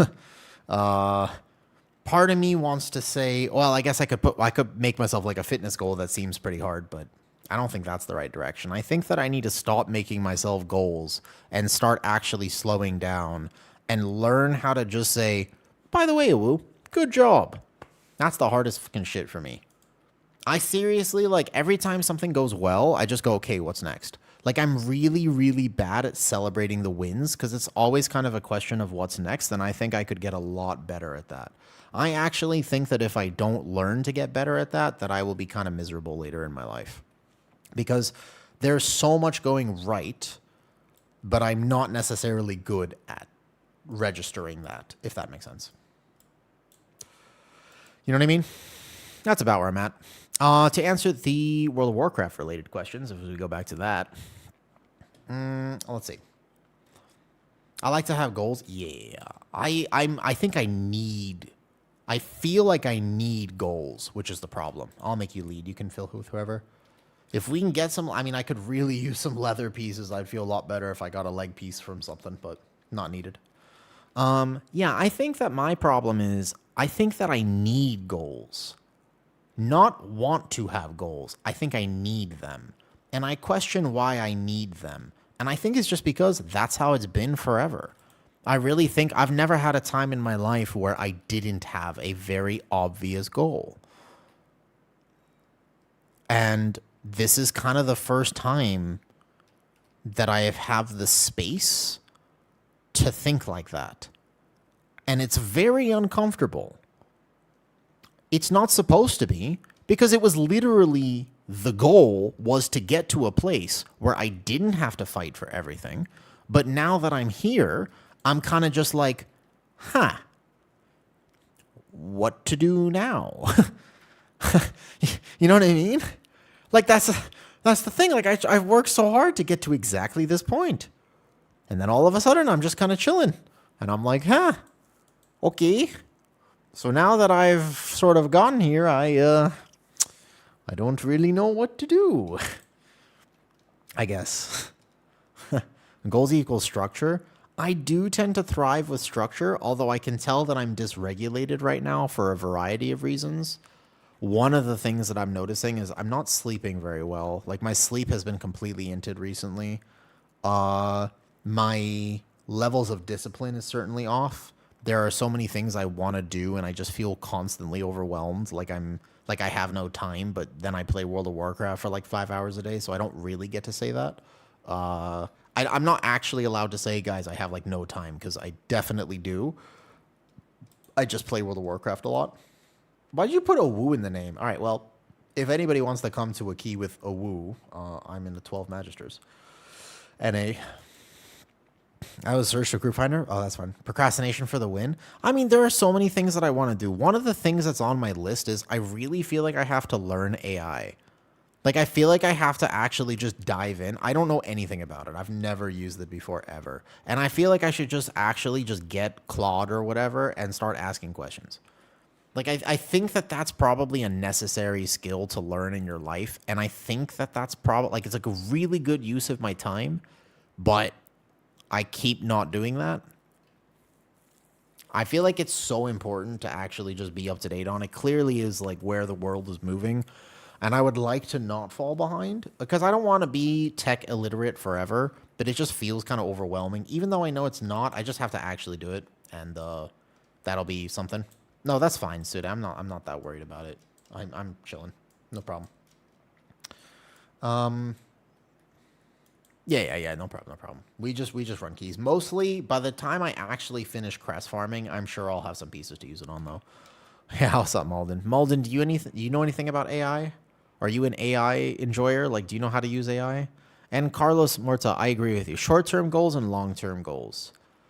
I know what my long-term goals are, because I know the type of person that I want to be. Lucky for me, I grew up watching anime. So, because I grew up watching anime, I know that I want to be more like Naruto and less like Sasuke. And as cringe as that sounds, that was always my motivation. My role models came from fictional sources. I never had people in my life. I had my favorite characters. And my favorite characters were actually who taught me where I want to move toward. My goals in life have always been related to being the person that I looked up to. And the people that I looked up to were my favorite anime characters. What drives me? Two things. Number one, I'm the sort of person who wants to experience everything that I possibly can in life.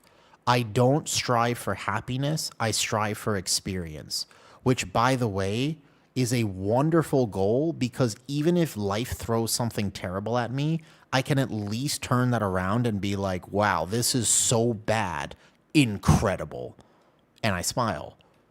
If I've always been like that, because my life started from such rough beginnings, like because I was fighting for my life at such an early age, I learned to do that early on. Like I learned to say like, okay, we're going to have to do this new medical treatment. It's going to be really painful, but at least I can embrace that and be like, wow, this is so painful. And then be like, damn, that's awesome. Like genuinely, I do that. Like that's something, that's how my brain works, is that I can like thrive off of extreme circumstances. And then I can really dive into that. You know what I mean? And like, I love that shit. That being said, the problem with that is that I constantly crave extreme circumstances because it's so exciting for me to have an overwhelming thing to fight against. But I also want peace. Yeah, we can last second pull. It's fine. Yeah. But the problem is, right? That's the thing, right? Is that I strive for contentment and peace. Because I used to look up to a bunch of warriors and fighters, and I thought that that was the goal, right? And I thought that was the goal, was to be so strong that you could fight anything. I always thought to myself that that was the mission of life. If I just get stronger, then I'll never be injured. If I just get more tough, if I could just win this fight, if I could just... That's how I always thought to myself. And you know what? I was wrong, because what I really want is peace. I want the end of The Last Samurai, not the beginning of The Last Samurai. I don't want to be a tortured soul. I want to be content. I don't necessarily need to be happy. I just want to be peaceful. That was my goal that I realized in sort of my early 20s. And so I've been pursuing that now for quite a long time. That's number one in terms of what drives me, is I want a life of peace, and I'm willing to do the work to get there. But the problem with that is, because that's my goal, you can't work harder to get more peaceful. So sometimes I'm like, God damn, I'm going to work so, super hard for peace. And it's like, well, hold up. Yeah, that's a little bit of a counterintuitive goal, because you see the problem. You see the problem with that statement is that I'm trying to be more tempered, and yet you see, so it's a bit of a backwards mentality. You can't work harder to be more peaceful. So that's number one. But number two, what drives me is I want to be the hero of my own story. I've always looked at my life as a culmination of my actions. And my actions, who I actually want to be, is my favorite anime character. So I want, if you wrote a book about my life, I want to read that book. That's how I want to live. That's who I want to be.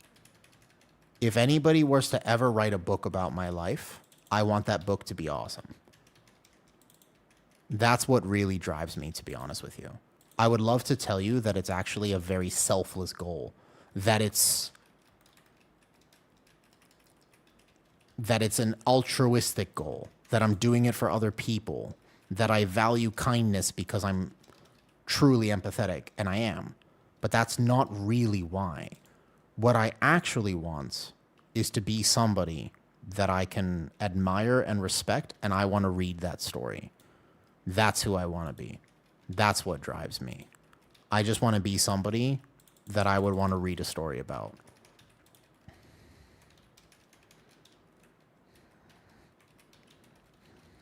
And that's how I try to live my life. It's how I've always lived my life.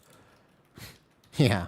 For the future sales of my book. No, it's not that I actually need the book to be written. It's just that it gives me a lot of context. Because sometimes it's hard to make decisions about how you want to be, right? Like, I think that a lot of people have a crisis of meaning in the modern world. But I swear that people are trying to you try to put the meaning on yourself, but that's not how meaning works. Meaning is given to you by the people around you. So what I want to do is basically have meaning and have value for other people. If I, for example, can become somebody who can inspire and help other people, then I will naturally have more respect for myself. If I struggle with my sense of self-worth, but I can once again become somebody authentically who can make a positive difference in other people's lives, like if you meet me, your life is better, then naturally I will have a higher sense of self-worth. And I think that's a lot of times what people miss about this quest for meaning is actually meaning is not derived from you alone. Meaning is given to you by other people. That's not a bad thing. I think a lot of times that scares people. They say, well, that means I have to depend on other people. It's like, yes, you wouldn't have that meaning if you lived alone on an island. If you lived completely stranded on an island, you would have no sense of what you look like. You would have no sense of, are you a good person? Are you proud of yourself? Those would completely lose they would have zero sense of value from that. So for me, when I think about what my goals are in life, I actually think about what can I do to create a life that not only would I be proud of, but that could serve and help and benefit other people. I've never been led astray by that before. Does that make sense? Because I swear that's like, I really think that there's some like secret answer in that. Because sometimes I get confused. I'm 29. I'm not that old. I'm just trying to figure out I'm just trying to figure things out, you know what I mean? Like, I don't know what I'm doing. I'm brand new to this adulting thing. I'm just trying to figure my own life out, man, and I just want to be somebody that helps. I think that's the play, and if I can move toward that goal, then great. Then I feel like I've succeeded. Then I really feel like then my life is not wasted. Imagine, like, and you don't have to help 1,000. You don't have to help 1,000 people. You don't have to help 5,000 people. You just one or two. Just the one thing for sure is that I never want to think to myself, I don't want to be a burden. I don't want to be somebody who negatively affects people. That's something I definitely don't want. And so the counter to that, although you can say that that's the negative way of saying it, that's a self-deprecating way of saying it. But the positive way of saying it is, I just want to be somebody who is a positive force in this world. And that's really what drives me, to be honest with you. It's that mission that keeps me going and also gives me clarity on what I should do next. If I think not from that perspective, I might get caught up with, can I make more money? But then I think to myself, how can I make more money? And it's like, well, I suppose I could learn AI and come out with my own, model for a fake OnlyFans or whatever, and that might generate a lot of income. But I think to myself, is that going to serve my life's goal? And the answer is no. But I think to myself, okay, maybe it will earn less money, but could I learn a skill that would benefit people? I really like my job. I get to actually make a clinical, massive difference in people's health. If you work with me, I actually can I can not only fix your joints, but I can help you develop confidence, better health outcomes, and I can do it from your living room. Like, you don't even need equipment. Isn't that crazy? Like, I'm so glad that I took the time to learn that skill. That wasn't easy for me to learn. That's the culmination of years and like a decade of my life studying physiology and health and chronic illness and, all that whole genre of the world. And it's like, I wanted to learn about different autoimmune conditions, not just because it's fascinating, but because I can make a difference in your life if I understand how your brain is creating pain in your system. And it's like, well, that means I can help you with the pain. And that's a very valuable goal, because a lot of times you might have really, really good, powerful goals in your life, but if you're in chronic pain all the time, you won't be able to access them. You're always going to be fighting this battle of, well, today's a good day, so let's do some more. Oh, no, I had a great plan today, but now it's a bad day and I'm in a lot of pain, so I can't. And it's like, that's no fun. And I know exactly what that's like. And so I want to be able to help people with that. And I think that that's a great goal. And that keeps me going. You know?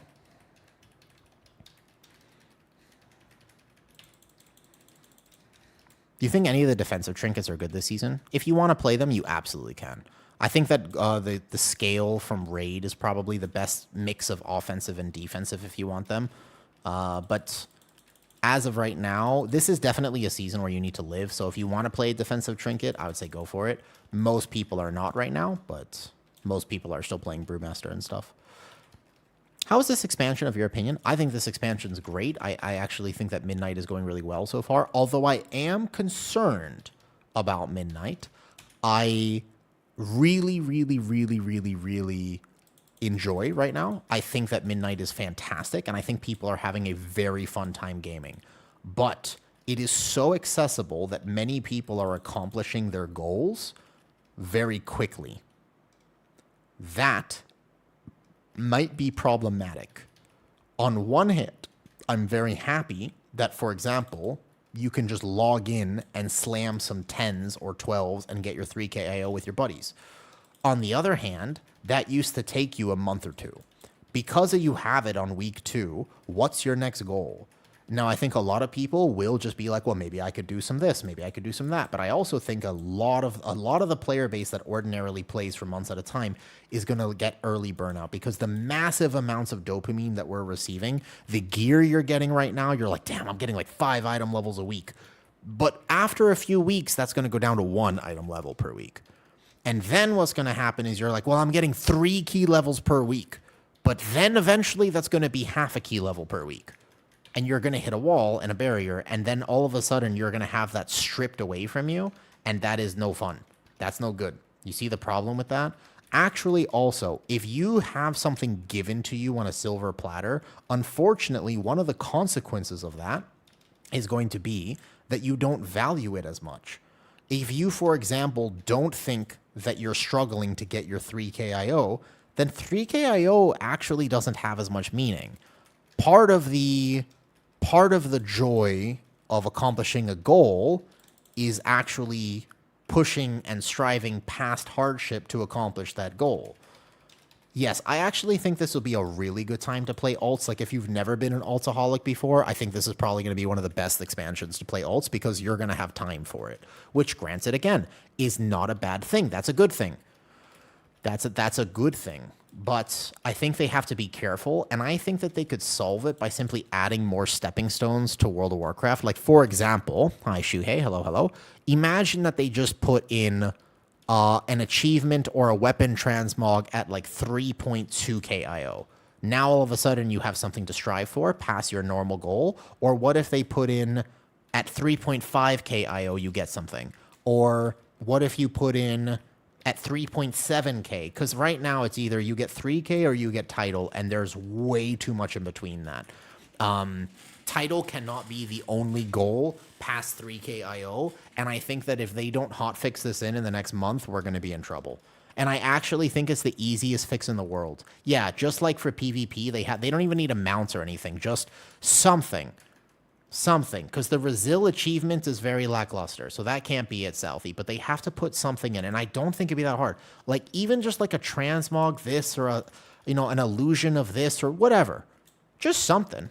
And I think that they could do that, by the way. Literally anything. Yeah. And I actually think if they don't do this, why? I can't fathom why they wouldn't add this to the game. It is the most clear, obvious win that they could possibly do. It's very, very obviously something that needs to happen. And if they don't add it, I think that we're going to have some problems. They can keep the gear at exactly the 10s. So you can still fill your vault with mythic stuff pretty easily. That still keeps the gear very accessible, which I think is important because everybody should have access to that power level of gear. Like that's something that a lot of people are going to want and crave and enjoy, and that's fine. That's great. But again, they have to be so careful about making sure that people still have something to strive toward. And I think that they should make it challenging because otherwise there's no sense of progression. And if there's no sense of progression, then we're basically just playing an ARPG. And if we're playing an ARPG with respect, what happens to every single new Diablo 2 season or Diablo 4 season? Sorry, Diablo 2, probably not many people play that. But basically people play really hard for like a month, like a week or two, and then they're done. And they never log in until the next season. And I'm worried. I don't want WoW to be like that. There's 5.5 months left of this season. There's 5.5 months. That's insane. That's ridiculous. Like, I think that people are really not quite fathoming the fact that you have to pace yourself because my team already has, like, we got our first 17. Hi, Random, by the way. Rest in peace. I love D2R, by the way. It's like a class. It's such a nostalgic game for me. I like that. Random will get you keys soon. But the idea is, like, we're progressing a little bit too fast because we're already getting to the point where we're getting bricked by keys. And, like, okay, we have 5.5 months left. What are we going to do? Fight for +2 keystone levels in 5 months? Man, that's not very fun. Like, I want to be able to get 6 keystone levels and, like, you know, and then I have a goal, but it's like, okay. I mean, I stream World of Warcraft, so I'm probably not going to get burnt out because at least I can talk to you guys. But otherwise, I don't know. I think that WoW is actually in a little bit of trouble, and I think that they really need to take a look at this because otherwise we could have some problems. You know what I mean? I actually do worry about what that could mean for the game in general. Like, I don't think moving WoW toward a more seasonal vibe is going to be good. I think it would be actively bad if the game became increasingly more seasonal. I already think you saw a ton of drop-off before, and that's just not like traditionally what World of Warcraft is. But the problem is they keep focusing. And why does this happen?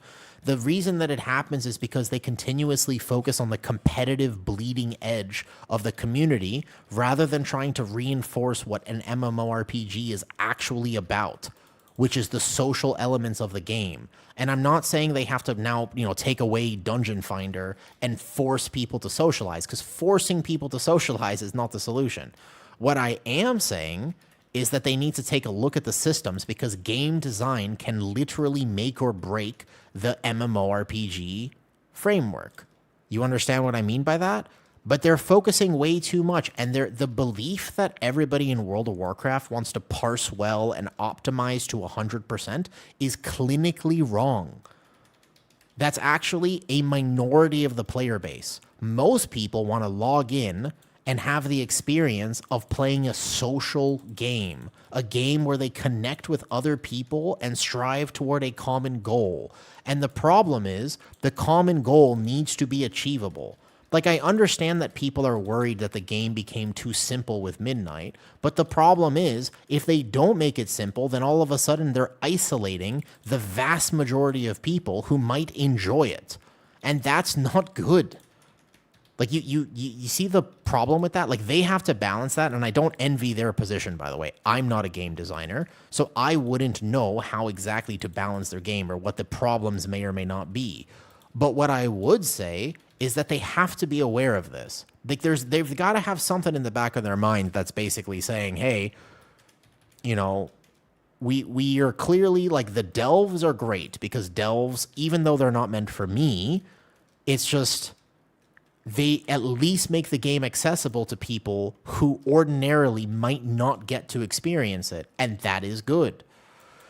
The game is too hard now, it's too simple. I don't think the game is too simple. I think the game is about perfect right now because you can log in with your buddies, clear some raid, and do some keys and get the max reward, which feels good. But I think they need to make more stepping stones past that point. I think they go into this all or nothing black or white approach, and I don't like that. I actually think what they need to do for World of Warcraft is to basically make it so that there are several goals for all levels. Higher keys are the stepping stone, but what's the difference between a +14 and a +16 and a +18 and a +20? Currently in game, there is literally and physically zero difference between those things. There's fundamentally no difference between 3K IO and 4K IO, which is wild because if you've ever actually played the game at a competitive level, those things could not be more different from each other. They're fundamentally different games, but the problem is the only thing that exists is title. You have to get title or you just go for 3K. And it's kind of ridiculous that if somebody got, as an example, 3,900 IO last season, there is zero difference between that and getting 3K IO last season. And if you play the game, you know how different those things are. One of those is I worked for like 5 months and learned these keys, min-maxed, optimized, did all the stuff, basically went through Pug, Elo hell, and did all the things I had to do, but I just missed title by like 10 points because maybe I went on vacation or, you know, my mom got sick or whatever and I couldn't play the last few weeks and some people bought it and now I don't have title. And that sucks. And that definitely does. However, there's no difference between that now, all of a sudden, the 0.1% who get title and the guy who just got 3K IO, there's physically no difference between them. There should be. Like, at least something. Like, at least put something, like a weapon in chat. Like, anything. It doesn't even have to be something that you flex. I'm not even talking about, like, a mount. Nobody really looks at your mounts anymore. Like, there are so many cool exclusive mounts in World of Warcraft that it's not even like that's really a big deal. I'm not even... it doesn't have to be crazy. And, come on, it can't be that hard for them to make a mount anyways.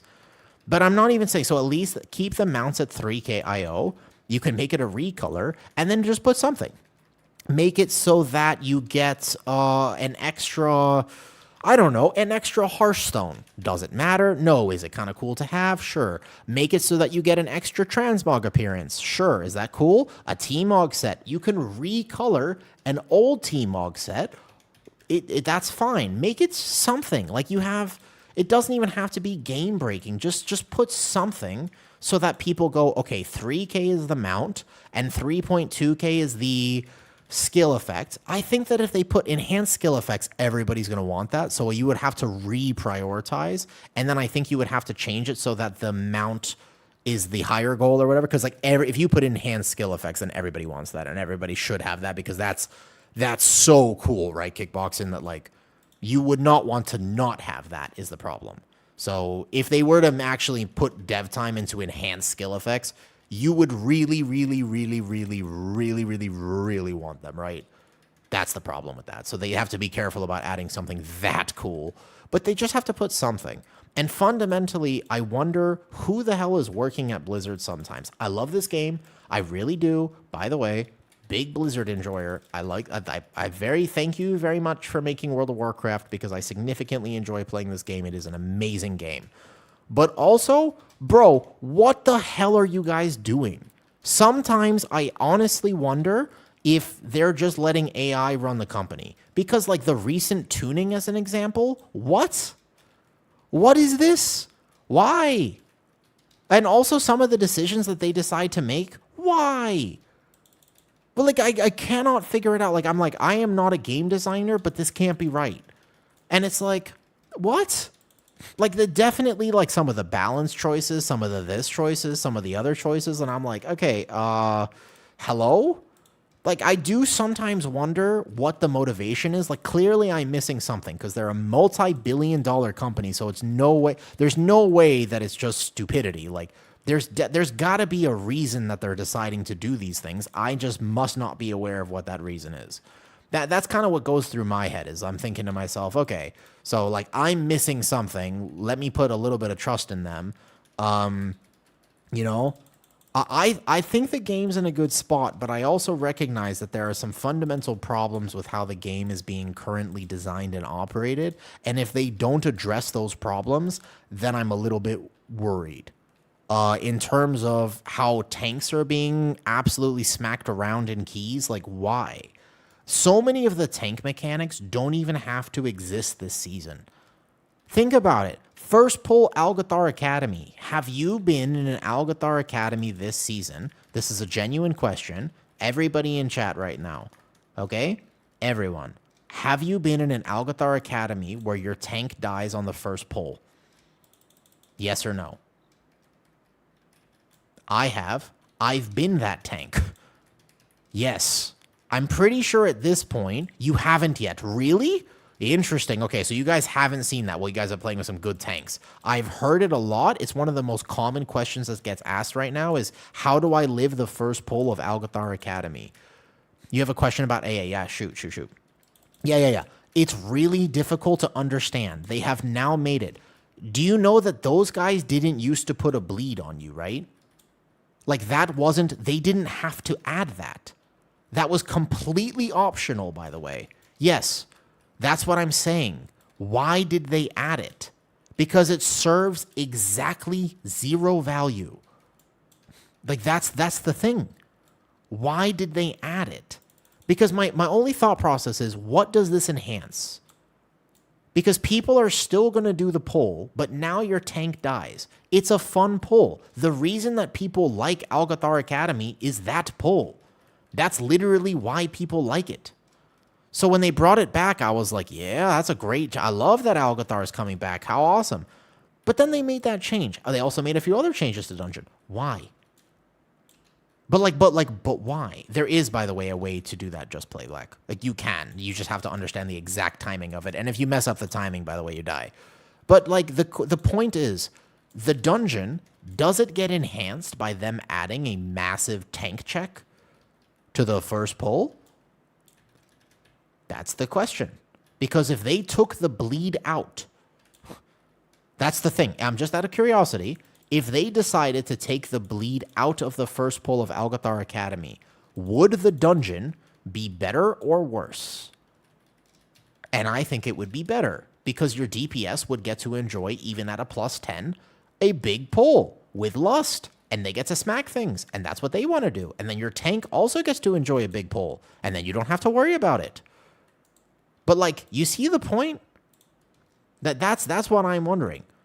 Like, why add it? It's also, by the way, the same thing with, like, things like, whatever. Well, do you need ring?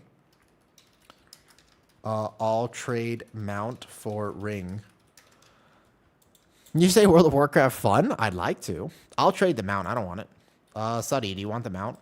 Unless he wants it. Unless he finally good group, they can get pug this key, right? This 252 tank for the win.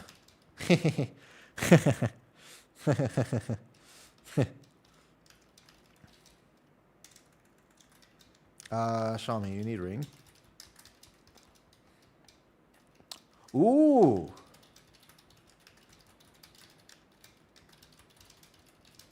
I just realized, by the way, you know what? My monk name is not my stream name. I should rename my monk.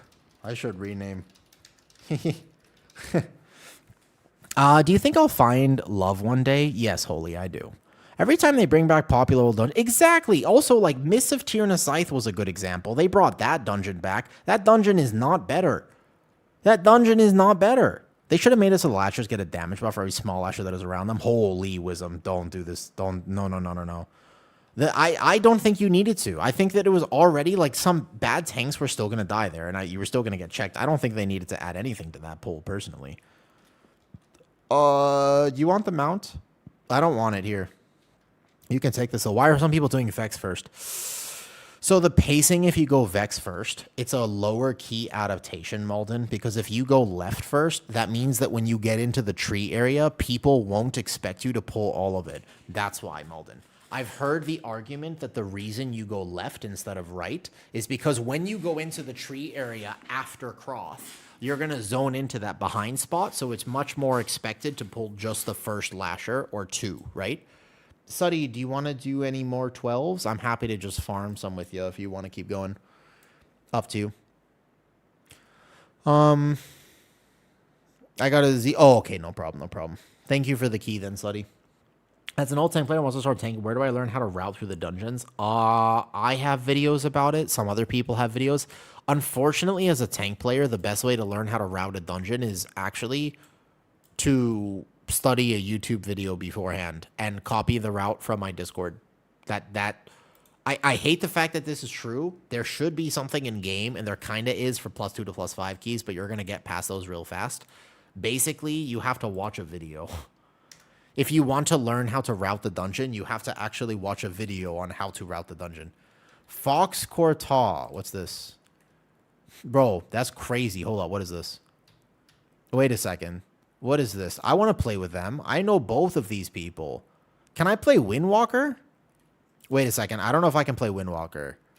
Magister 10. Wait, who is this? Fox and Courtauld. That was a long time ago. I remember these people.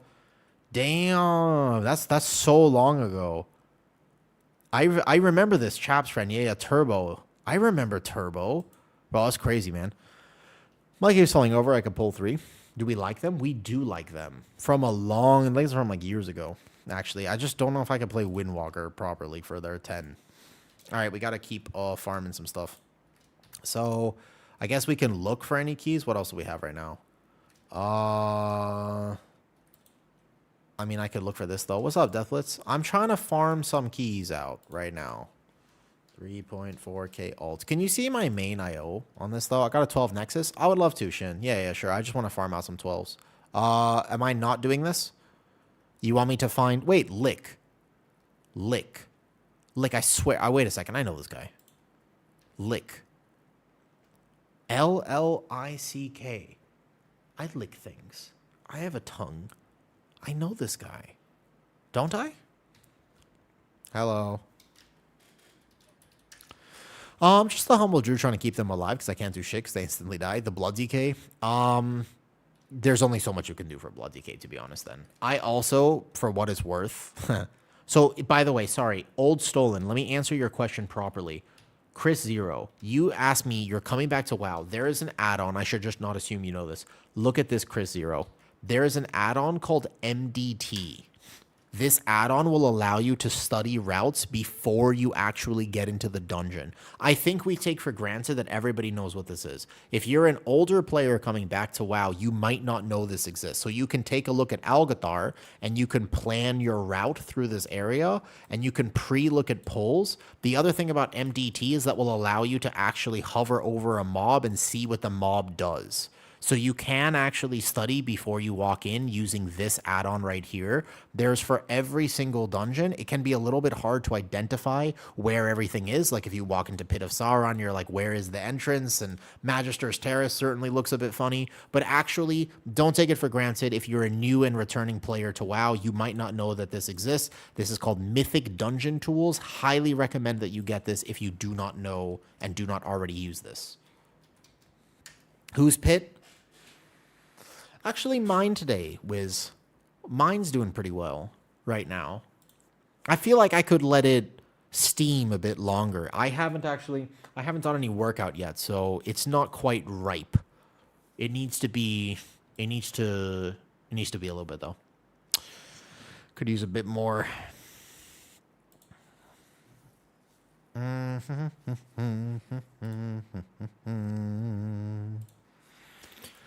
You should post that on Instagram. Look, you should post that on Instagram. Hi, Elrath. Can you import routes? Yes, you can. And if you go to my Discord, you will find all the routes there. That is the key. If you want to do some 12 after, Shin, if you're around, if you want to, please let me know. I'm happy to. I'm just farming out my 12s right now. 252. No problem. Brewmaster is super tanky. I feel amazingly tanky. Got room for one more random alt. Ooh, you going back to sleep for a while? First of all, hi random. We missed you today. I was like, I need to find a good Ellie Shami. Yeah. After this then, random, if he's around too, then yeah. You want to play your Devour? I'm getting my monk up a little bit. I am getting the monk geared right now. So I'm just basically farming 12s out for crests. Yeah, sure. Let's do it. Tiger's Lust, boom. And then I'm pretty sure we could pull the defenders here though. Yes, you're welcome. That's how you import the routes, though. So there's going to be a long import code. Just copy, paste. And that's how you do it.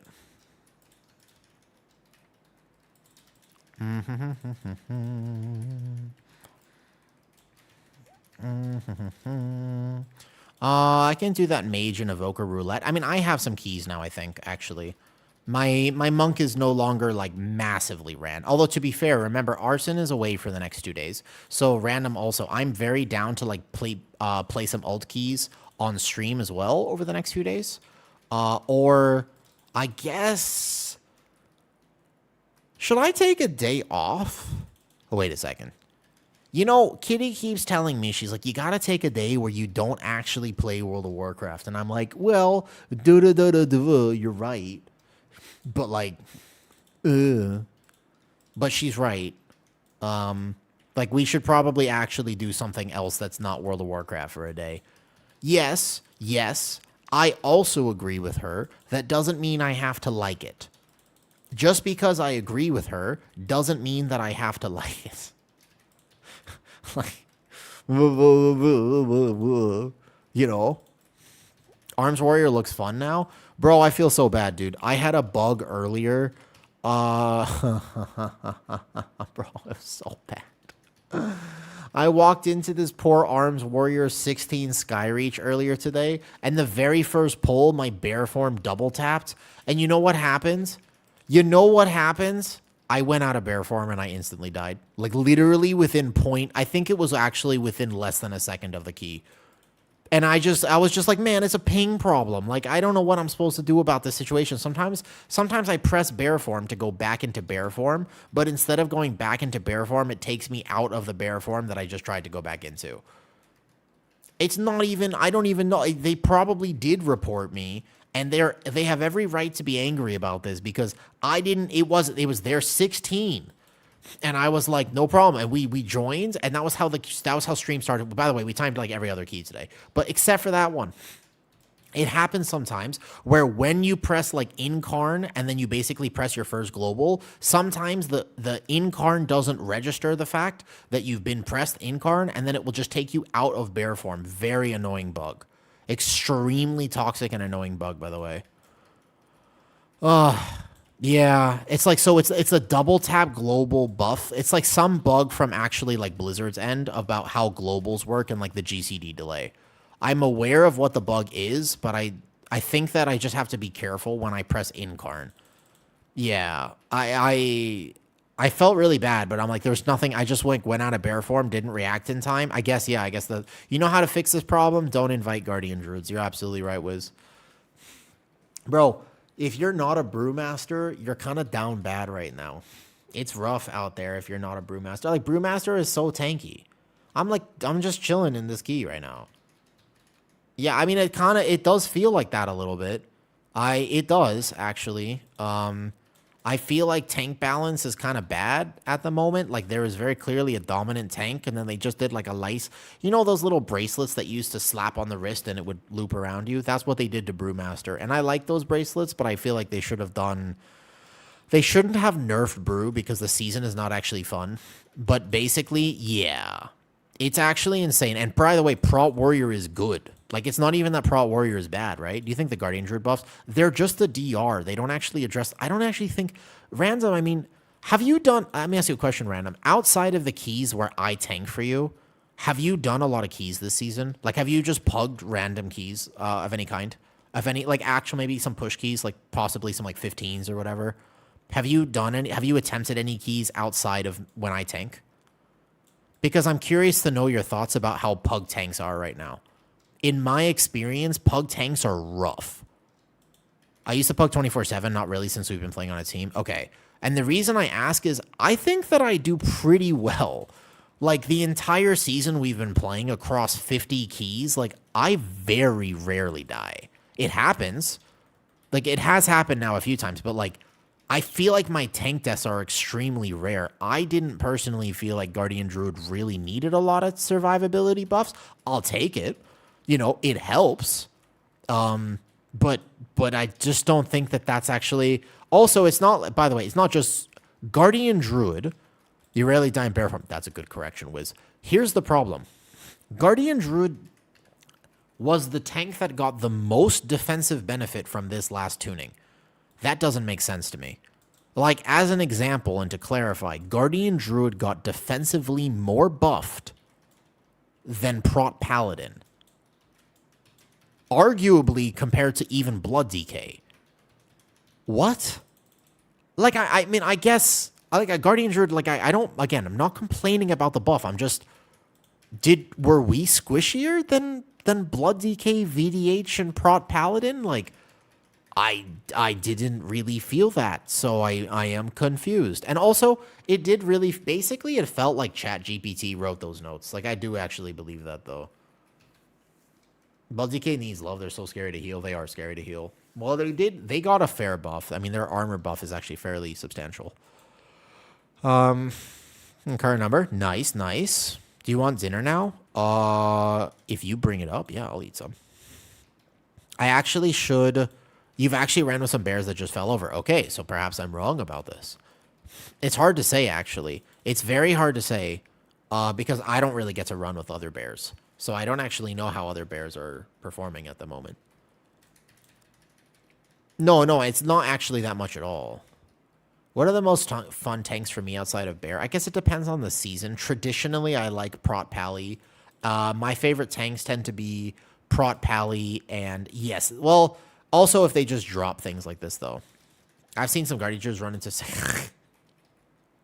Well, 16% DR is not going to help me with that, by the way. The thing is, like 7% extra DR in my build, 5% for most Guardian Druid builds, is not going to make a difference for what it's worth. Oh, I was like, who is that? What's this? Pork roast? Ooh, that looks crispy. How'd it turn out, you think? Thoughts? It's a little dark. Yeah. Ooh, my humor dark. That's okay. Yeah, but half of it was like actually pretty crispy and pretty good. The other half didn't crisp up, so I'm just putting those in the freezer and then they'll pop up in the air fryer. Okay, that sounds good. Ooh, what's this? I can eat dinner while I tank this key. I want to hear you crunch. You want to hear me crunch? Yeah. Okay. No, boss. There's a big crunchy bit right there. Okay, hold up. I'm gonna try it in a second. You want to feed me?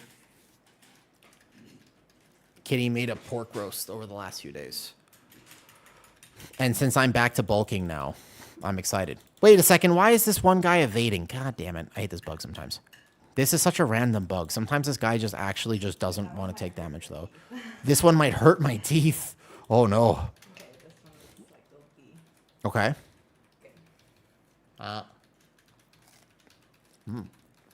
Is it good? Mm-hmm. Here's like the extra crunchy bit. Mm. When you're ready. Love that. A mouthful.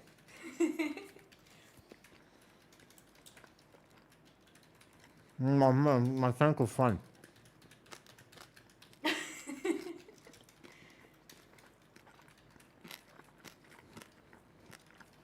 Hi.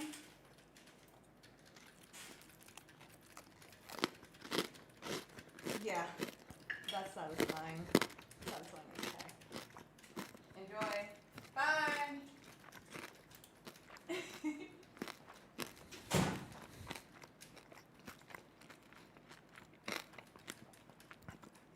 This is how tanky, by the way, Brewmaster is. You don't even need to be focused. You can just be eating dinner as you tank a key. It doesn't matter. You, like, physically cannot die.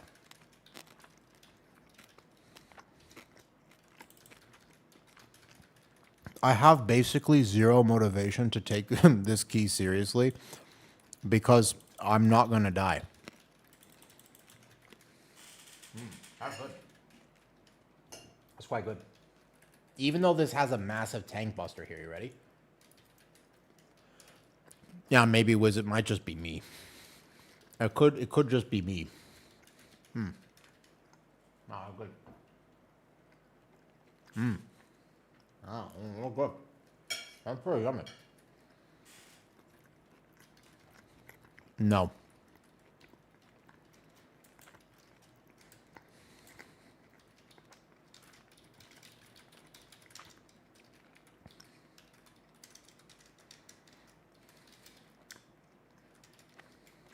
God damn, this guy actually hurts.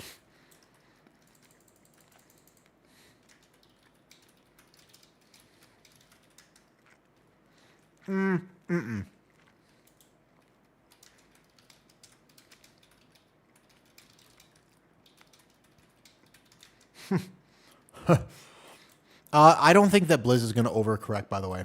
So here's what happens with this. I don't think they messed up with the difficulty of this season random. I think the difficulty is actually good this season because it enables people to play with their friends, which is good. I like the fact that this game has become more accessible and people don't feel like they have to be doing some crazy wild shit just to be able to get the max vault reward. I like the fact that it actually feels like this season is going to be very, very chill and accessible for people. That part's good, by the way. That's like a really good part of the season. However, I think the problem with this season is the fact that there aren't enough rewards to actually justify the speed at which we're progressing. The way that they fix it is not by adding more difficulty, because again, it's actually a good thing that we can progress. Like, it's a great thing that you can log into your and just do some keys and raid with your friends. That's not a bad thing. That's a good thing. The problem at the moment is the fact that we're going to be done with progression because most people try to get like 3 KIO or something like that, but they might already have it. And now all of a sudden, if you progress too quickly without actual justification for that reward, then you go, okay, that was really fun. What's next? And if there isn't an answer to what's next, then I do worry that this season is going to have the most record drop-off, burnout, people quitting the season early than you've ever seen before. I significantly worry about this, by the way.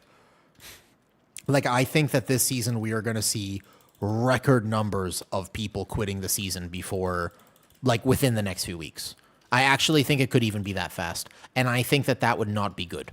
Like, I think that that's a bad thing. However, the problem is not the difficulty. The problem is that there's no achievement for 3.2 KIO and 3.5 KIO and 3.7 KIO.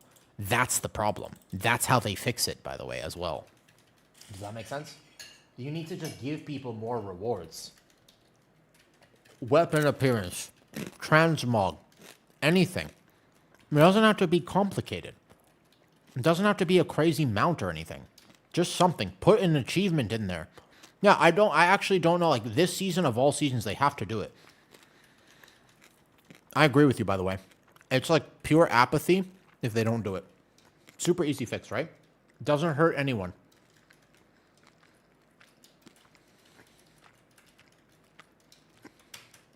Bro, I'm not even clicking my defensives. I don't know if you're seeing this. I'm actually using keybinds. Have you guys noticed that? Like, I just pressed my Celestial Infusion, and the reason I'm pressing it is because I'm trying to eat dinner with this hand here, and that means I'm forced to actually use my keybinds. I'm defensive. Shift A. Look at my bar. I'm using the buttons. I'm pressing the big buttons. I'm a real WoW player now. Wiz, I'm a real WoW player now.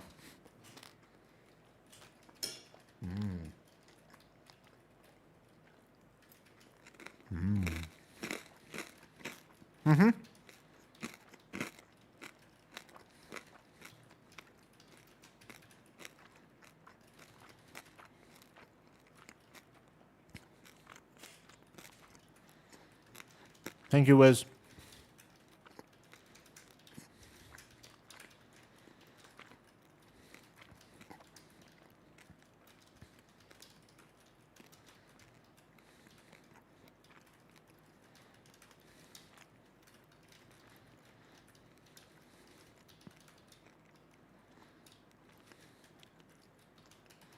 And yes, Danny, I agree with you 100%. Just like a little, like a weapon transmog like they do for PvP would go really hard. Agreed. I don't even think it can't be that hard for them to do either, right? In my estimation, it can't be that hard for them to do. I don't even think it would really take dev time away. Okay, get the clear. Go get the clear. Otherwise, we're going to die. All right.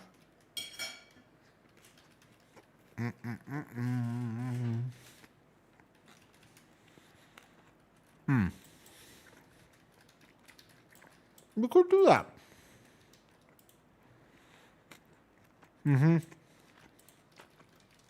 Hi, Corpus, by the way. You sound so much like Greg Duchet. I sound like Greg? No, I don't. Hold up. Wait a second. Wait, OEV. OEV, are you still there on YouTube? No, I don't. I don't sound like Greg Duchet. No, wait, no. I don't think so. Wait. Okay, hold up. Let me practice. I can try. Are you ready, OEV? Let me see if I can do this. Ready? Is OEV natty or not? No, I don't think I can't do the voice. He has such a high voice. He does like a weird inflection with his voice, right? That's why I don't think I sound like Greg. Hold up. All right. Is Peter BL11 natty or not? No, I can't. I don't. It doesn't make sense. I don't think I sound like that.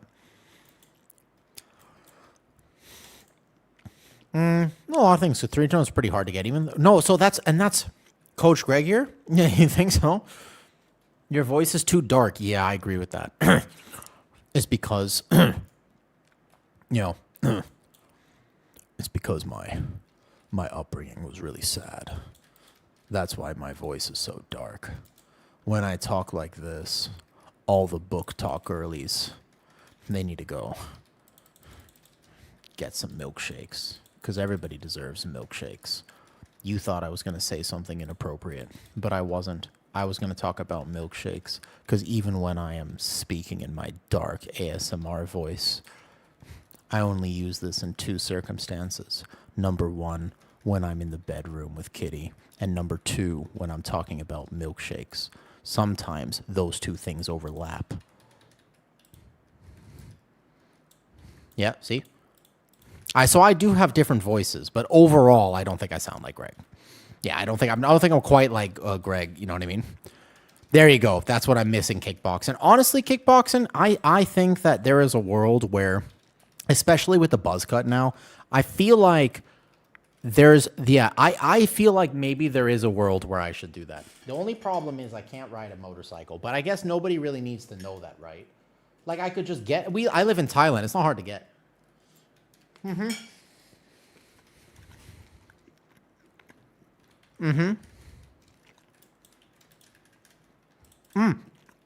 used to have a leather jacket. Kitty, choose your favorite photo of me in a leather jacket, and I'll show it to stream. Deal?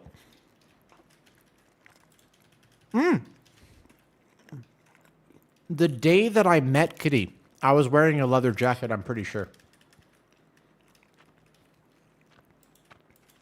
Or at least one of the second times. The New Year's one of us, find it. That's a wild photo, sure, find it.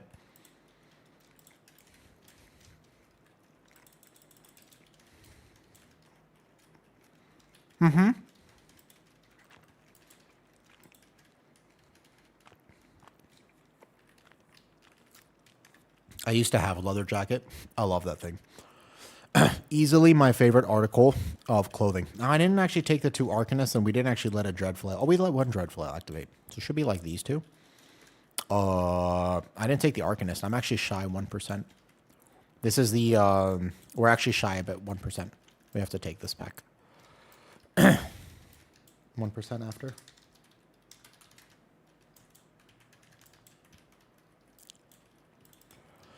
Choose your favorite photo of a woo with actual pants. The problem is, Wiz, that Kitty mostly has photos of me not wearing pants. So that could be hard. But I'm sure she could find one. There are photos of me with pants. I used to model. Lacoste. I used to model. Funny coincidence, me too. Kitty also has photos of you, Wiz, without pants? What? She does? I didn't know you knew Wiz, Kitty. This doesn't surprise me, but I am a little surprised. I didn't know you guys knew each other.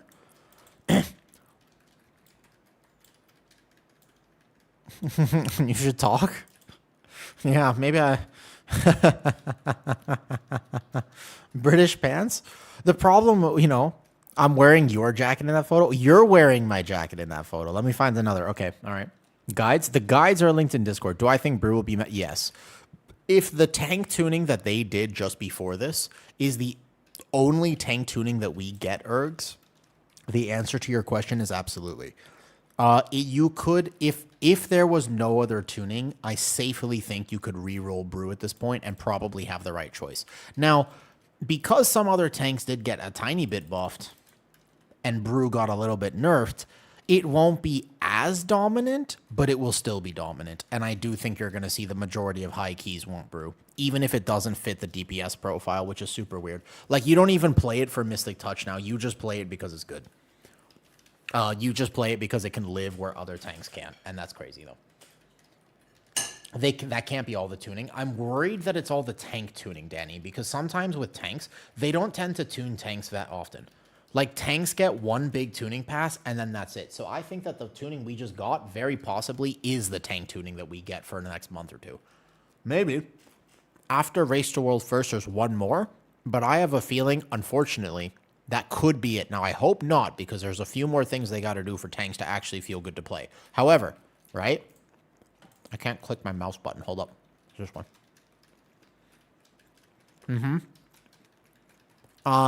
So I hope that that's not it, but it probably is. For a bit, I think. We'll see. Because they didn't actually do anything. This last tank notes didn't do anything.